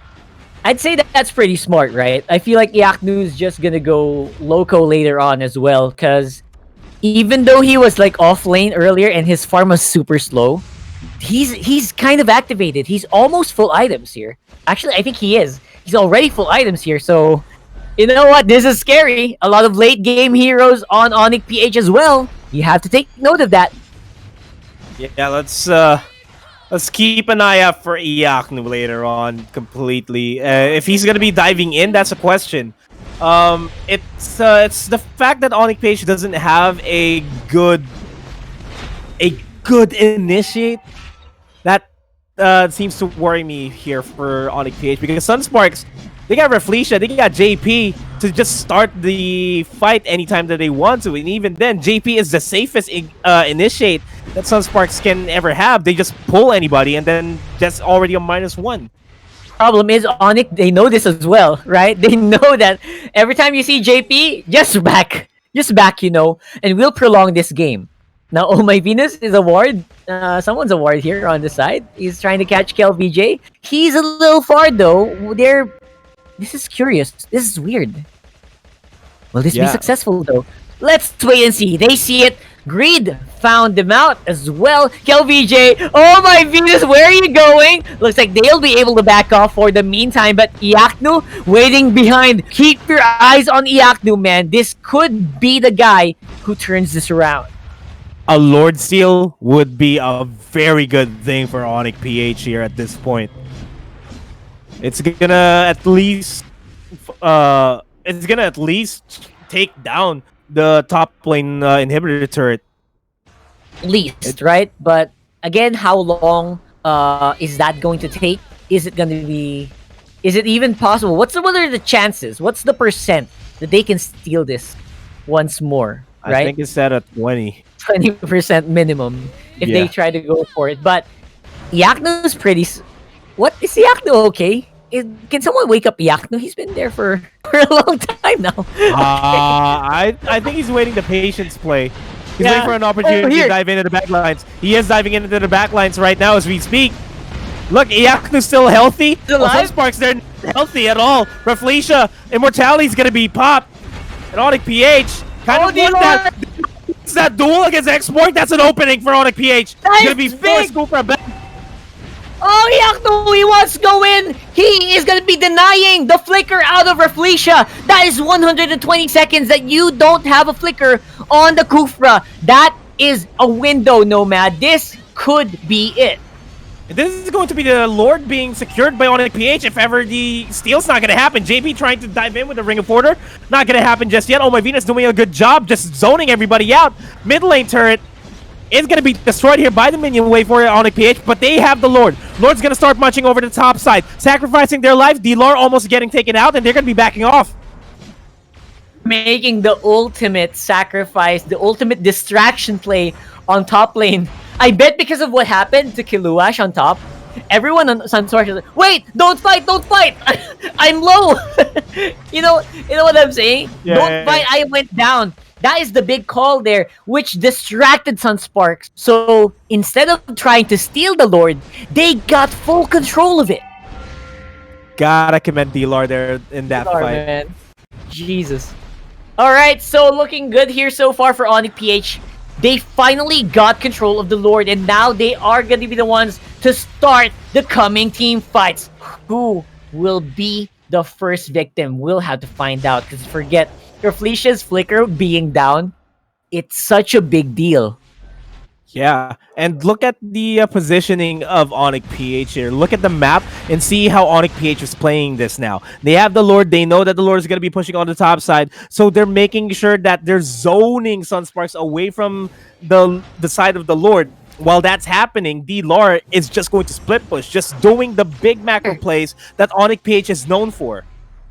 D-Lore's already pushing on bot lane. They can get at least one tower. Actually, two. If this works, that Lord is very, very tough. Look at KLVJ. He's having such a hard time working with that Kimmy.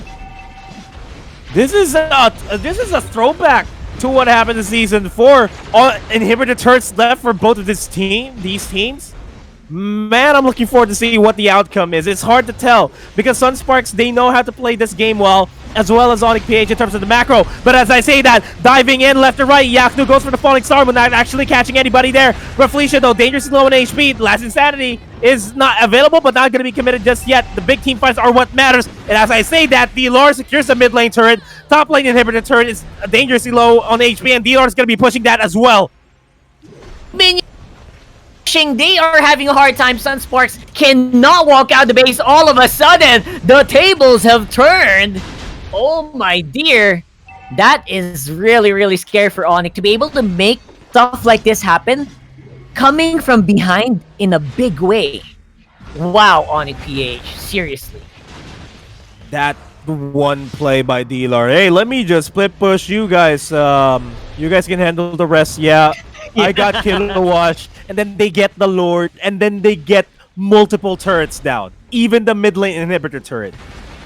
So they removed the buffs from Sunsparks. What's next? KLVJ, no buffs, no turtle, no nothing. Oh my god, oh my Beast wants to go for the fight though. Everyone is a little bit low. Oh, they want to go for it. Wise goes down though. That is big. JP gonna be taking that out as well. But someone is behind enemy lines. D-Lar still survives. Pops Immortality will get a double for JP. On the PH, they're losing a lot of members here. They're oversaying they're welcome there, but Jay does secure the kill. Immortality is gonna get popped, and I don't think Jay's gonna be able to survive this. As KLVJ secures that kill, it is a 2v4. ONIC PH did not want that to happen to them. It's crucial that they stay alive as long as they can. And now this just allows Sunsparks to equalize the map priority here and start shoving the lanes again. 26 minutes, man, and JP locked in a Holy Crystal on the Kaja. Like, everyone is on full damage mode right now. How could ONIC lose such a big advantage on that fight? Oh and my now, God.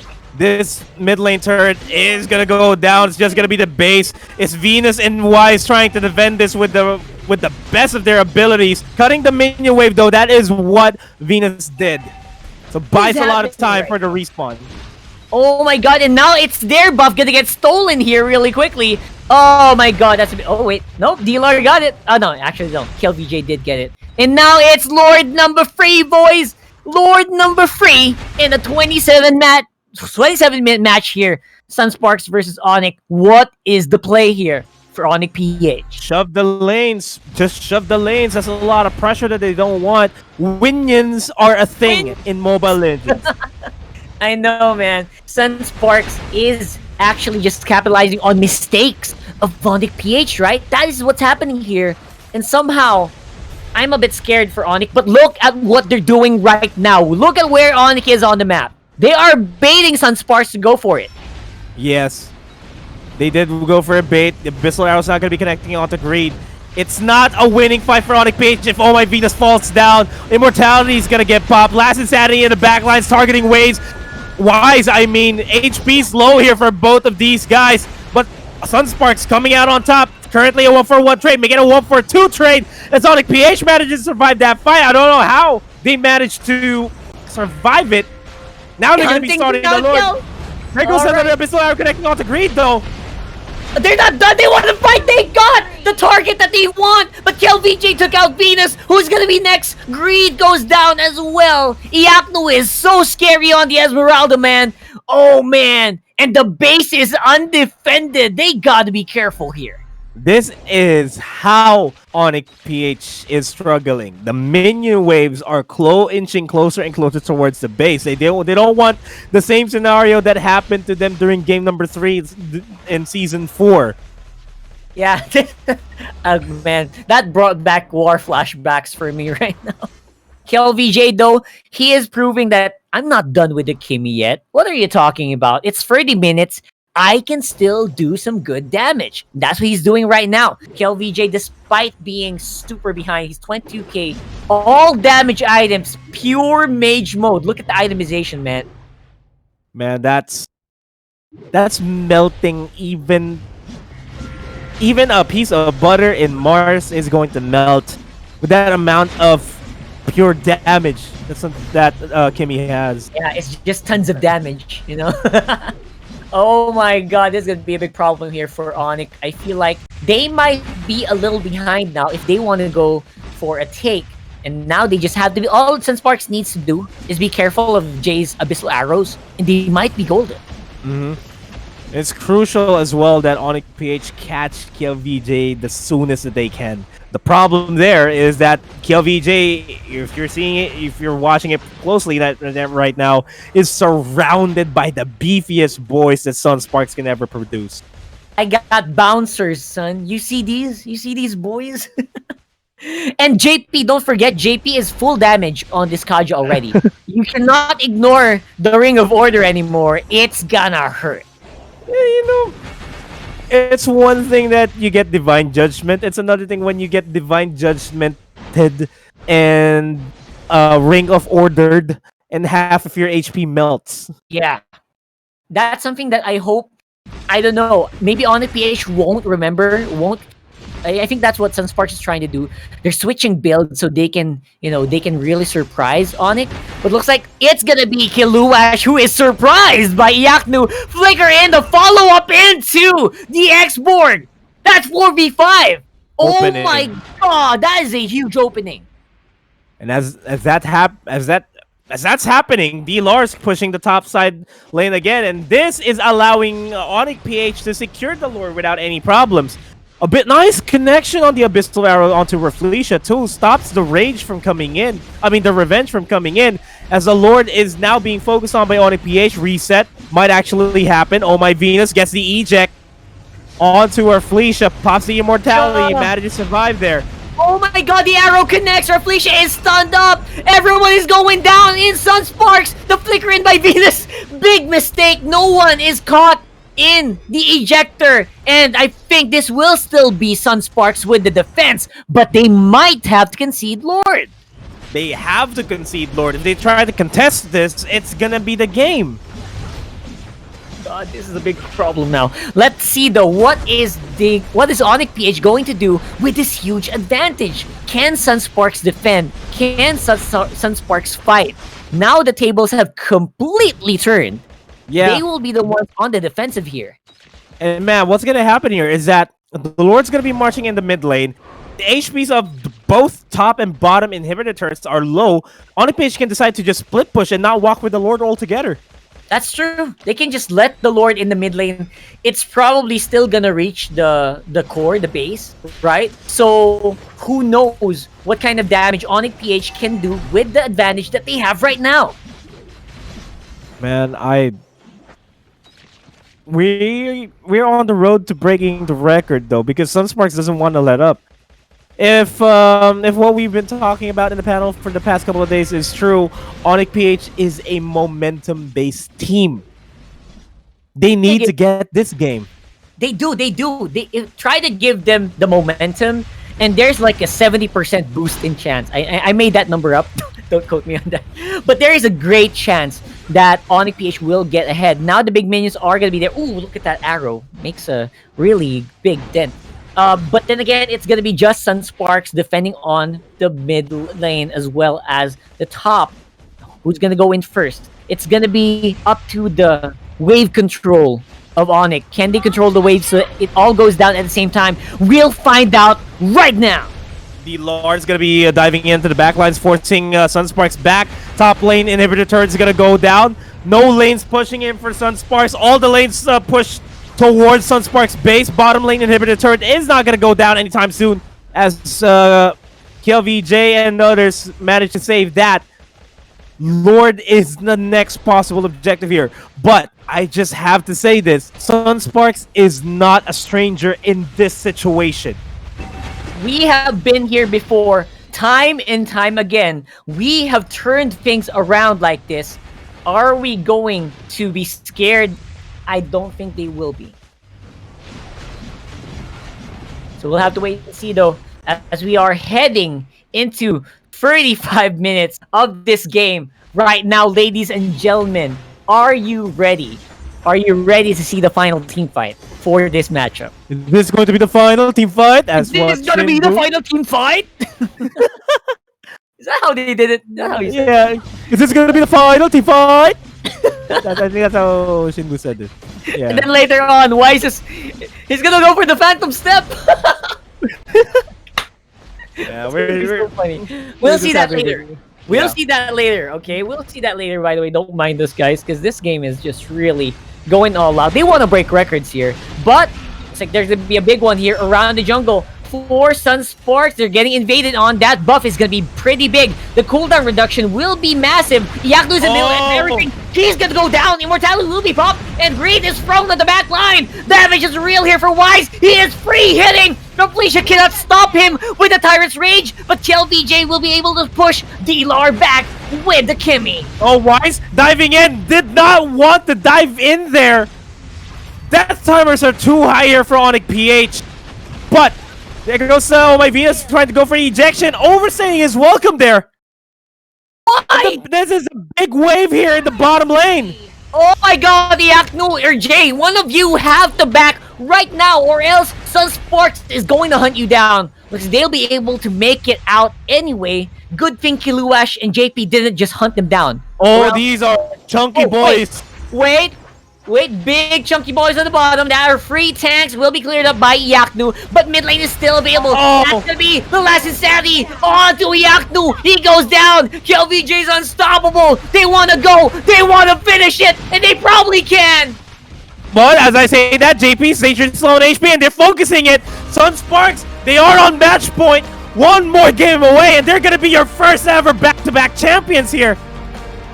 The pressure is on for ONIC PH. One more game. Now, RIP momentum. That's what's happening here right now for ONIC PH. RIP momentum. Where are you gonna get the power to push through here on game 4? Will they be the ones to turn this around this time?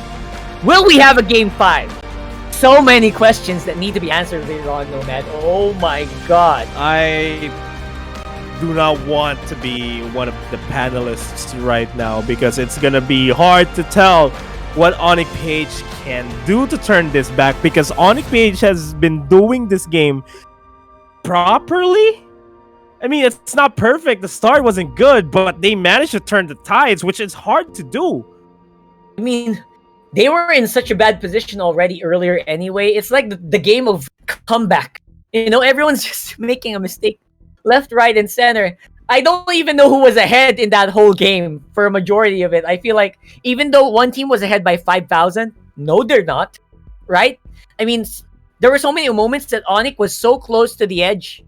I was waiting for just Sunsparks to fail, but they didn't. They held on to the end. They got the win. And that win is going in towards their momentum. Sunsparks one more game away. And I'm curious to see what the panelists have to say for this. Leo, Butters, Seiya, we are speechless, but I know you guys have a lot in your mind. Take us through the analyst there. How surprised would they be if we also were speechless and could not have anything to say? Let's throw it back to our casters. No, man. No. Actually, we have a lot to talk about, but yes, thank you so much, Nomad and Rockhart, for calling that nearly 40-minute long battle between ONIC PH and Sunsparks. And as mentioned, we are just one more game away. One more Sunsparks victory from the very first two-time champion and a back-to-back champion at that. Welcome back to the panelist desk. My name is Leo, joined here by Butters and Seiya as we try to figure out exactly what went down. There were so many things that happened, and I think we will try to digest them and analyze it one by one. First of all, we saw that it was a long match for sure, but before that, let's go ahead and award our mythical raffle winner, walking away with Smart Giga Games all day, Realme Buds 2, a Realme 6 gaming smartphone, 300,000 worth of diamonds and in-game items, and an MPL PH signed jersey and jackets. I was about to run out of breath there. Congratulations to Jan. You are going to be contacted by our organizers, so make sure you watch out for that to claim your prizes. We would like to thank everyone who joined the giveaways throughout all 3 days.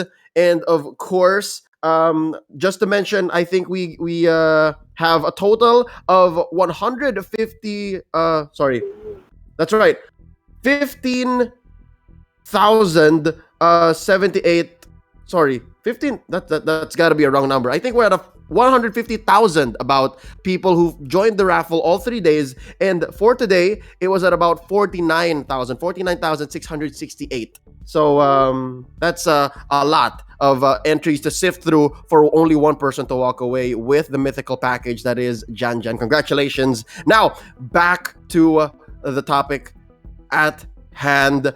We are talking about ONIC PH versus Sunsparks, that 40-minute almost bout. First of all, we saw JP on that Kaja. And in game one of this series, we actually saw KLVJ pilot the Kaja, but not such great results. Let's talk about that. How did you guys feel about this Kaja? Kaja is one of those utility damage dealers that actually is decent in dishing out magical damage, and Kaja is actually qualified as a fighter, so you can't really take Kaja out of the picture. But we were so accustomed to seeing Kaja being played as a support that we're not really looking into the possibilities that maybe Kaja scales well as a core. So we've seen Execration do this. It works, but the thing about it is JP here being the anchor of his team. Like, everything that ONIC is doing right now, to be honest, is just ban out the heroes of JP, and JP cannot play at his maximum potential just because he doesn't have the lane, he doesn't have the carry, and that is one of the things that ONIC wants to point out. They want to, make JP suffer and probably win the game with that in mind. So, I don't know. Maybe it's I because think what you're trying to say here is, and that's why Kimmy here on KLVJ is there to pick up the slack, right? Our smart game MVP for 2 games in a row now. KLVJ and the Kimmy able to cover for his older brother in Sunsparks JP, right? That could be a thing. That's it exactly. How about you, Saya? What exactly did you take away from this game number 3, given that there were some roles juggled about? Okay, so it's already established that Sunsparks is not really new in terms of going into longer minutes of the game. So I'd like to highlight here for the side of ONIC PH. They had the opportunity to bounce back, as our casters have said, especially with the Yaknus Esmeralda back there. You've seen the damage, you've seen how well he was able to absorb and how timely he plays his falling star moves just so they could really pick off more heroes of Sunsparks to really have that very close fight. But bouncing it back, like what you said earlier, Butters, how Sunspark bounced back to the bouncing back of ONIC PH is something that you have to take into account for, because if you noticed, there were some mispositionings or forced engagements that ONIC PH was calling out. So with that goes to show it's Kimmy or KLVJ utilizing that mispositioning and that forced engagement against ONIC PH and go for a free hit. You're right. Let's talk about that now, Butters. How did the turnaround of the turnaround happen? The Cyclone Eye. It was the Cyclone Eye. I double checked. What happened was there was this time into the top lane jungle of Sunsparks where there is this weird interaction that ONIC Wise went inside 4 heroes here of the side on the side of Sunsparks. Yes. It was actually the Cyclone Eye. He didn't notice that he picked it up. Oh, it pushed him in. And pushed him in. Yeah. It was keeping, Sunsparks at bay. He was trying to take them 1v1 because he knows he can. Yeah. Sunsparks doesn't have any more skills or spells to actually throw at him. So what happened was that was lucky. That was a lucky break for the side of Sunsparks. I'm not saying that it was pure luck, but I mean, you need those kinds of things to happen when you want a tournament, when you want to win a tournament this big. I'm just saying, sometimes luck is a factor. Luck is a factor in these kinds of tournaments. Yeah. Given that Wise may have had the free reign to just hit anybody he wanted, he was standing on top of the Cyclone Eye and it potentially pushed him into the rest of Sunsparks, got him eliminated, and that allowed for the turnaround. What an amazing moment. I'm not sure if that was a mistake or if it was just dumb luck, but it is what it is, and we see ourselves now at the cusp of a back-to-back win by Sunsparks. Season 4 and Season 5 could be theirs. Now, the question, what does ONIC PH have to do? Going into this draft, what heroes do they have to attack? Which players do they have to choke out? And what kind of mental preparation do they have to do to be able to force a Game 5? Let's take it one by one. Let's talk about heroes first. Yeah, you want to go first? Yeah, I think you should go because I need to digest my mind a bit. All right. Well, let me digest that for you. Yeah. Okay. The digest. But okay, I have some thoughts here. I'm guessing go. maybe, just maybe, ONIC PH might ease it off of JP. I was about to say ease it off of Ling, but more like ease it off of JP. Maybe that strategy has been, it's been overused. It's worn out. So maybe, just maybe, they'll let go of the heroes that JP prefer, and maybe they'll choke down Kilowash once more.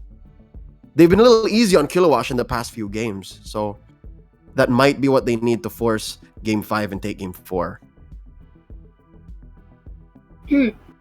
Interesting enough that you said that, Leo, but for the side of ONIC PH as well, I think they also need to consider Oh My Venus getting into a more comfortable position. Sure, she has a lot of personas up off her sleeve, but I think it's time to go to lock in herself in a hero wherein they could really have more chances of securing this game number 4. Yeah, actually, to be fair, Venus has showed us about 2 or 3 different kinds of Venus throughout the season, and correct me if I'm wrong, this is a brand new one today. I'm not sure. I don't have the stats off of my hands here, but the Jawhead, it was such a different take on Jawhead. You usually see Jawheads running in, hitting the ejector, and just deleting people, almost like a Kaja, like a pull. But this was different. It was a more cautious take on the Jawhead. Yeah, it played off of the mid lane a little more than what we usually see in the side. So yeah, I agree. Maybe put Venus on a more comfortable role, allow him to do the figure 8 support rotation, and yeah, that seems to be one interesting point in the games that they lost. How about you, Butters? Have you thought of what kind of heroes we might be seeing here in this game number 4? ONIC PH, 100%. They need to get the Sicilian. It made them win a lot of times, and right now they really need to punch in that, you cash in that money in the bank, if I'm making sense, to take this to game number 5. Probably ban out the Kufra. I'm not really liking the Kufra potential of Sunsparks. If you are an ONIC fan, you're right. Just take it out. I mean, it's more manageable for ONIC to, beat down a Hylos rather than having this Kufra Rafflesia in front of their faces. Yeah, the threat of the jump off of Rafflesia is just undeniable. And as we mentioned earlier, in the season, that is Season 5, Sunsparks Rafflesia, he kind of took a step back to allow the other players to grow and to let their stars shine. But right here, right now, in the grand finals, of course, you could not expect anything less from the championship Kufra himself. Now, we're going to be going into Game 4's draft. This is ONIC PH on the play. Sunsparks going to be answering back. First bans here for ONIC PH, the Ling and the Selena. Sunsparks, though, taking out Claude and Popolin Koopa. So for the first pick of the side of ONIC PH, they will be locking in the Valier, which is good because it has good pushing abilities that could, either start a fight or actually disengage, depending on the situation. So they also locked in the Hanzo right here and alongside the Cho. Okay, so I think they're gonna split the difference here. They're gonna allow each other to take one of each half of the pie, if you will, you know? Sunspark's gonna go ahead and take the Tams. ONIC PH gonna pick up the Cho. All right, so they're splitting it up like good brothers. All right, like you take one, I'll take the other. But real quick, here is some insight from our statistics throughout the season. The support Kaja has a negative win rate at 10-16. 10-16, 10 wins, 16 losses. Core Kaja, though, a little closer. So maybe Core Kaja is the flavor of Season 5. 6-7. If you're gonna put it aside Ling, then probably it is going to be the flavor of the playoffs. But yeah, I mean, Leo, looking at this, ONIC PH, they are putting everything on the line with this Hanzo pick. I'm not really liking it. I don't know why I'm speaking with this voice, but I mean, they got Natalia onto the side of Sunsparks, and what does that mean? Natalia is really good at tracking down Hanzo, and she has the capability to take down a Hanzo 1v1. Yep. And to add it all that, Natalia also is a walking ward, so that's already 2-1 for the hands of Sunsparks right here, and it's going to be very tricky if this Hanzo is not going to be online even in the early phase of the game. Yep, that's the cash in for Sunsparks, if you will. Because Butters, you were looking for the Sicilian cash in. Not sure if it's going to show up here for ONIC PH, but Sunsparks, if it is a war of visions you're looking for, then they got it in that Natalia. Hopefully gonna go on Baloy, Greed. I'm hoping that it's on Greed, but ONIC PH, they are now in a position to lock in their final hero, and it is indeed going to be the Hylos.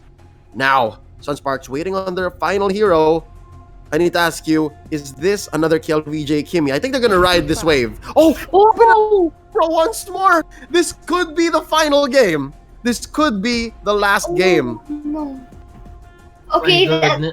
Okay, just go, Saya. Just go.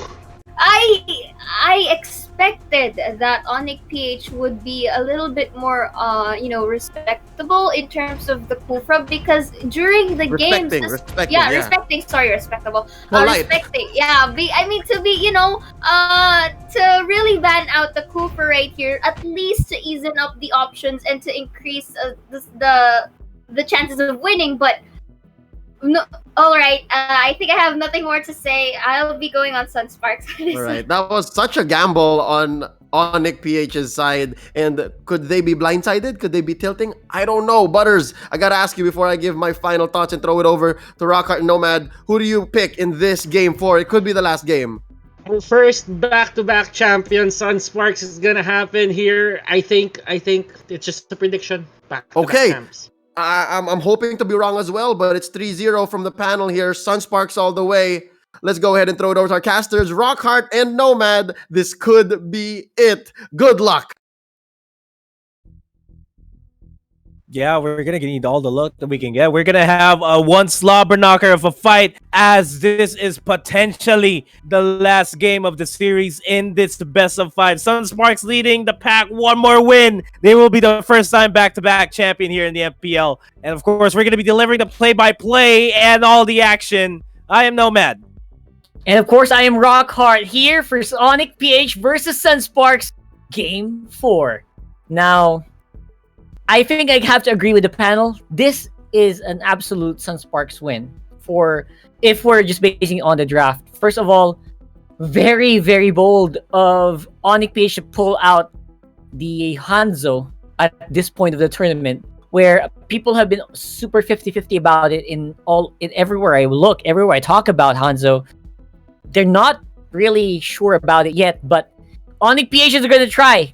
You got to give him credit for that. So, man, I can't wait to see what's gonna happen here. I mean, it's either they're gonna try it or they're gonna use it, because behind the scenes they may have used Hanzo multiple times today, made it work, and that's a huge if, because it's a gamble. This Hanzo pick is a big gamble, and just the fact that they're not even considering the ban on Kufra. I mean, yeah, Kufra's not ban worthy per se, but with giving it to the hands of Rafflesia here in this matchup, I don't think it's gonna be the wisest choice that they have, you know? Yeah. Didn't even get started on the championship Kufra, by the way.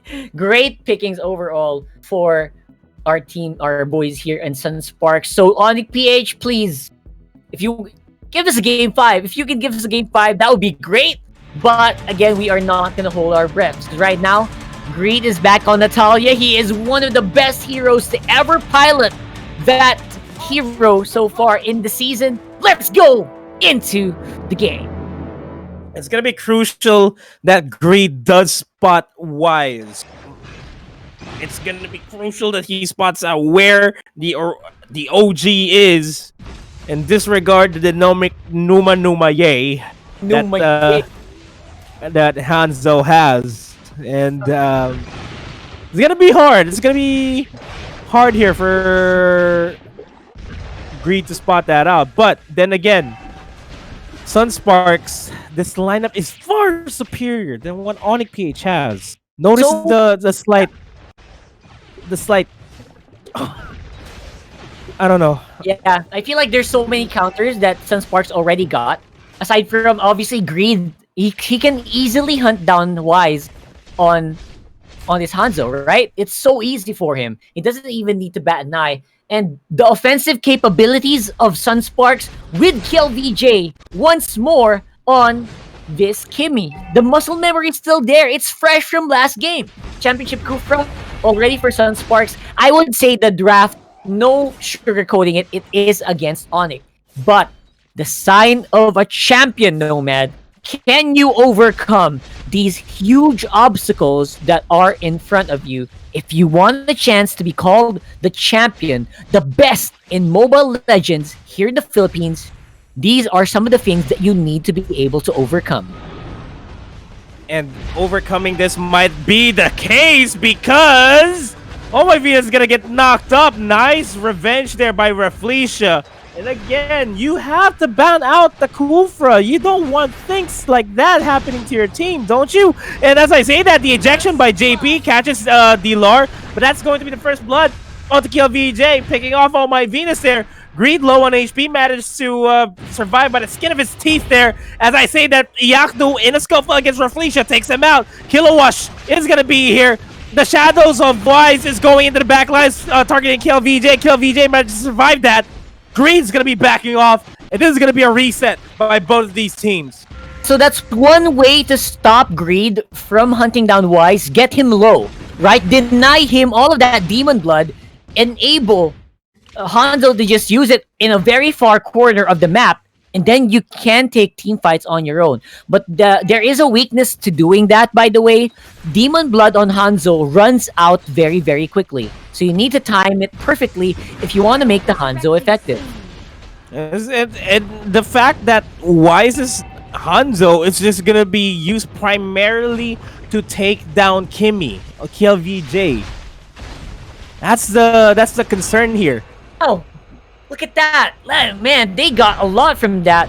JP is on the back line doing the pretty good damage, and oh my Venus, it can't say I'm just a support. I got damage, says oh my Venus. Takes him out with that Valir. And now Wise might just go down as well as Greed secures the kill onto that lone Hanzo. There you go. It's starting, boy. It's starting. That is where it all falls down. So now it's going to be up to ONIC. How do they recover every time Wise goes down? Apparently, it's Oh My Venus with a follow-up damage with Yaknu's great help from the Way of the Dragon. Now they can probably go for Turtle. Yeah, and patience is going to be the name of the game here for ONIC PH specifically. They don't want to overcommit any team fights onto Sunsparks because they have beautiful counter engagements here. I think counter engage is all they need to do, and they're actually in a pretty good position as long as they don't get wiped out right away by the Demon Numa, right? That is the only thing that is stopping them from doing that. So now, what is going to be the move here from ONIC? Do we want to prolong this further? Can we hunt down KLVJ before he does things like this? Look at the damage output! Takes out Jace so quickly with Wise doing some counterplay here on the Hanzo. Man, Wise is not gonna be none the wiser if he overstays his welcome there. He is going to be on the top side. Will try to steal this. That is what Iaknu's going to try to do. Turtle is going to be stolen. At what cost, though? At the cost of another kill onto Greed. Iaknu's going to be backing off. Up. Gonna be Iaknu backing off. Oh my dear lord! That is a great flicker in, but Rafflesia gonna be locking down Venus, but looks like she's gonna be left alone. Where are my teammates? Apparently, Rafflesia doesn't need that much power. And now, KLVJ, no ultimate, gonna be able to at least do some scaring off here. There goes the rocket! He was waiting for it! It went on cooldown. Dilar went a little bit too far in, and now it's... What a messy exchange from our players here. And Dilar's not even tanky. He prioritizes the immortality first so that he can contribute more to the team fight. He's not going to be sustaining a lot of... he's not going to be taking a lot of hits in this early stage of the game. Yep, absolutely. That's what he's going to be doing there, right now. So, what's going to be the call here? My friend, what's going to be the call? Can Greed catch him again and again and again? It's no, make him scared to go out, right? Make him scared to go out. I think that's going to be the call. And the backstab was just good. Procs the passive. Manages to take out Dilar in a matter of seconds. And I think Kilowash might just be overstaying his welcome because Wise is going to be summoning the Numas once again. Numa, yay! Wise is doing it. He's getting something back for his team. However, of course, Tower will fall in the mid. Dodger. You can just hear them call. You can just hear Venus stand from where he's sitting with that one. But of course, Iaknu's been on the top lane, by the way, really doing a lot of work here for... let's have a replay on that, because right now, that is a beautifully played call, I would say, on Dilar. He was put on so much pressure. Kaluash doing a great job. He takes the tower on the back foot of that. But what do ONIC do? They get him compressed, and they let the demon do its job. The Numa Yays here. Making it work, and this is how Wise will slowly go online. He is ahead by 200 gold, not significant on this Kimmy, but he's still ahead nonetheless. There goes the glorious pathway in order for them to secure the kill on the KLVJ to gang up on Rafflesia. Rafflesia does not have revenge available. He's gonna go down. This turtle is open. Natalia is gonna be in the back lines trying to look for Hanzo, but Dilar spots him out. That exclamation point is gonna be more than enough.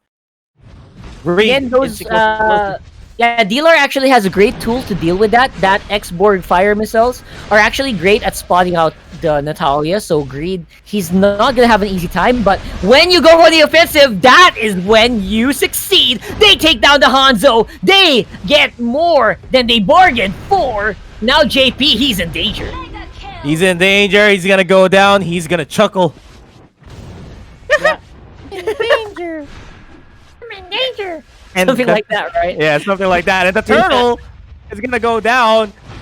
Might be stolen. KLVJ does not have the maximum charge available. Turtle's gonna be secured by ONIC PH. Here comes the team fight. Rafflesia diving in. He's gonna be forced back, but Kilowash is gonna be diving in with those sights, taking down Jay. The missiles almost take down the Iaknu. He's gonna be alive though. So everyone else in ONIC PH, they're still fighting. They're keeping a distance, but KLVJ is still pretty much far from being stopped. Look at this. The lead is now going, getting bigger and bigger here for this Wise versus KLVJ lineup. But consider this. ONIC PH is relatively even in terms of money compared to how Sunsparks is right now. Yep, Sunsparks is, of course, pretty much in a very tight spot here, considering they're supposed to be the ones who are super strong in the early game, right? Because they have the Kimmy. They have a lot of early game power tools, even JP on that, you know, on the Jawhead. So I'm a bit curious why they're being pushed back here this much. I mean, it's just because ONIC PH is just systematical in terms of going in for the counter engages. But as I say that, this counter engage is not going to be worth it for Jay. Glorious Pathway is going to be popped. in order for Oh My Venus to escape. Greed? Here comes the Numa once again. Greed might be overstaying his welcome. Greed might just fall down, but he does take down Jay before he falls down by the hands of Wise. D-Lar low on HP once again. It is a 1-for-2 trade. ONIC PH still coming out on top of that, despite looking a bit sketchy in that counter engage. I feel like the problem is that Greed is looking for other targets. I think he's not focusing on the right targets so far. He needs to get in a position where you need to just work on Wise, right? I feel like that's been the position of a lot of people who have been using Natalia, especially if you're fighting against a Kimi. What's your job when you're in Natalia, right? When you have a Kimi on the enemy, you just look for the Kimi. I think that's what all he should do. He is finding fights in different parts of the map. That is not what Natalia is for. Yeah, and Greed, really, if you're going to be playing the Natalia, you just need to make sure, if you're going to be playing the aggressive Natalia, you need to make sure that you scale pretty well. Right now, with your job being looking for Wise, I don't think you'd be able to assassinate anybody with one strike, this even if you're proccing your passive every time. And as I say that, though, Wise goes down by the hands of Greed. Greed's gonna get taken out by Iaknu. Kiluash is on a different journey, though. He is on the warpath to really take down this tower, to at least get some gold back for his team, but not going to be happening as the rest of Sunsparks are now looking at the Lord. It is half HP. They know what's happening. Will they go for the team fight? They are going to go for the team fight, and that is exactly what's happening here. ONIC PH popping the glorious pathway. They're backing off Sunsparks. Iaknu's going to be in the back lines. As I say, that top lane tier 2 turret's going to go down. Sunsparks may just do a little bit of smoke and mirror play here. That might be the call. I think so. I feel like if you're Sunsparks, you know you're at a disadvantage in terms of economy by a little bit, right? So what do? You kind of try to confuse ONIC PH. You have the power of Greed on that stealth. You have a lot of information on your hands. Because right now, wait, look at what Greed is doing. He is just scouting where each and every ONIC player is. They have a lot of info, and they can probably get started on the Lord right away, and they are doing that just now. And the Lord there's still a chance for the Lord to be stolen. The damage is not solid enough here for Sunspark. Good ejection there onto D-Lar, and a good call to reset it. It is a Luminous Lord. It's very crucial that ONIC PH secures this as well as Sunsparks. Right now, look at this. Greed is looking for Hanzo, but he is so far away. He finds him under the tower. He is missing from the team fight, but the rest of ONIC PH are they still have enough damage. They can still go for fight. They can go for fights, or they can go for the Lord. They need to make sure that they have their objectives in mind. They are the gods of macro. Prove it to every single person that's watching you play right now. They need to equalize the map. That's what they need to do here before they start taking the Lord. Absolutely. Absolutely. They need to just start looking at the map before they go for anything big. It's a big decision, right? It's a Luminous Lord. It's a really big decision if you want to go for it. Will they go for something big here? I'm not sure, because they don't have their Hanzo. They might just be going in and try to get some of these buffs while they're available. Bottom lane, Iyaku's going to be assisting the bottom lane push there by the minions. Going to be backing off, though. Going to be resetting. Probably going to be split pushing the top side this time around. Try to force the take on the tier 2 turret. All right. Where's it going to be? Where is the play here? Come on, I think the Lord's been waiting. The Lord is super excited. He wants to go for a team fight already. You can tell. I mean, both of these teams are just waiting for the other one to make a mistake. At this point, who makes the bigger mistake? I think that is the question here in this matchup. The propensity to make that mistake, I'm gonna say this now, it may be ONIC PH. Ooh, that's a big word there. Why do you think so? Because ONIC PH's propensity to tilt, if they're pressured enough, is large. It's big. They're being pressured right now to win a game 4 to force a game 5. They're in the back foot in this matchup. Even at the start of the game, despite them being able to balance out everything, Sunsparks still had a commanding early game here that forced ONIC PH in this situation where all of the lanes are being pushed towards their side. speaking of being pushed in, that's a big problem where Oh My Venus forces the flicker out of there right in the middle of an immortality. And now Sunsparks are looking for Iaknu. Where are you gonna go here? You get slowed down by KLVJ there, trying to make a play. It's a way of the dragon. It will not bleed to anything except for ONIC just being scared to go out of the map right now. The 5v3, the smarter call here would be to just push out the lane, but instead, Sunsparks, they're going to secure the Lord. As I say that, they're going to be disengaging from the Lord, going to opt to go for D-Lar. Glorious Pathway is not available here by Jay to help him run away. And the Lord's going to be resumed on by Sunsparks. This Lord is going to be marching over the top side. It's going to equalize the pushes. The Lord's going to be finally secured. Gets the ejection onto Jay. Jay's going to be forced to use the Glorious Pathway to run away. Last Insanity being proc, going to be forced backwards here. That is going to be a huge reset here by ONIC PH. They need to reset. Okay, apparently they'll be able to do so a little bit. Ooh, almost. There. I don't know why he keeps doing that to tanks. I really like it. At the same time, you know, that's a bit scary, bub. Anyway, because of all of that, even though the lead is only 1k, Sunsparks will have the Lord in their hands. And we will go into a pause here. I think everyone got a little... That was very rattling. If you're ONIC PH, that would have been super rattling. So we'll have to find out why in a few moments. But for now, the game is still in the hands of pretty much anyone. This game is still up in the air, no man. I don't know if you agree with me. I mean, it's still up in the air, yeah. But at the back of their minds, the mentality, the mental fortitude of these guys has to be on point. Yeah, absolutely. So, where is the mentality? Remember, no more of that momentum push from ONIC PH. Can they keep this up? That is a question in each and every one of our minds. Can they just not make a mistake? That's all I'm asking for right now. Yeah. Just don't make a mistake. And Iaknu, did he? Apparently not. He'll be able to get out of there really quickly. Greed is on the sides, as well as Kiluash, trying to see if they can catch someone, but it looks like ONIC PH is still going to play the safe game. They are going to try to play it safe, but that is a Luminous Lord marching in towards the top side. So the attention is going to be split here by ONIC PH and Sunsparks. They're trying to do what they can to get... Oh, that is a good revenge. That is a good revenge. No rage is available here for Reflecia, but the HPs are dropping low here for Sunsparks. That is going to be Jay going down.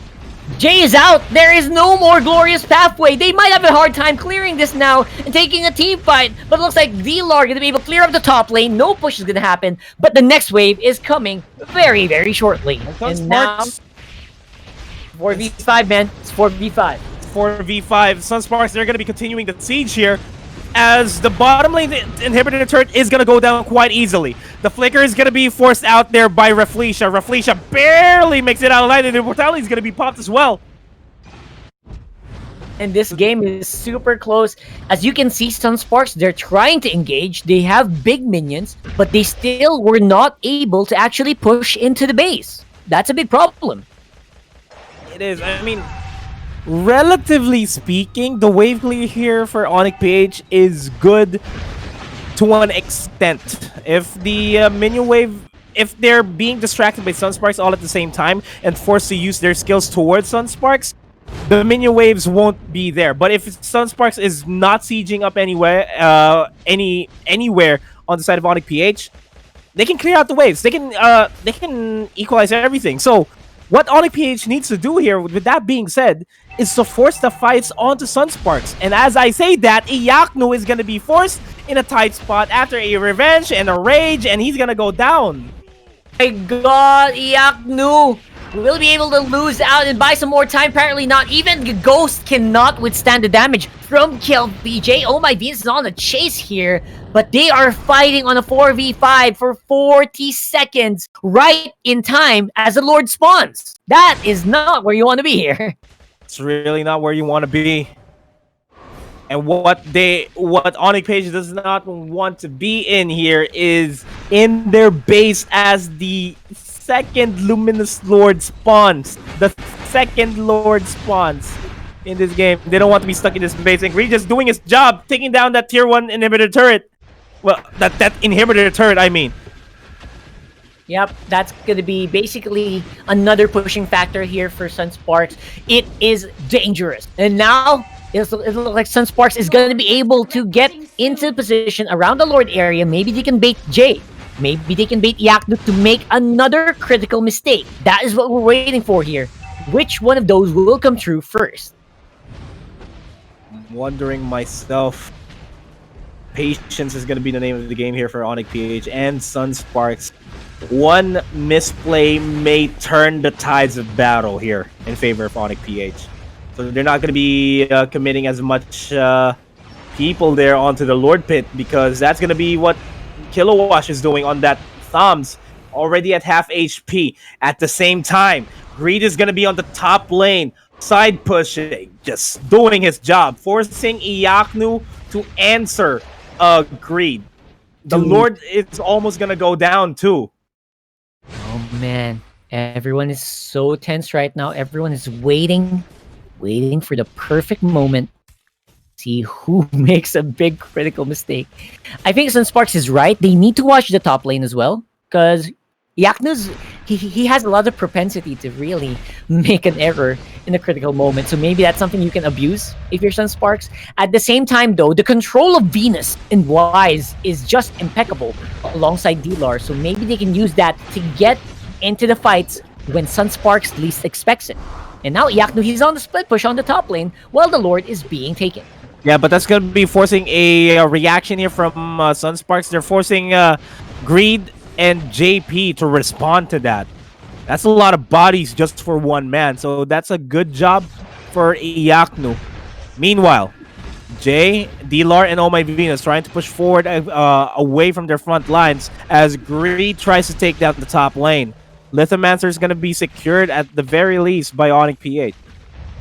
The very least. And so far, so good here for... Oh my god, ONIC PH, they're still controlling this area. They still have their base, but how long is that going to last? The rest of ONIC are now just waiting. And just waiting for Sunsparks to make a Lord attempt. Oh no! Oh no, Iyaknu, what are you doing? Get out of there, Venus for the rescue! He will at least be able to push back Sunsparks for a little bit. Forces a flicker out of JP. That is also pretty big. But that's forced ONIC PH back. Allows Sunsparks to start up this Lord. Jay and Dilar are going to try to steal the Lord away from Sunsparks. That is going to be a glorious pathway. No range is available by Reflection, but he's not going to be committing it just yet. That should have been the optimal opportunity there to force it. Iyaknu is going to respawn. The Lord is going to be reset, not dishing out a lot of damage. But ONIC PH needs to watch their top lane. Top lane is going to get pushed out. My gosh. Greed though. ONIC PH, they finally got rid of Greed. At least Hanzo can finally be unleashed. Will it happen though? They are gonna want to force this Lord right now. This is it. This is the way they get back. But look at the base. Look at the base. Wise and Iyaknu, they're on the run. Wise is already using the Demon Numa to clear it. That is how desperate they are. And the desperation here is going to lead ONIC PH in a bad spot, because Kilowash is going to be right behind Dilar and Jay. Kilowash is going to be diving in with the sights. And that's going to be the Winter Truncheon being forced by Oh My Venus, and Oh My Venus is going to go down. One member going down. HP's low here. Iyaknu is running away. Kilowash is just way too much to handle for him. Lord's going to be reset once again. They control this now? That is the question in my mind as we speak. Can they actually stop Sunsparks now with Oh My Venus out of commission? 35 seconds. It is a lot of time to play around. And Wise isn't even ready to fight yet. He is in the base. He's defending. Oh. They catch Kilowash. Immortality will be popped. And he goes down. Oh my god. Look at the Lord area. They are still fighting at each other. And Greed. Yep. Yeah, because they recognize that this is a crucial objective to turn the tides. Whoever takes this Lord will take that game. That's how I'm seeing this. Absolutely. Even if ONIC PH takes it, even though there are a lot of towers still up on Sunsparks, we are at 23 minutes. It is very possible to go ahead, just take the Lord, and rush straight in if you wipe out Sunsparks. That's very much in my mind right now. Is it on ONIC PH's? Can they actually contest? They can. They have the ability to. But the problem here is that Sunsparks is just able to distract ONIC PH every time they try to go in. No, man. I don't know how long they can keep doing that. Because I feel like right now, Sunsparks, they've been denied so many times. They're like, I demand to see the manager. You guys, I've been trying to get my meal. To see the manager. Right? Yeah. I've been trying to get this meal for the past how many minutes? I'm being denied service. I need service. I need this Lord. That is why they're so bent on camping that area. I mean, it's a stalemate. Right now, we're at this point in the game where we are on stalemate, and the only way to break the stalemate is if two members fall down on either side of these teams. One member's not a big factor. Come on. Can we actually see something? I think even if someone gets picked off, they can still defend, right? Yeah. So, I don't see this ending anytime soon. Let's go for 2 hours on this. Just kidding. That's not gonna happen, right? Right? Or did I curse it? I don't know. I hope I didn't curse it. Be careful what you wish for, because you just might get it. 2 hours? Come on, that's impossible, right? Right? I should not do stuff like that. I know, I'm kidding.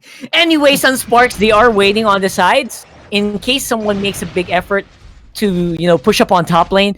And this base is wide open. They can feel it. It's like a sore. It's like an open wound, right? And there are like flies waiting to jump in the moment you take your hands off. Yeah. Oh my god. And ONIC PH, they're just trying to apply pressure in this open wound that they have. And as I say that, Wise Immortality. Oh boy. Oh, Wise is going to be forced back.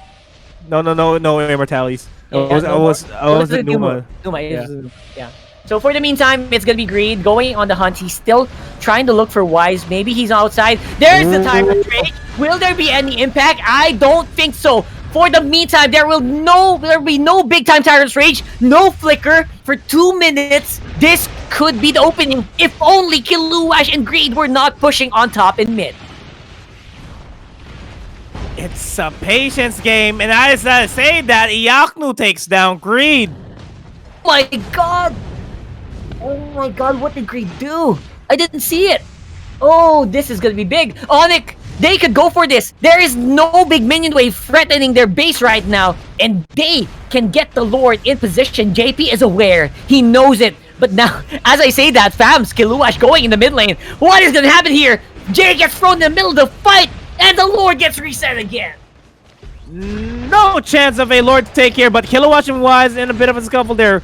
Mid lane turret is gonna get pushed. ONIC PH, they need to back off right now. All the minions are actually pushing in. This is crucial. Jay might actually fall down by the hands of Kiluash. But as I say that, there goes the Immortality being popped onto Jay and Iaknu. I mean, oh my goodness, and Iaknu. This is crucial. This is very crucial. Iaknu's gonna go down as well as oh my Venus Sunsparks. They are closer and closer to this victory. But Wise manages to defend it. Takes out Kiluash. Lord's gonna be taken here as well. With the last breath of the Demon Numa, he's able to get a kill. But will it be enough to stop Sunsparks here? Lord is now very, very low, but so is KelVJ. Here is Jay with the glorious pathway now. Going for the chase. No damage out of it though. He will get pushed into the wall. Slowed down for days. And here is Wise with the Demon Numa. Goes for KelVJ. He's super low. And he's able to survive. Greed's pushing the bottom lane. Takes down Wise. The minion wave is actually pushing in. Oh, the minion wave again. Away. Sunsparks may just be the first ever 2-time back-to-back champion. No! Oh my god! Sunsparks wins it. They become the first ever 2-time back-to-back MPL champion. Congratulations, Sunsparks! And just like that, tipping the momentum to their favor, your champions, Sunsparks, first ever in MPL. Congratulations. Okay, what a momentous occasion. What a moment here for MPL Philippines. Our first 2-time champion straight for 2 seasons. It's guys in black and blue It's Sunspark. So that did not go as I thought it would. You know, I thought Greed was just hunting the Demon Numa, but apparently so. He could also do a lot of damage to the base. Beautifully done there by Greed. And that is saying something, considering Greed came from ONIC PH. Wow. What a way to win. What a way to end this. Almost the same way that they beat ONIC PH and force a game 4 in season 4. That has been the same case. I'm gonna have to call Greed as the MVP there. That was the best split push there on the Natalia. He has to be the MVP. There's no shadow of a doubt. He was patient all the way. And that just secured the first ever back-to-back champion here in the MPL. I'm at a loss for words now, man. Just it. And Sunsparks proving once again they are the best in Mobile Legends here in the Philippines. And wow, so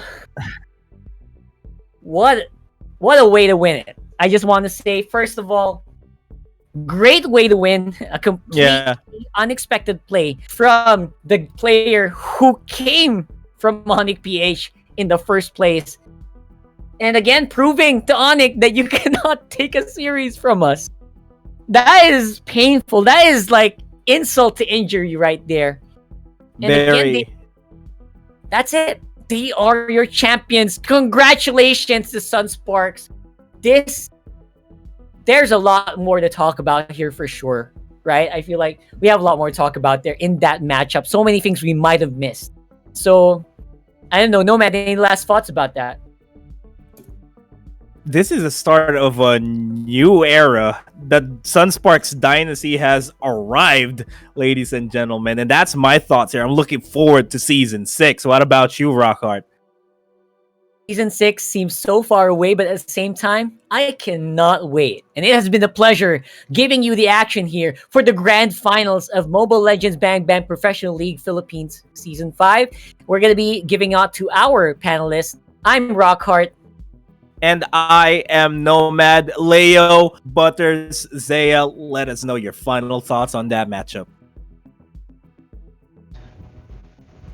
Congratulations to Sunsparks for winning the first ever two-time back-to-back championship in MPL PH history. Thank you so much for calling that actually very long game. It's not record-breaking. 54 minutes, still our longest standing professional game so far, but it was quite the show. Once more, welcome back to the panelist desk. We're still gathering our thoughts, still a little euphoric over this very first occurrence in MPL history. But one thing to note, though, is how well KLVJ transitioned into that Kimmy that led up into this 3-1 victory for our defending and now two-time champions. Do you agree, Butters and Saya? Yeah, I'm out of words. I'm kind of tired, but yeah, I mean, Sunsparks just pulling out all the stops to win this championship. They did everything that they can. Major props to ONIC. It looked like it could have gone either way. Yeah. But here comes the clutch factor of Greed. Just being the clutch player for Sunsparks. I don't know. The dynamics of Sunsparks have changed. It was a dynamic that could win the championship for Season 5. Yeah. And they just made it work back to back. Congratulations. Yeah, no. I agree. That's the thing, man. Baloy, it's your boy Baloy. Greed is just an amazing mind. And the fact that Sunspark is always changing, that's essentially what led to this 3-1 victory. And Say, I want to hear your words first. I want to hear what you're thinking. What's going on in your head about this 4-game series in a best of 5? Because there's so many things to tackle. I want to let you have the floor. We were having the impressions that during Season 4, it was supposed to be an ONIC game, but then it was Sunsparks. But this time, on Season 5, Sunsparks really made a statement that nope, we deserve this championship, we deserve this title, and we showed you that the very way that we can. It was very demonstrated all throughout. You know what, Leo? I would like to say real champions defend their championship. They went into the grand finals, they defended their championship, and it wasn't enough for them. They won back their championship, and they're gonna take that trophy back. So I don't know. It takes one championship for people to remember you. It takes two to immortalize yourself. Yes. They just immortalized themselves right here. Happened to the third? You put the bar so high for your second title. What happens for the third, Butters? I don't want to know I don't just know. yet. No, no, no. Because I think I know. I think I know. I think the third one will leave you a legacy. You're the one for the books forever. You're a freaking living legacy. All right. Well, that's neither here nor there just yet. We're still in the middle of celebrating Sunsparks here, and I just gotta say, how poetic is that? The one to put in the nail in the coffin, the one to put in those last few right clicks or basic attacks onto the base would be the one you traded away. It was greed. It was greed previously from Sunsparks in Season 4 to finally get those last hits in, call it a day, and bring home the bacon, so to speak, for Sunsparks. Man, what could be going on in ONIC's mind right now? It's another title just snatched away. This. But again, that makes the heart for the heart of a champion, right? I hope to still see them in the next season. That's really all we could ask for. Of course, they're gonna be back. I'm pretty sure of it. ONIC PH, they really showed something else this season, even beating one of the Titans.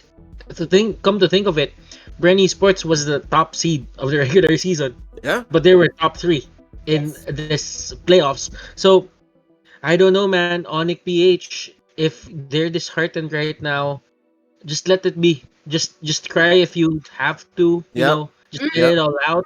But after everything, if you just talk about it. Just speak out your frustrations, and man, just come back stronger. Because you have to fail first before you can succeed. And right now they failed twice. So the hunger is gonna come out for Season 6. Who knows? They might actually sweep Season 6 if they wanted to, or they really had the determination to do so. Actually, now you mentioned, Season 4 for them was very good for a rookie season. But Season 5, they kind of owned everything. But this right here, your champions here, from the left to the right, that's Greed, that's KLVJ, that's JP, the new father. Man, I'm so happy for JP and his wife. This is such a momentous occasion, one of their greatest weekends in all of their life, maybe the greatest, second only to their wedding. I don't know, but yeah. Up next, it's Raflesia, and of course, that's Greed right there. That's Renzio. My bad. That's Renzio next to Raflesia. That's Greed over to the lower left corner, and Kilowash. Man, each and every one of them carried their own fair share. As they're celebrating now, talking to our friends over in the Filipino broadcast, I just got to bring up another point here that led to their victory. Man, I didn't think, or I didn't know. I should have never counted him out. JP was such a role player in this best of 5 series. He went through hell and high water just to give his team the championship. I mean, if you're JP and the enemy team won't let you play Mobile Legends, it's gonna be hard. And he adjusted to that certain pressure, and that's what made him the championship daddy that he is. Yep. # championship daddy.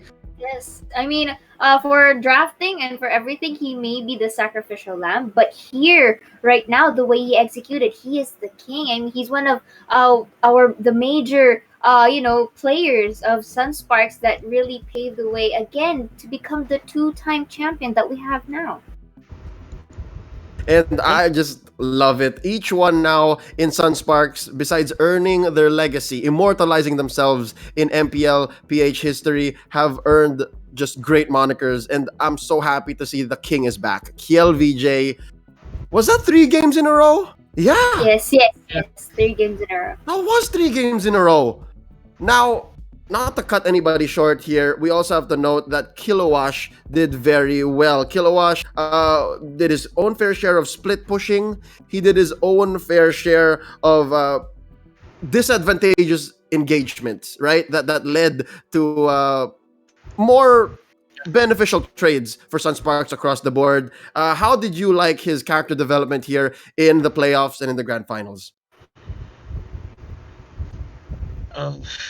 Wanna answer that, Saya? Character development here in our final. 100% anime. If you're gonna go anime, you go for Saya.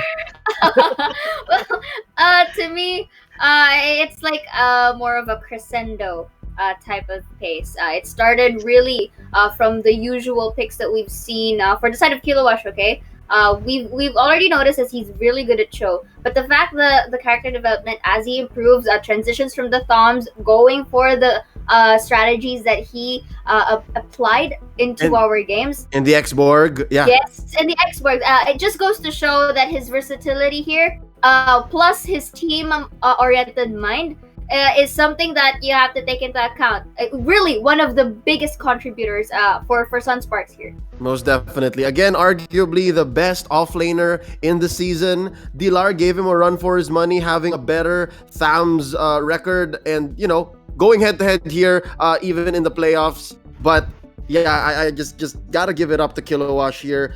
Great evolution from his days in Archangel, Season 3, now in Season 5 being picked up by Sunsparks. He literally just felt like plug and play, right? Like, just, you know what? You're a good player. Here, work with us, and we'll see what happens. And another championship happened. So this is his second championship, literally. So this is amazing. And, of course, not to miss out on Mr. Championship Kufra himself, Chan Fahura, Rafleisha. Oh my god. I believe it was really a mistake to let him keep the Kufra all the way. Yeah, dude, the Rafleisha Kufra is just, I don't know. I'm out of words. I'm tired. But let's keep going. He knows the ins and outs of the hero. It's obvious. Like, the amount of timing or the amount of, it's kind of like physics. He measures the distance and how fast the Kufra is gonna get there every single time. And you can see that with every truncheon, every immortality pop that happens in the game. He knows. He knows. He feels it. He has that on lock, man. He has that on lock. And it shows how good he is as a Kufra player. I play a lot of Kufra. You guys know that. And it's really hard to, keep track of everything in the game. And But that's as the a beauty of captain, it. Yes. Yes, go ahead, Saya. It's the beauty of it because Rafleisha here plays Kufra as if he really is Kufra into the battlefield. He takes into account as if he is really in there, into the game. I mean, he looks like Kufra. That's one thing. That should be some advantage. There's got to be some advantage, right? But nonetheless, again, he did it in Season 5. He did it in Season 4. SMX Halls 3 is still shaking. You still hear echoes of the Arrival play. And of course, Season 5, he does it again. Oh my god. Not to forget to mention here, Renzio, who performed well in Season 4, but, took a backseat here in Season 5, nonetheless providing great support for his team as he takes up the 6-man role. I'm pretty sure he put in quite a bit of work as well. But yeah, am I forgetting anyone? Coach Arcadia for Sunsparks, also reeling the boys in, making this package complete. Again, the reason why we're talking about each and every member of Sunsparks is because soon enough we will be naming the finals MVP, and I think better than any other MVP named throughout the season, that one is the most significant. And I mean, we had a lot of storylines coming into Season 5 just to stop or just to have a full circle. And just to come back. Just to come back. Just to come back to Season 4, man. Just to come back to Season 4.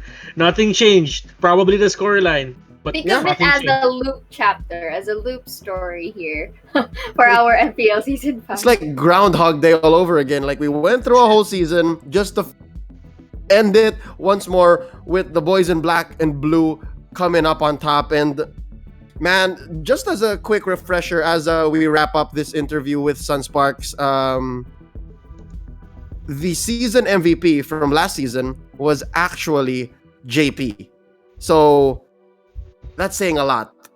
I think Sunsparks here going into the next season, they really need to take care of this lineup. They really need to find out once more how to evolve. But that's neither here nor there. Let's not think about what's going to happen in the future. Let's be here in the now and once more just revel in the greatness that is this team. They went through a few changes. They're not exactly the most consistent team, at least when it comes to their lineup from season 4. Like, a few other teams have had better. Like, I think ONIC PH is a little more like the same from season 5, from season 4. So, despite changes, man, Sunsparks just evolved. They just changed for the better, and they came from what, a reverse sweep in season 4 in the finals. Now it's what, just dominating. They gave one game, but that's it.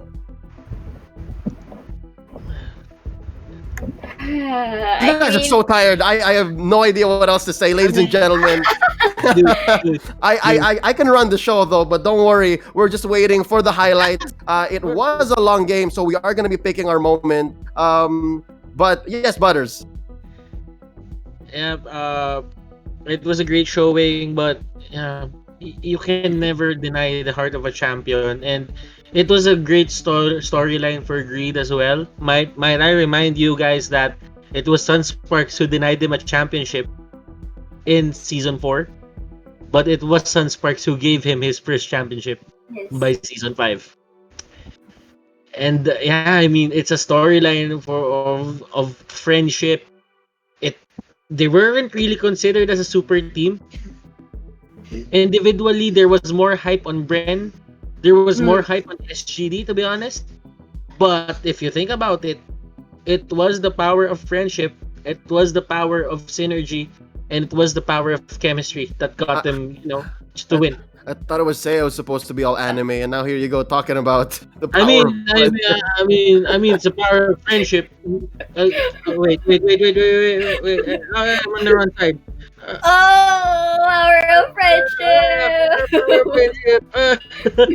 Well, yeah, I mean, I will agree with Butters on that, because the one unique trait of Sunsparks here is the ability to be team-oriented, the ability to be synchronized with every play that they do. And like what we've said, like what you said, yes, Bren is the one highlighted. They are strong individually, but as a team, we witnessed that there were some lacklusters, which Sunsparks possessed.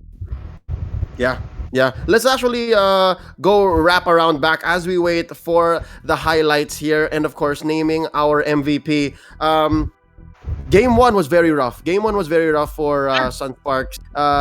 We noted that just maybe, their hero pool may have been exposed. But yeah, all they needed was a little shake, like a little shake and bake, because you just needed to put KLVJ back in a position where he would be comfortable, and then let JP carry a little bit more of the load as he switches up between roles and heroes. But yeah, I guess that's all moot and academic. It's just a question mark, really. It's like, what happened there? But the truth is, they got away with it. Like, it's fine. The trophy still stays home. Yeah. You can never take out.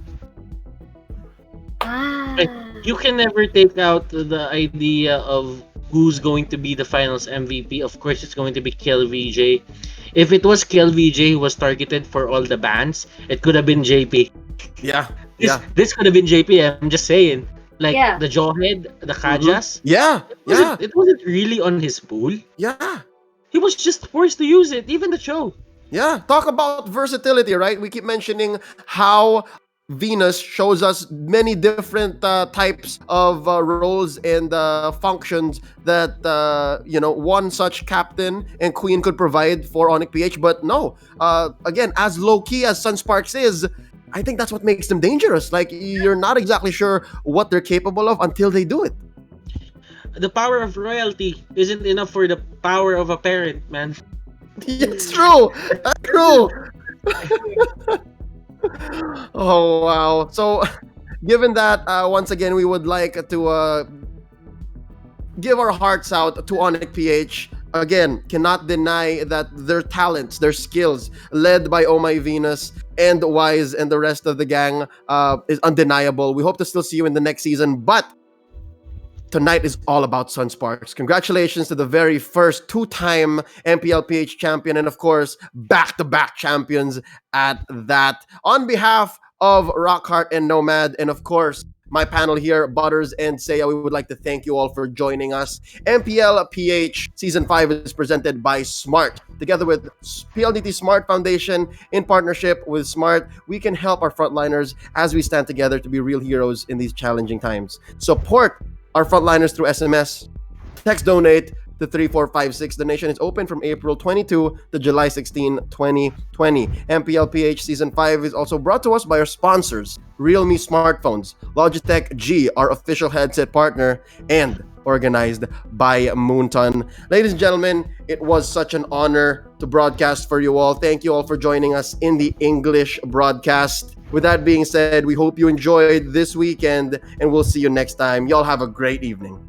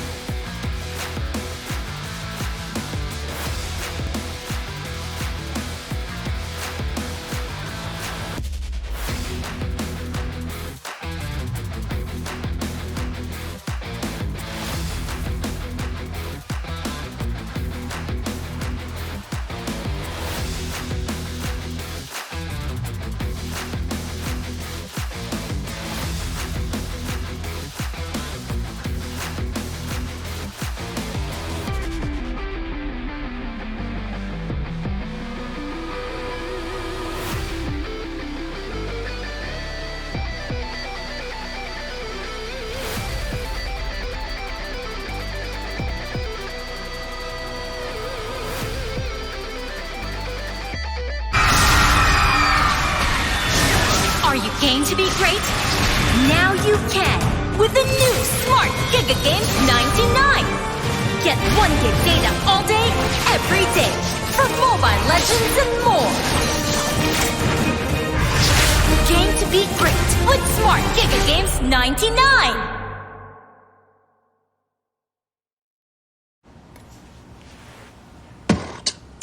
When uncertainty is our reality, we rise above with the things that matter. Gigify happiness. Gigify love. Gigify friendship. Gigify dreams. Gigify hope. With smart Giga music, video, games, work, and stories, we let our passions run free in the new world.